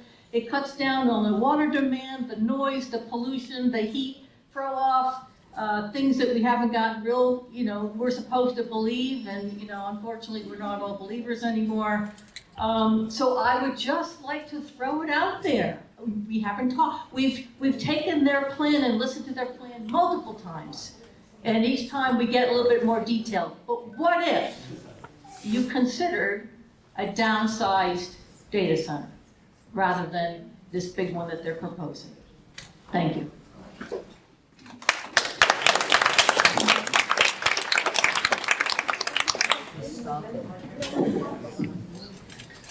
Matt Barrick.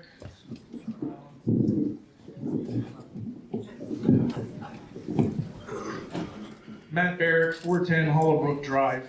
I'd like to start just by asking those of you who went on the tour that I've heard about a couple times, was that a hyperscale data center complex you guys were at?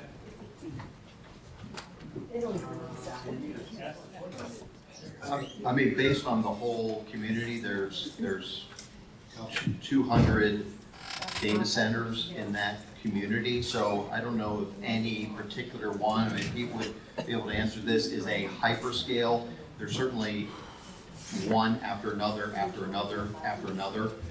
So it's certainly a much larger footprint than what is proposed here in Middlesex Township. But I don't know if any of those are considered hyperscale. I assume they are because they deal with the cloud and AI. Some are. It was a driving tour through Ashburn, Virginia. Some of them are hyperscale owned data centers. Some are different types, co-location type data centers, enterprise data centers owned by a particular company. So it's just Ashburn has basically every different type. And the tour was driving through different neighborhoods just to show the different types, essentially. Now, I've been to Ashburn, and I don't care to live in Ashburn, and I would suggest you're not going to find anywhere in Ashburn nearly as quiet as what we would typically have here in trying to hear what the effects might be.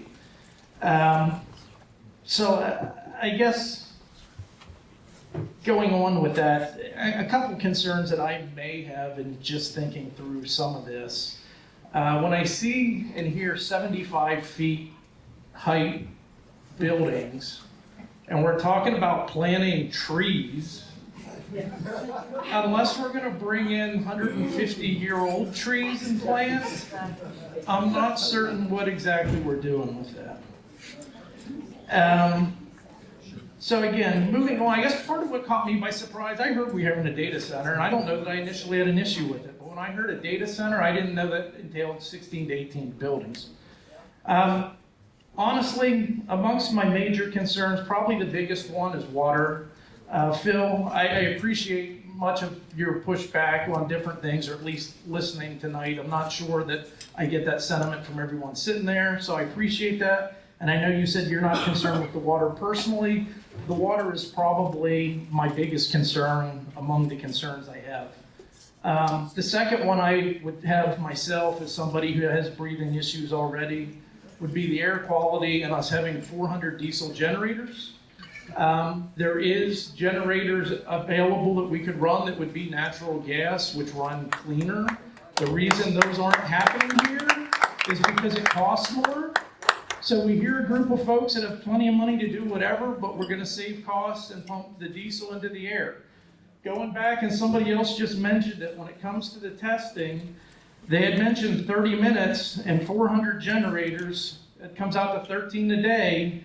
It's gonna be nonstop. That's if you count the weekends. Otherwise, it'll be more than that. It's certainly not gonna be quiet. And I suppose I'll leave you, as my time goes out, the last one, I'm with everyone else. I'm on this side of the creek from it, and so I can certainly feel for those of you who are on Country Club Road, but frankly, I'm concerned what this is gonna do to my property value as well. By air, probably 4/10 of a mile, so certainly further than most of you, but I feel you, I hear you, and I have much the same feelings.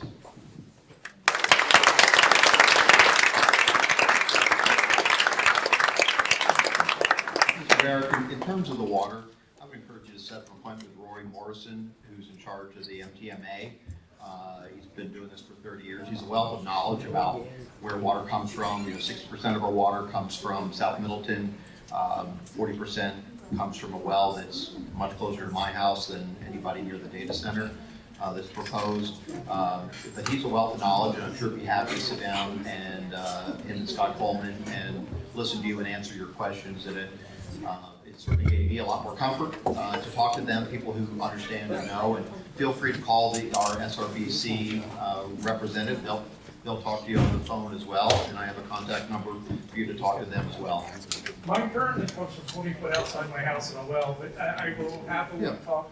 But I guess my biggest piece with that is why we wouldn't look at some of the direct cooling like was mentioned earlier. It's my belief that you're not going to install stuff and then anytime in the near future reinvest and do it. Do it right, do it the first time, save the water. Yeah, I think my understanding is that the technology is not quite ready for prime time, and that's why they're using water.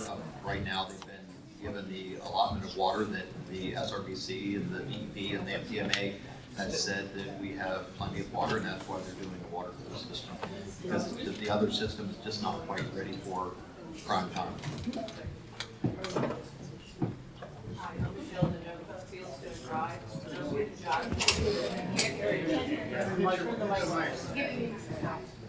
So I just wanted to point out the data center here.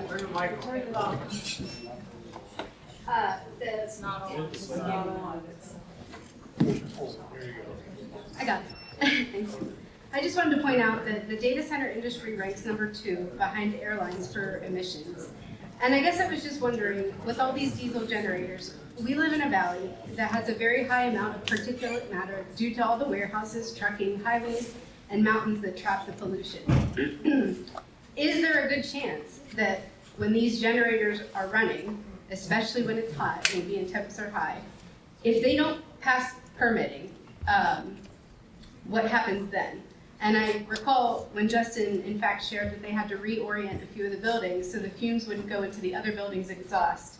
And I remember that didn't sit very well with me because I thought, okay, you don't want those fumes sucked into your building to damage your equipment, but it's okay for residents to breathe in. So I was just looking for more information because I do think permitting, I would be concerned about that and the particulate matter, and I wonder then what happens. And the other thing I'll ask for, did the developer ever share a list of chemicals that would be used to treat the water? I think my understanding of the exhaust, if the generators are running, even for testing purposes, you can't have that going into a building where there's people working in in a building that's somewhat enclosed, it's a lot different than, going into the environment. Not that there's PM 2.5 is a real thing. Again, I would encourage everyone to look at purpleair.com. There's some really interesting data on there, and you'll be able to track this. The DEP permit, which will be issued, potentially down the road. They monitor this, has to be monitored at the property line, and they're monitoring on a quarterly basis, and they're giving data back to the developer and back to the township. Especially with all the hot spots along 81, which we are very close to. I have it right here.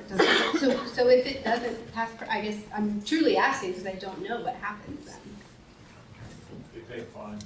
Right. No, And then they just keep doing it until it passes? Like you're gonna do it at night? Like you're gonna wait till it's a cold day and do it then? I'm just curious. Right, and I don't have any experience with DEP and what they do if they're in violation. Mark, I don't know, have you had any experience with that, anybody in the township? They're required to come into compliance. So you keep doing it until it passes? If you're exceeding the emissions on your air quality permit, you would have to remedy the equipment and repair it, and then test it later, yes. But you'd have to mitigate it, you'd have to repair the equipment. We have other industries in Middlesex Township that have air quality permits. Even we used to have the veterinarian on Shady Lane, they had one for crematory for dogs. They had air quality permit. Lane Metals has an air quality permit. They have to do the testing, they have to meet the standard, or they have to remedy it. But I really don't, I'm not the one to speak. I don't know as much about it like Phil was saying, really.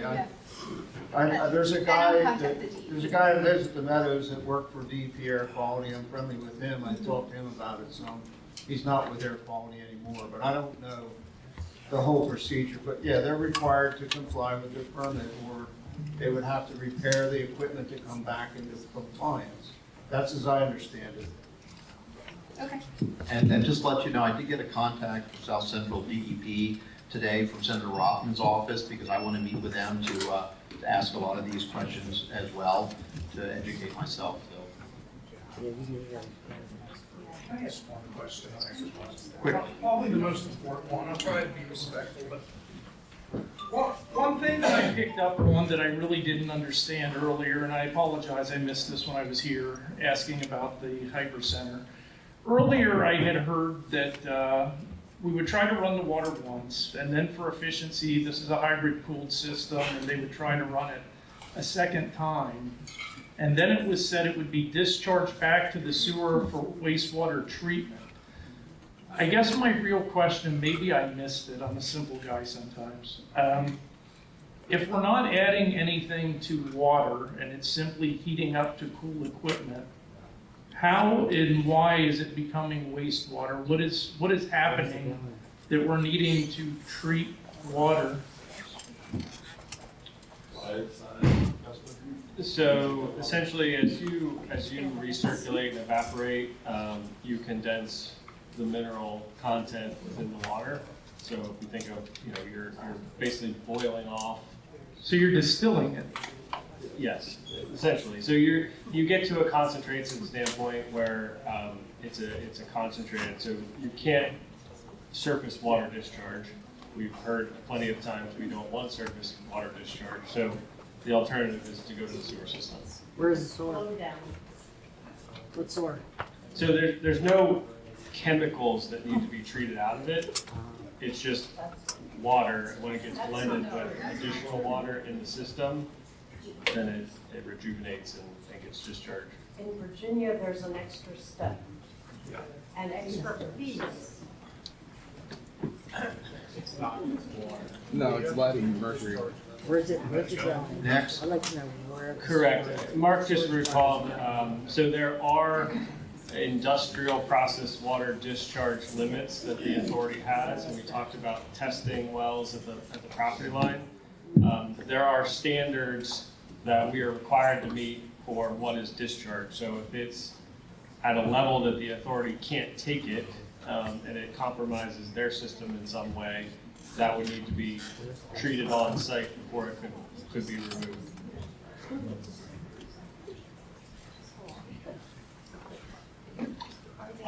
Steve Cadwallader, 315 Hollowbrook Drive. So sit back tonight and listen to everything. And early on, when I found out about this, which was probably October last year, I tried to make all the meetings. And it became apparent that there's a lot of smart people here. And for the life of me, and I built a data center for NASA. For the life of me, I don't understand why the 3 people that voted this thing in didn't say, you know what, we ought to have some community meetings. Let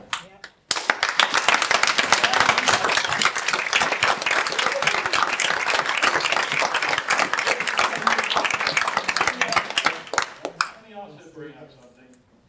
It is blatantly apparent that this environmental study that was done by Vivek should be thrown in the trash can. I told this board in October, and I'll bet you if I asked the people in this room to raise their hand and say, yeah, he brought that up. And you're sitting there saying, I never did it. So you're calling me a liar. I didn't say a word. I personally told you, and I told Mark Carpenter, he knows it also. I knew this Vivek was tied into this whole thing from day one. And you sit there and call me a liar. I didn't say that. You said you never told me that. I never called you anything. Okay. To your face or behind your back. The other things are make it apparent that we need an environmental study. Is this blowdown, again, I'm very familiar with evaporative cooling. This blowdown, has anyone ever heard of Legionella? Started about 30 years ago, killed a bunch of veterans. Yes. Well, there's a lot of biocides that they have to put in those towers. There's also nitrates. There's also, the word, not a chlorine, but a police type. So this becomes a hazardous waste. So wherever they're sending that, I'm assuming it's the treatment plant here on Middlesex Road. Yeah, they have to be set up for that. I don't remember seeing maybe 1 or 2 cooling towers in their zones. So that's a question that I have. Again, the environmental study will address stuff like that. The other thing is, that gentleman right there, Andrew, I believe his name is, he keeps saying these retention ponds will empty out in 72 hours. I personally read the geological report, which is over 70 or 80 pages. You know what it says? That entire site over there, between 4 and 9 feet, is impervious rock. We can see it because they're blowing up 427 shots in that limestone. Water does not go through limestone. So, when those ponds fill up from stormwater, what's going to happen? It's going to go into that creek. Where's the plan for that? It's going to flood our. I'm sorry. So thank you. There's all kinds of gray areas in this whole process, and this thing speeds along like a bullet train. There's a lot of people here that can help. The suggestion, I'm not against data centers, I use data all day long, but not in the town. Also, great idea, put one in, make it a third the size. What a great idea. I mean, it doesn't take a rocket science to figure this out, but 3 guys who have no idea what they have a hold of said, let's put one in. It's a good idea.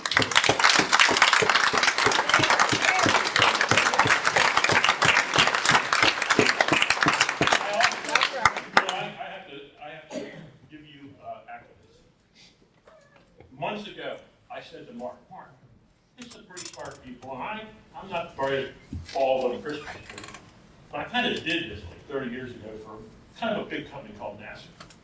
Why don't you get people like us that know some stuff to just sit in? Well, you know, we're thinking about that. It took you to make it happen. Thank you.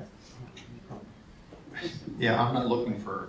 I wouldn't tell you that if it wasn't the truth. I went to Mark Too late. 10 months ago and said, why don't we get the steering committee? There's some smart people here. It's like, go what? That's all I have.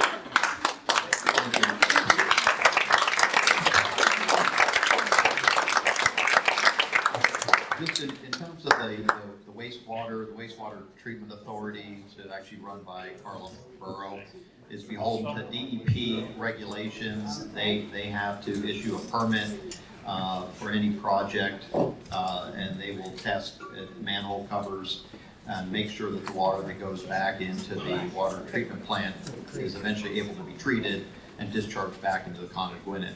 Where currently discharge is now, then people drink the water a few miles downstream.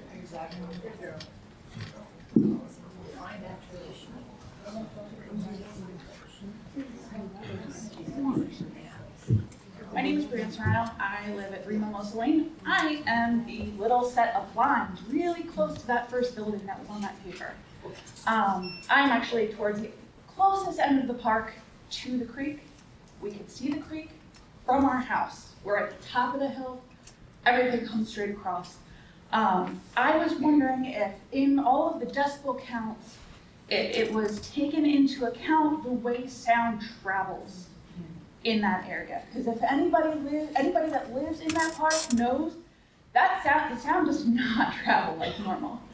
We have neighbors 2 houses down from us that open a car door and we can hear it in our living room like it's in our driveway with a TV on. So all of the blasting, all of the noise from there reverberates. When we get a blast, we don't just feel it once, we feel it twice.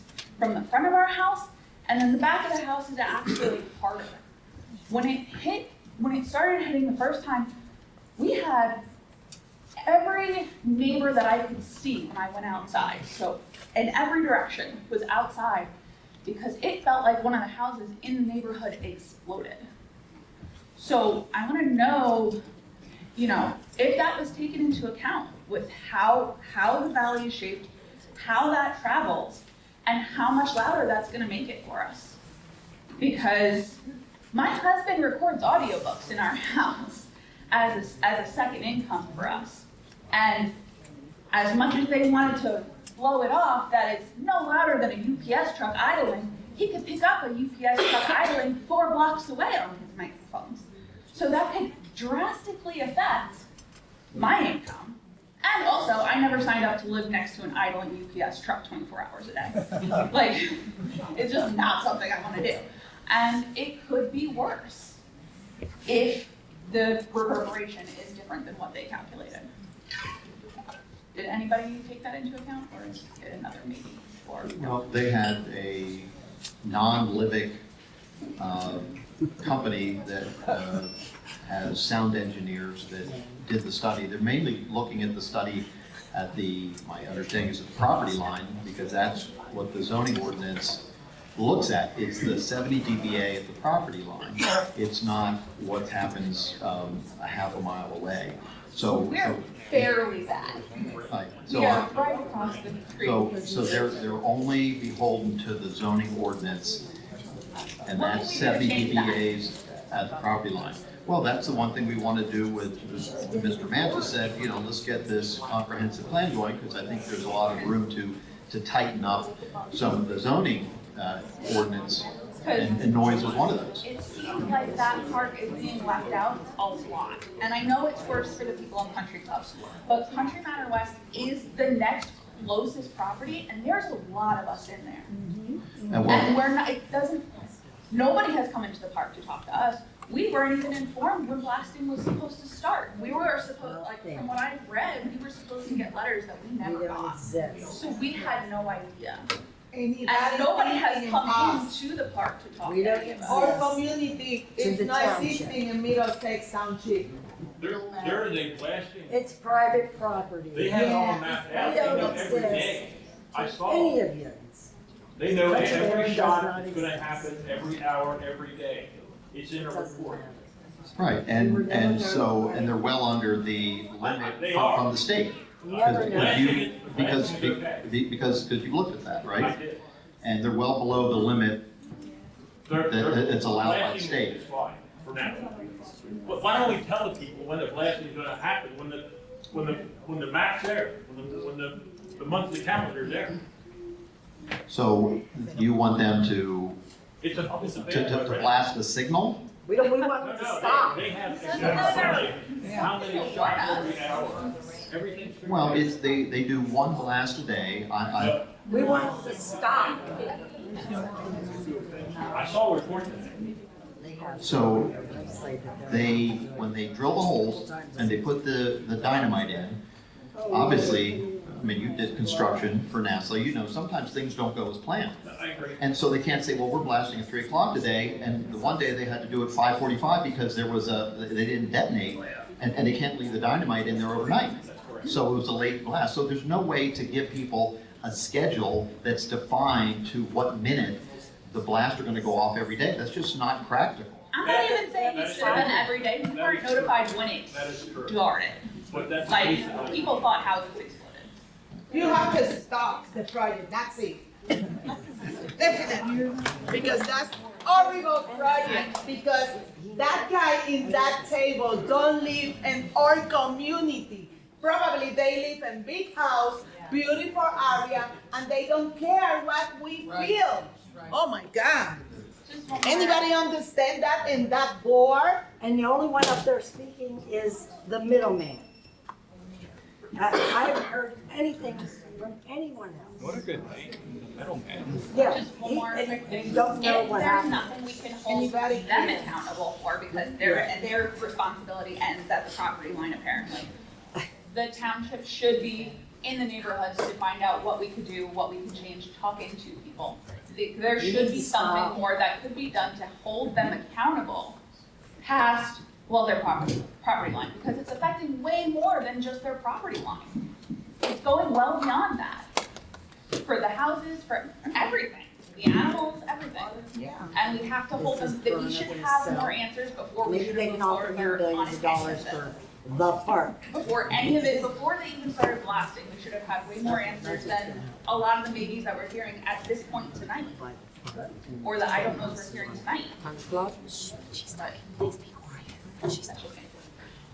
Mrs. Colson, you're next.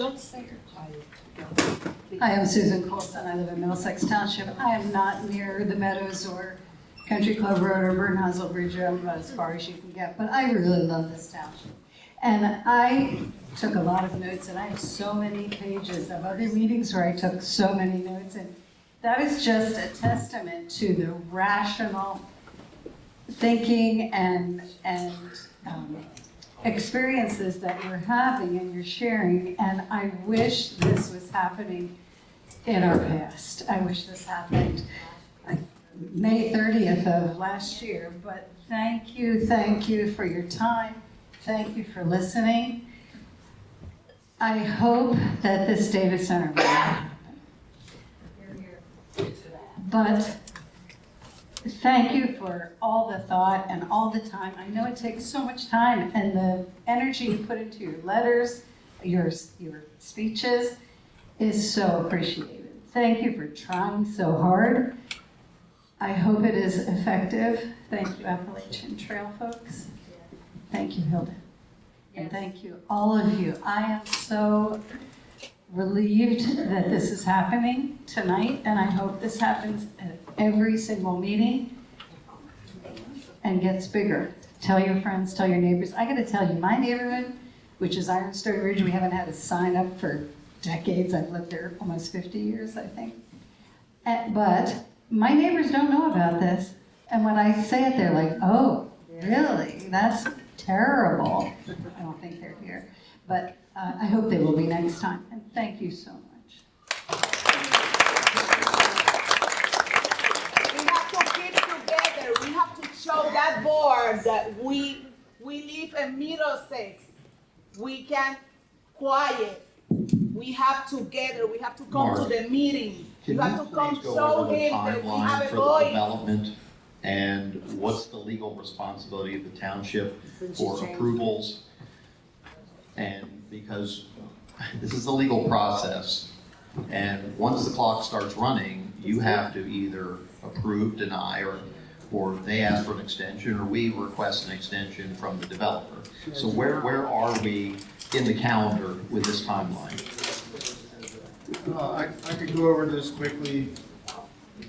The township has 90 days once they receive a plan and it comes to the first planning commission meeting. We have 90 days to act on a plan issue to approve it or deny it. All three of these plans that we're looking at tonight, we have a final subdivision plan, we have a final phase 1A land development plan, that's for the PPL substation. We have a preliminary phase 1B land development plan for the first phase of the data center. All three of these plans have been extended until tonight. Board of Supervisors are required by law to take action tonight on this plan. Nathan Wolf spoke earlier. They could request the developer if the developer's willing to offer time extension for any reason, but if not, the vote has to be tonight. That, as I understand it. If Keith can chime in if he. Can't hear you. Yes, it was extended until May 6th, 2026. This is the time to take action on these three plans. There will be more plans coming to the Planning Commission, 2 more at the next May 11th meeting. There's more plans after that. Thank you. And I know that the county planning department, they were at the planning commission meeting. They had some questions about the subdivision, which you've answered. They had some questions about 1A, which you've answered. No one's stopping a public utility from putting in a substation. I don't care how many lawyers come in, and I think the attorney knows, no one's stopping PPL from putting in a substation. I think it's just not gonna happen. What I hope they don't do is I hope they don't make data centers utilities, because then they're gonna go in anywhere. And that's almost what the state wants to do. Your governor wants to fast track data centers, and they wanna take over the process of permitting and siting data centers. So that's what's maybe coming down the road. My recommendation would be that we approve the final major subdivision plan and 1A, because I don't think they're gonna change anything. And I think they're happening, particularly the 1A is happening one way or the other. I would like to request that the developer give us a 30-day extension on the preliminary land development plan for phase 1B. I do think there is some legitimate concerns about the environmental impact assessment being done in-house. I understand what Mr. Courtney has said, and you know, you're a professional engineer, certainly respect your knowledge. I know that HRG spent a lot of time with it. The engineers have spent a lot of time with it, both at the Conservation District for Cumberland County, and it's been looked at for the Planning Department. And that would be my request, if you would grant us a 30-day extension, which would hopefully give us time to at least consider whether or not we should do a different environmental impact assessment by a third-party organization. My personal feeling is it's probably not going to change anything. I'm just being honest with people. I don't think it's going to change anything, but I think, given the concerns of the residents, I think that's a reasonable action by the board. But we have to, ask you for the extension. Otherwise, we vote, and people will vote how they're going to vote. So let me first address what's being called a conflict of interest. I mean, understand, there is no actual conflict of interest. So you have Justin, who works for Livick. Livick is only being paid by one party, and that's the developer. And you have lots of engineers across the state that do work on their own projects. Just like you have a lot of other professionals in real estate and otherwise that work on their own projects. So the fact that Justin has an interest in PA Data Center Partners doesn't in any way conflict him out from doing an analysis that's required for a project that entity is doing. There is no conflict of interest there. Really? No, there's actually not. So There's an appearance. there is not even an appearance of a conflict. So, well, am I speaking or are you speaking? Well, you're talking Sounds like on. you're bullshit now. So there is the process that was followed here. The process that was followed here is the same process that was done for every other project. Land development plan is submitted, right? There's pre-application meetings, discussions. There's the plan that's submitted together with all the reports, including the environmental impact assessment that was done by not just Livick, but and not just Justin, but various other professionals inside and outside Livick. And they're all in the report. And that report was submitted, and it was. Would you all mind being quiet so we can hear? Thank you. It's her. That report. Are non-stopping. I mean, I can't hear. I'm sorry. Go Sorry. sit in the I'm front sorry if to you don't interrupt. hear. That report was submitted, Go sit in the and front. it was accepted, and it was reviewed multiple times. That's the same thing that's done on every other project. So the qualified consultant, there's no question that Justin and every other person that was in that report or that authored any portion of that report is qualified. And they are approved. And frankly, the subject of Justin's role in Pennsylvania Data Center Partners came up in, township meetings a long time ago. We've been at this for 8 months. That report was submitted probably back in August, September, somewhere in that time. We've had multiple reviews. This is the same thing that's done for every project. And despite what the people behind me might think, there is no actual legal or other conflict of interest in having an engineer prepare a report for a project that he has an interest in. There is no conflict there. It's perceived as a gotcha when it was never hidden. It was never hidden. It was never hidden in discussions with the township. It was never hidden in the information that's out there to identify his role at PA Data Centers and his role at Livick. All you have to do is get on the website. None of that was ever hidden. There is no conflict. What's been done here has been done in every other project, and it's been reviewed and reviewed and reviewed. And so another 30 days isn't going to do anything. We're not going to have another environmental impact statement. That's not going to, we've prepared a qualified report by qualified experts in the field, and that's been reviewed and ultimately signed off on.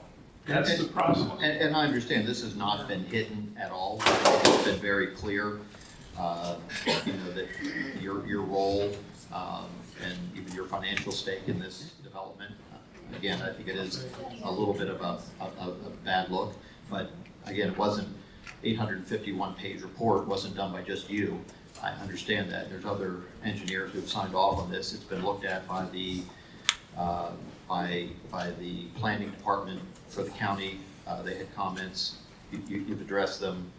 The engineer for the conservation district for the county, Michael Binsky, has looked at it. Mike Hess, HRG, you've looked at it. You've made comments. Bud, you've looked at it. You've made comments. My understanding is they've been addressed to your satisfaction. Is that correct? Yes, we did have a number of comments on the first version of the environmental impact assessment. I don't recall the exact number, but it was dozens, let's say. It wasn't hundreds, but it wasn't single digits. It was significant. We received revisions as a result of those comments. We've addressed the comments. And I think regardless of who prepared the study, and I understand everyone's concerned about the potential conflict or appearance of conflict, we would have reviewed it to the same standard. And the standard is pretty clear in the ordinance. That's what we reviewed to. And we would review it to the same standard should another one be submitted. would be the same set of regulations. Just like the speed limit is the same regardless of who's driving, the same set of standards applies no matter who prepares it, and that's what we agreed to. And do you think there's any chance that a second environmental impact assessment would yield different answers or different questions to any large extent? Not to any large extent. Yeah, of course not. And I just want to add one other thing. So language was read from the environmental impact report, right? And it's this, oh, like look at this, look at all these things that are happening. But what was being read was relating to a site that is actually being developed. So what do you think is going to happen to a site that's being developed? It doesn't matter whether this is a housing development or a data center or a shopping center, right? There is going to be an impact on the property, and so to simply say, well, look at what's being done to the property, well, that's development. That's what happens in every project. And so what's done is you take an inventory of all the things in the wetlands and so forth, and things that we're staying away from. So, you can cherry pick language and try to stir the emotion of a crowd to say, oh, look what's happening. But that's development. That happens on every project. It was honest too, John. And it was honest. Right, we can say, oh, it wasn't, right, but it wasn't, right? It was, the property is being developed. Because it's not your community, that's why. How long do you think it takes to do a EIA? Do you find a qualified person and you say, well, we want to move ahead? Is there any realistic possibility that that's done in 30 days? No. I mean, if it were to start from scratch, not rely on any of the underlying reports or data, if it were a complete redo, I'm thinking that's 90 days, 120 days, something in that ballpark. Yeah.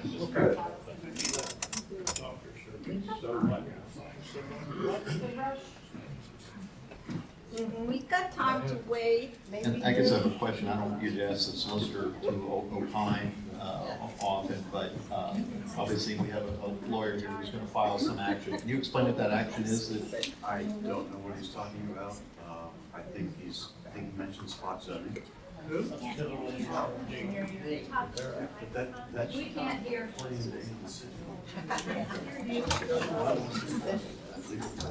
Can we hear? Right. The job of the solicitor is to give legal advice to the supervisors, it's not to answer questions for the residents. That's well outlined in Pennsylvania law. So,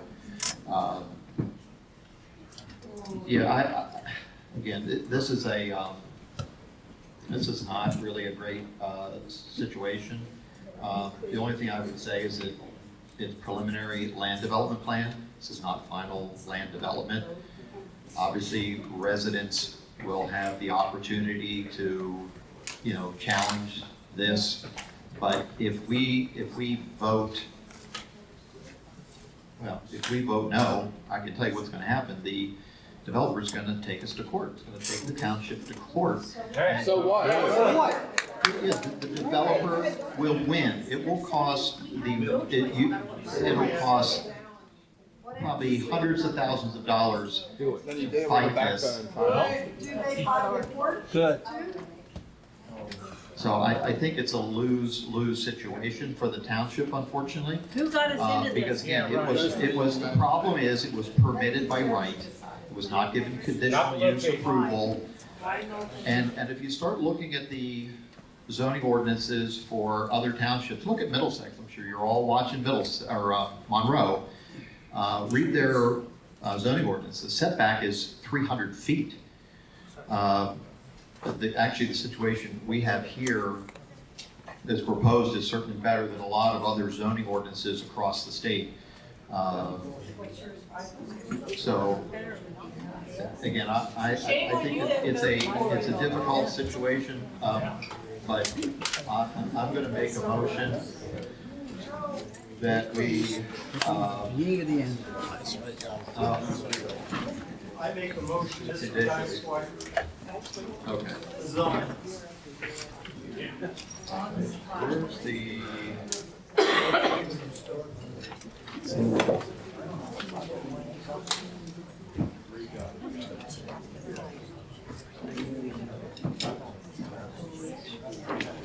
is the subdivision plan. We have subdivision plan, we have 1A. It's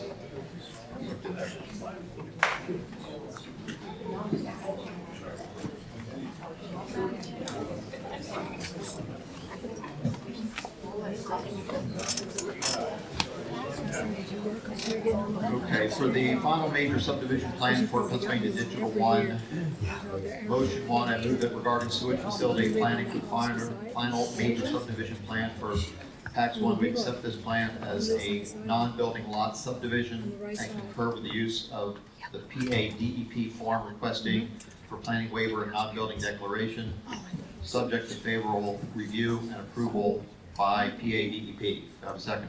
Second. All those in favor? Aye. Aye.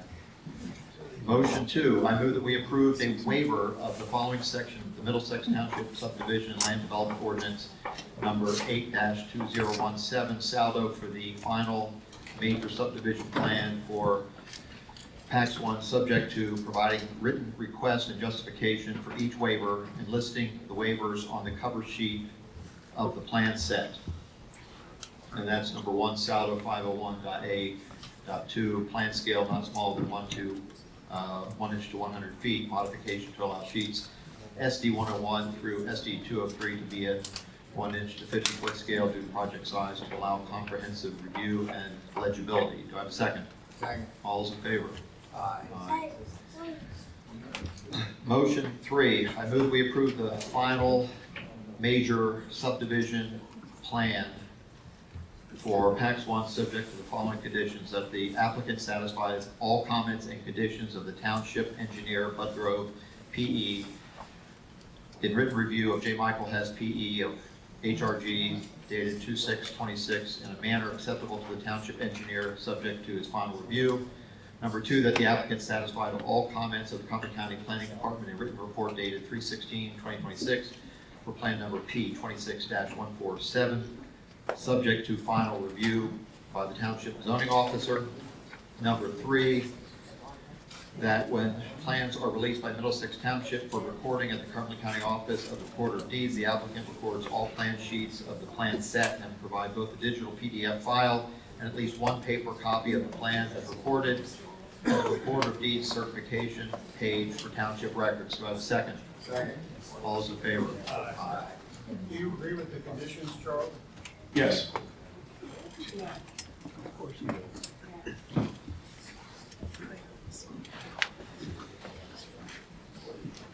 So we have 2 motions for 1A, and then we have 20.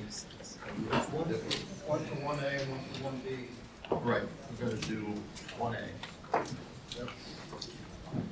So this is for phase 1A, motion number 1. I move that we approve relief from the following sections of the Middlesex Township Subdivision and Land Development Ordinance number 8-2017, and the Middlesex Township Stormwater Management Ordinance number 6-2011 for the final land development plan for Tax 1, Phase 1A, subject to providing written request and justification for each relief sought and listing the relief sought on the cover sheet of the plan set. Number 1, Saldo 501.A.2, modification of requirement for plan scale not smaller than 1 inch to 100 feet. Number 2, Saldo 501.A.6, modification of requirement for location map scale not smaller than 1 inch to 1,000 feet. Number 3, Saldo 703.A.10, waiver of requirements for curbing and sidewalk along Country Club Road abutting the development property with required note on plan. This waiver does not include requirements for roadway drainage facilities, including road pavement base drains along abutting portions of Country Club Road. Number 4, Saldo 703.I.4, waiver of the requirement for depressed curb at driveway entrance openings along PA Data Drive. 5, Saldo 703.M and 703.M2. Was that supposed to be M1 or just plain M? Okay. Waiver requirements for grading of street right-of-way areas to a 0.2 feet beyond the right-of-way line which are not part of the paved cartway or shoulder along PA Data Drive. There's 15 of these folks. Number 6, Saldo 703.m.2, modification requirements for grading of street right-of-way areas which are not part of the paved cartway or shoulder along Country Club Road.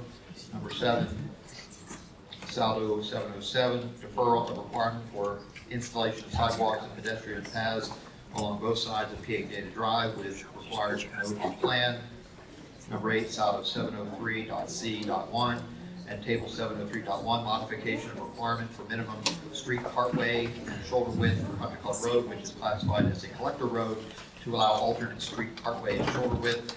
Number 9, Saldo 703.h.2, modification requirements for minimum street horizontal curve centerline radius along the existing portion of Country Club Road. Number 10, Saldo 718.d.3.a, 718.d.4.a, 718.d.4.b, 718.d.4.c, 718.d.4.d, modification requirements for minimum plan scale not more than 1 inch to 100 feet for required maps of physical resources within the environmental impact assessment report. Number 11, Saldo 718.d.3.b, deferral of requirements for submission of plans and elevations depicting the proposed size, square footage, height, number of rooms of building and/or other structures. Number 12, SWMO 303.j.3, modification requirement for stormwater detention basin side slopes not to be steeper than 4 units horizontal to 1 unit vertical, and for stormwater detention basin bottom slopes not to be less than 2%. Number 13, SWMO 303.k.9, modification requirement for stormwater drainage swales at a minimum rate of 2%. Number 14, SWMO 303.h.17, modification requirement for all stormwater infiltration practices to infiltrate the stored volume within 48 hours. 15, SWMO 303.b.2, modification requirement for infiltration of surface water runoff at its source as a primary mechanism for storm water management. Do I have a second? Second. All those in favor? Aye. All right, motion number 2 in regards to phase 1A. I move that we approve the final land development plan for Tax 1 phase 1A, subject to the following conditions: that the applicant satisfies all comments and conditions of Township Engineer Bud Grove PE in written review of J. Michael Hess PE of HRG dated 3/7/2026 in a manner acceptable to the Township Engineer, subject to his final review.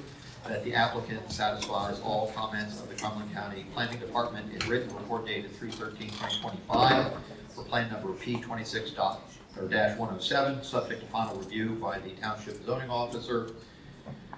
That per section 710.e.2.b of the subdivision land development ordinance number 8-2017 as amended, the applicant pays to Middlesex Township the required fee in lieu of dedication of park and recreation areas for the subdivision of $1,000 per disturbed acre of development area prior to the final plans being signed by the township and released for recording.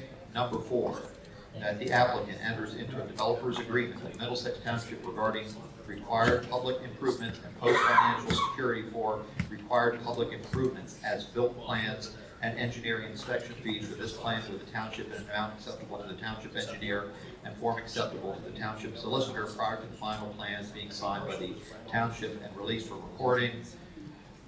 Number 5, if people are having conversations, could you please take it outside?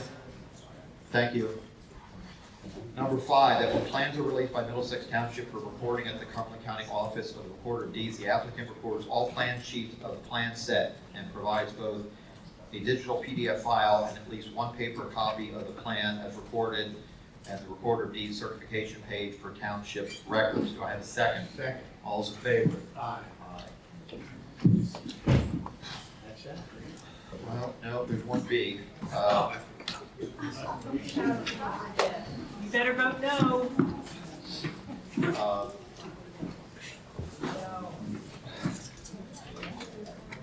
Do you agree to the conditions, Charlie? Yes, they're acceptable. 1A. And again, this is preliminary land development plan, not final land development plan. I think we've discussed this in some detail.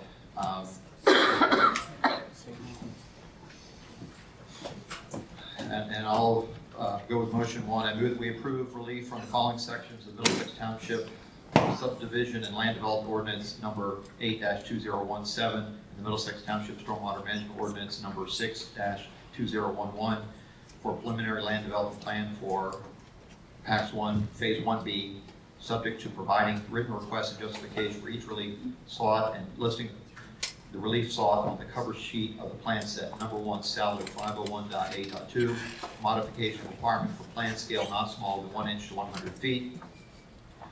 Number 2, saldo 501.A.6, modification of requirement for location map scale not smaller than 1 inch to 1,000 feet.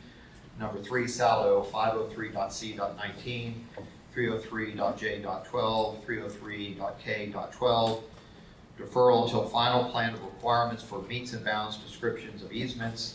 Number 4, saldo 703.A.10, waiver requirements for curbing a sidewalk along Country Club Road and PA Data Drive abutting the development property with with required note on plan. The waiver does not include requirements for roadway drainage facilities, including road pavement, base drains along abutting portions of Country Club Road and PA Data Drive. Number 5, saldo 703.I.4, waiver of the requirement for depressed curb at driveway entrance openings along PA Data Drive. Number 6, saldo 707, waiver requirements for installation of sidewalks and pedestrian paths along both sides of new interior streets with required note on plan. Number 7, saldo 718.D.3.A, 718.D.4.A, 718.D.4.B, 718.D.4.C, 718.D.4.D, modification of the requirements for minimum plan scale of not more than 1 inch to 100 feet for required maps of physical resources within the environmental impact assessment report. 8, SWMO 303.8.13, deferral until final plan of requirements to provide construction details for stormwater inlets. Number 9, SWMO 303.H.12, deferral until final plan of requirements to provide geotechnical engineer certification, stormwater management, managed release concept or MRC design. Number 10, SWMO 303.J.3, modification requirement for stormwater detention basin side slopes not to be steeper than 4 units horizontal to 1 unit vertical, and for stormwater detention basin bottom slopes not to be less than 2%. Number 11, SWMO 303.H.17, modification of requirement for all stormwater infiltration practices to infiltrate the stored volume within 48 hours. Number 12, SWMO 303.B.2, modification of requirement for infiltration of surface water runoff at its source as a primary mechanism for stormwater management. Finally, 13, SWMO 719.B.2, 719.B.3, deferral until final plan of requirements to provide final landscaping plan. Do I have a second? Second. All those in favor? Aye. Motion number 2, I move that we approve the preliminary, excuse me. We believe that on the preliminary land development plan for Pennsylvania Digital Phase 1B, motion 1, item number 3 would be the saldo 501.C.19, section 303J12 and section 303K12. The 501.C.19, we believe you said 503.C.19. It should be 501, as written in the motion. Do I have to read it again? No, just amend that motion to include that change, that's correct. You have that? Oh, don't you have to vote again? Yeah, we are. And then, so a motion on the amendment, on motion 1, number 3, the saldo changed from 503.C.19 to 501.C.19. Go ahead, second. Second. All those in favor? Aye. And the motion as a whole Stands as amended. stands as amended. Correct. Okay. Now you want to Because vote we had a vote. Yeah. You did not. Right. Yeah, we voted. Yeah, we voted, right. Okay. Thanks, Bud. Trying to read as fast as I can. Mike caught I was testing you, Mike. Good job. Motion number 2, I move that we approve the preliminary land development plan for PAX 1, Phase 1B, subject to the following conditions, of which there are 7. That the applicant satisfies all comments and conditions of the Township Engineer Buttrow PE in written review letter number 3 of J. Michael Hess PE of HRG Inc. dated 4/9/2026 and 4/10/2026 in a manner acceptable to the Township Engineer, subject to his final review. Number 2, that the applicant satisfies all comments and conditions of the Township Engineer Buttrow PE in written sound study review letter number 1 of J. Michael Hess PE of HRG Inc. dated 4/23/2026 in a manner acceptable to the Township Engineer, subject to his final review. Number 3, that the applicant satisfies all comments of the Cumberland County Planning Department in written report dated 1/2/2025. And that's the correct date, Mark? Let me make sure here. Cumberland County, yes, they reviewed it in January of 2025. 2025. Thank Yeah, you. you actually have the report right back here. Okay, just verifying the date. For plan number 835-1134, subject to final review by the Township Zoning Officer. Number 4, that a restrictive covenant be added to the plan by note stating that no water well will be drilled on the property and that all existing water wells on the property will be properly abandoned and sealed in accordance with PA DEP regulations. Number 5, that per section 710.E.2.b of the subdivision and land development ordinance number 8-2017 as amended, the applicant pays to Middlesex Township the required fee in lieu of dedication of park and recreation areas for the subdivision of $1,000 per disturbed acre of development area prior to the final plans being signed by the township and released for recording. Number 6, that the applicant enters into a developer's agreement with Middlesex Township regarding required public improvements and post-financial security for required public improvement, as-built plans, and engineering and inspection fees for this plan with the township in an amount acceptable to the township engineer and form acceptable to the township solicitor prior to the final plans being signed by the township and released for recording. Lastly, number 7, that when plans are released by Middlesex Township for recording at the Cumberland County Office of the Recorder of Deeds, the applicant records all plan sheets and the plan set and provide both the digital. You could actually skip number 7. This is a preliminary plan. I didn't realize when I was writing. Do you agree? It's not going to be recorded. So number 7 doesn't apply. Well, then we'll strike number 7. So we'll vote on 1 through 6. On that motion, do I have a second? Second. All those in favor? Aye. Motion Do you agree with carries. the conditions? Yes, we do.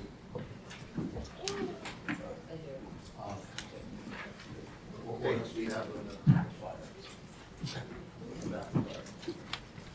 Do you have anything else on the agenda? Yes. Oh, I'm sorry, Ed. We're tired, but what you do is extremely important. We appreciate your work on behalf of the township. And if you want to come and just present this, I think I understand what it is. I got information from Zach earlier today and have read all the letters. From what I understand, they're nearly identical to what we had before. Shame on them. You will give us an, you use the microphone.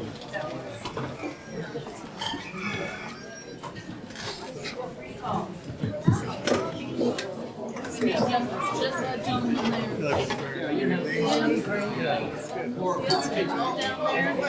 Next time. Wait, the meeting is still going on. These are for the fire companies to provide fire protection to the township, effective January 1st, 2026 to December 31st, 2026. Just a point of explanation, the Carlisle Volunteer Firefighters Association is comprised of 2 of the Carlisle Borough Fire Companies, the Union Fire Company and the Carlisle Fire Rescue. So I'm asking for approval, and that council, is it okay to lump these four together for one motion? Okay. Let me move that we approve, what we want to call this, the fire protection agreement for Middlesex Township from Carlisle Volunteer Firefighters Association. Carlisle, New Kingston Fire Company, and Shermansdale Fire Company, and North Middleton Township.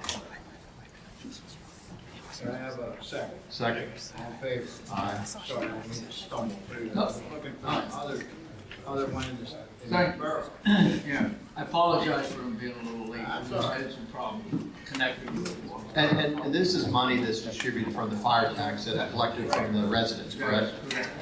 I mean, I think the fire companies, that you and I have discussed a couple times, are grossly underfunded. Yes. And I know that, you know, people in the room see zero benefit from the data center. I think there are benefits. This is one of them, that there will be tax revenue. Will it be as rosy as they project? We don't know until the county assessment office that does the assessment.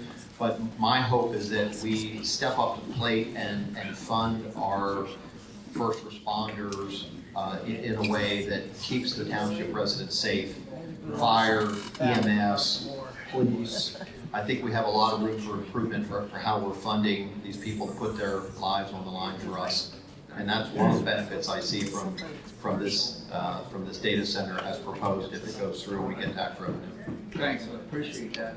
And- Just as an FYI, I over the past 2 years mentioned about the possibility of having paid firefighters in a regional concept. As part of that plan, next year I'm going to be coming to you for an increase in the fire tax. So it's heads up. Is New Kingston doing all right? Yes. I thought so. And of course, the problem is, Couple of companies that are struggling. I can Which is, tell you that. who's struggling? Huh? Right now, there's a couple of Okay. fire companies. The Union Fire Company and the New Kingstown Fire Company are doing well as far as manpower.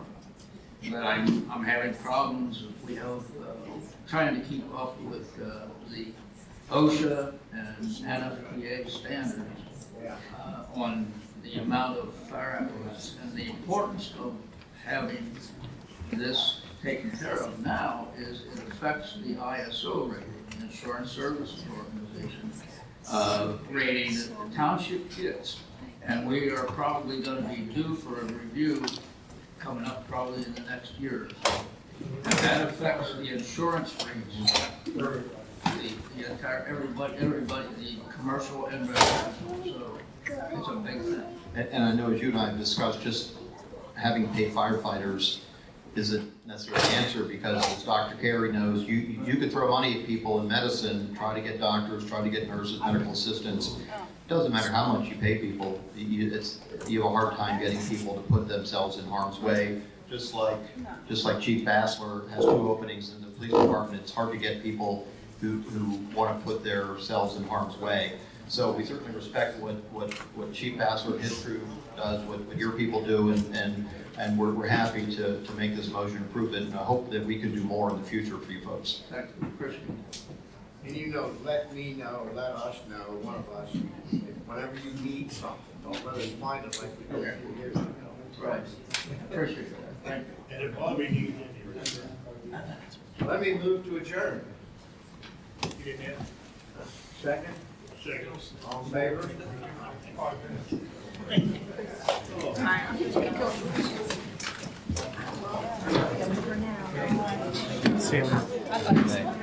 Nice speech.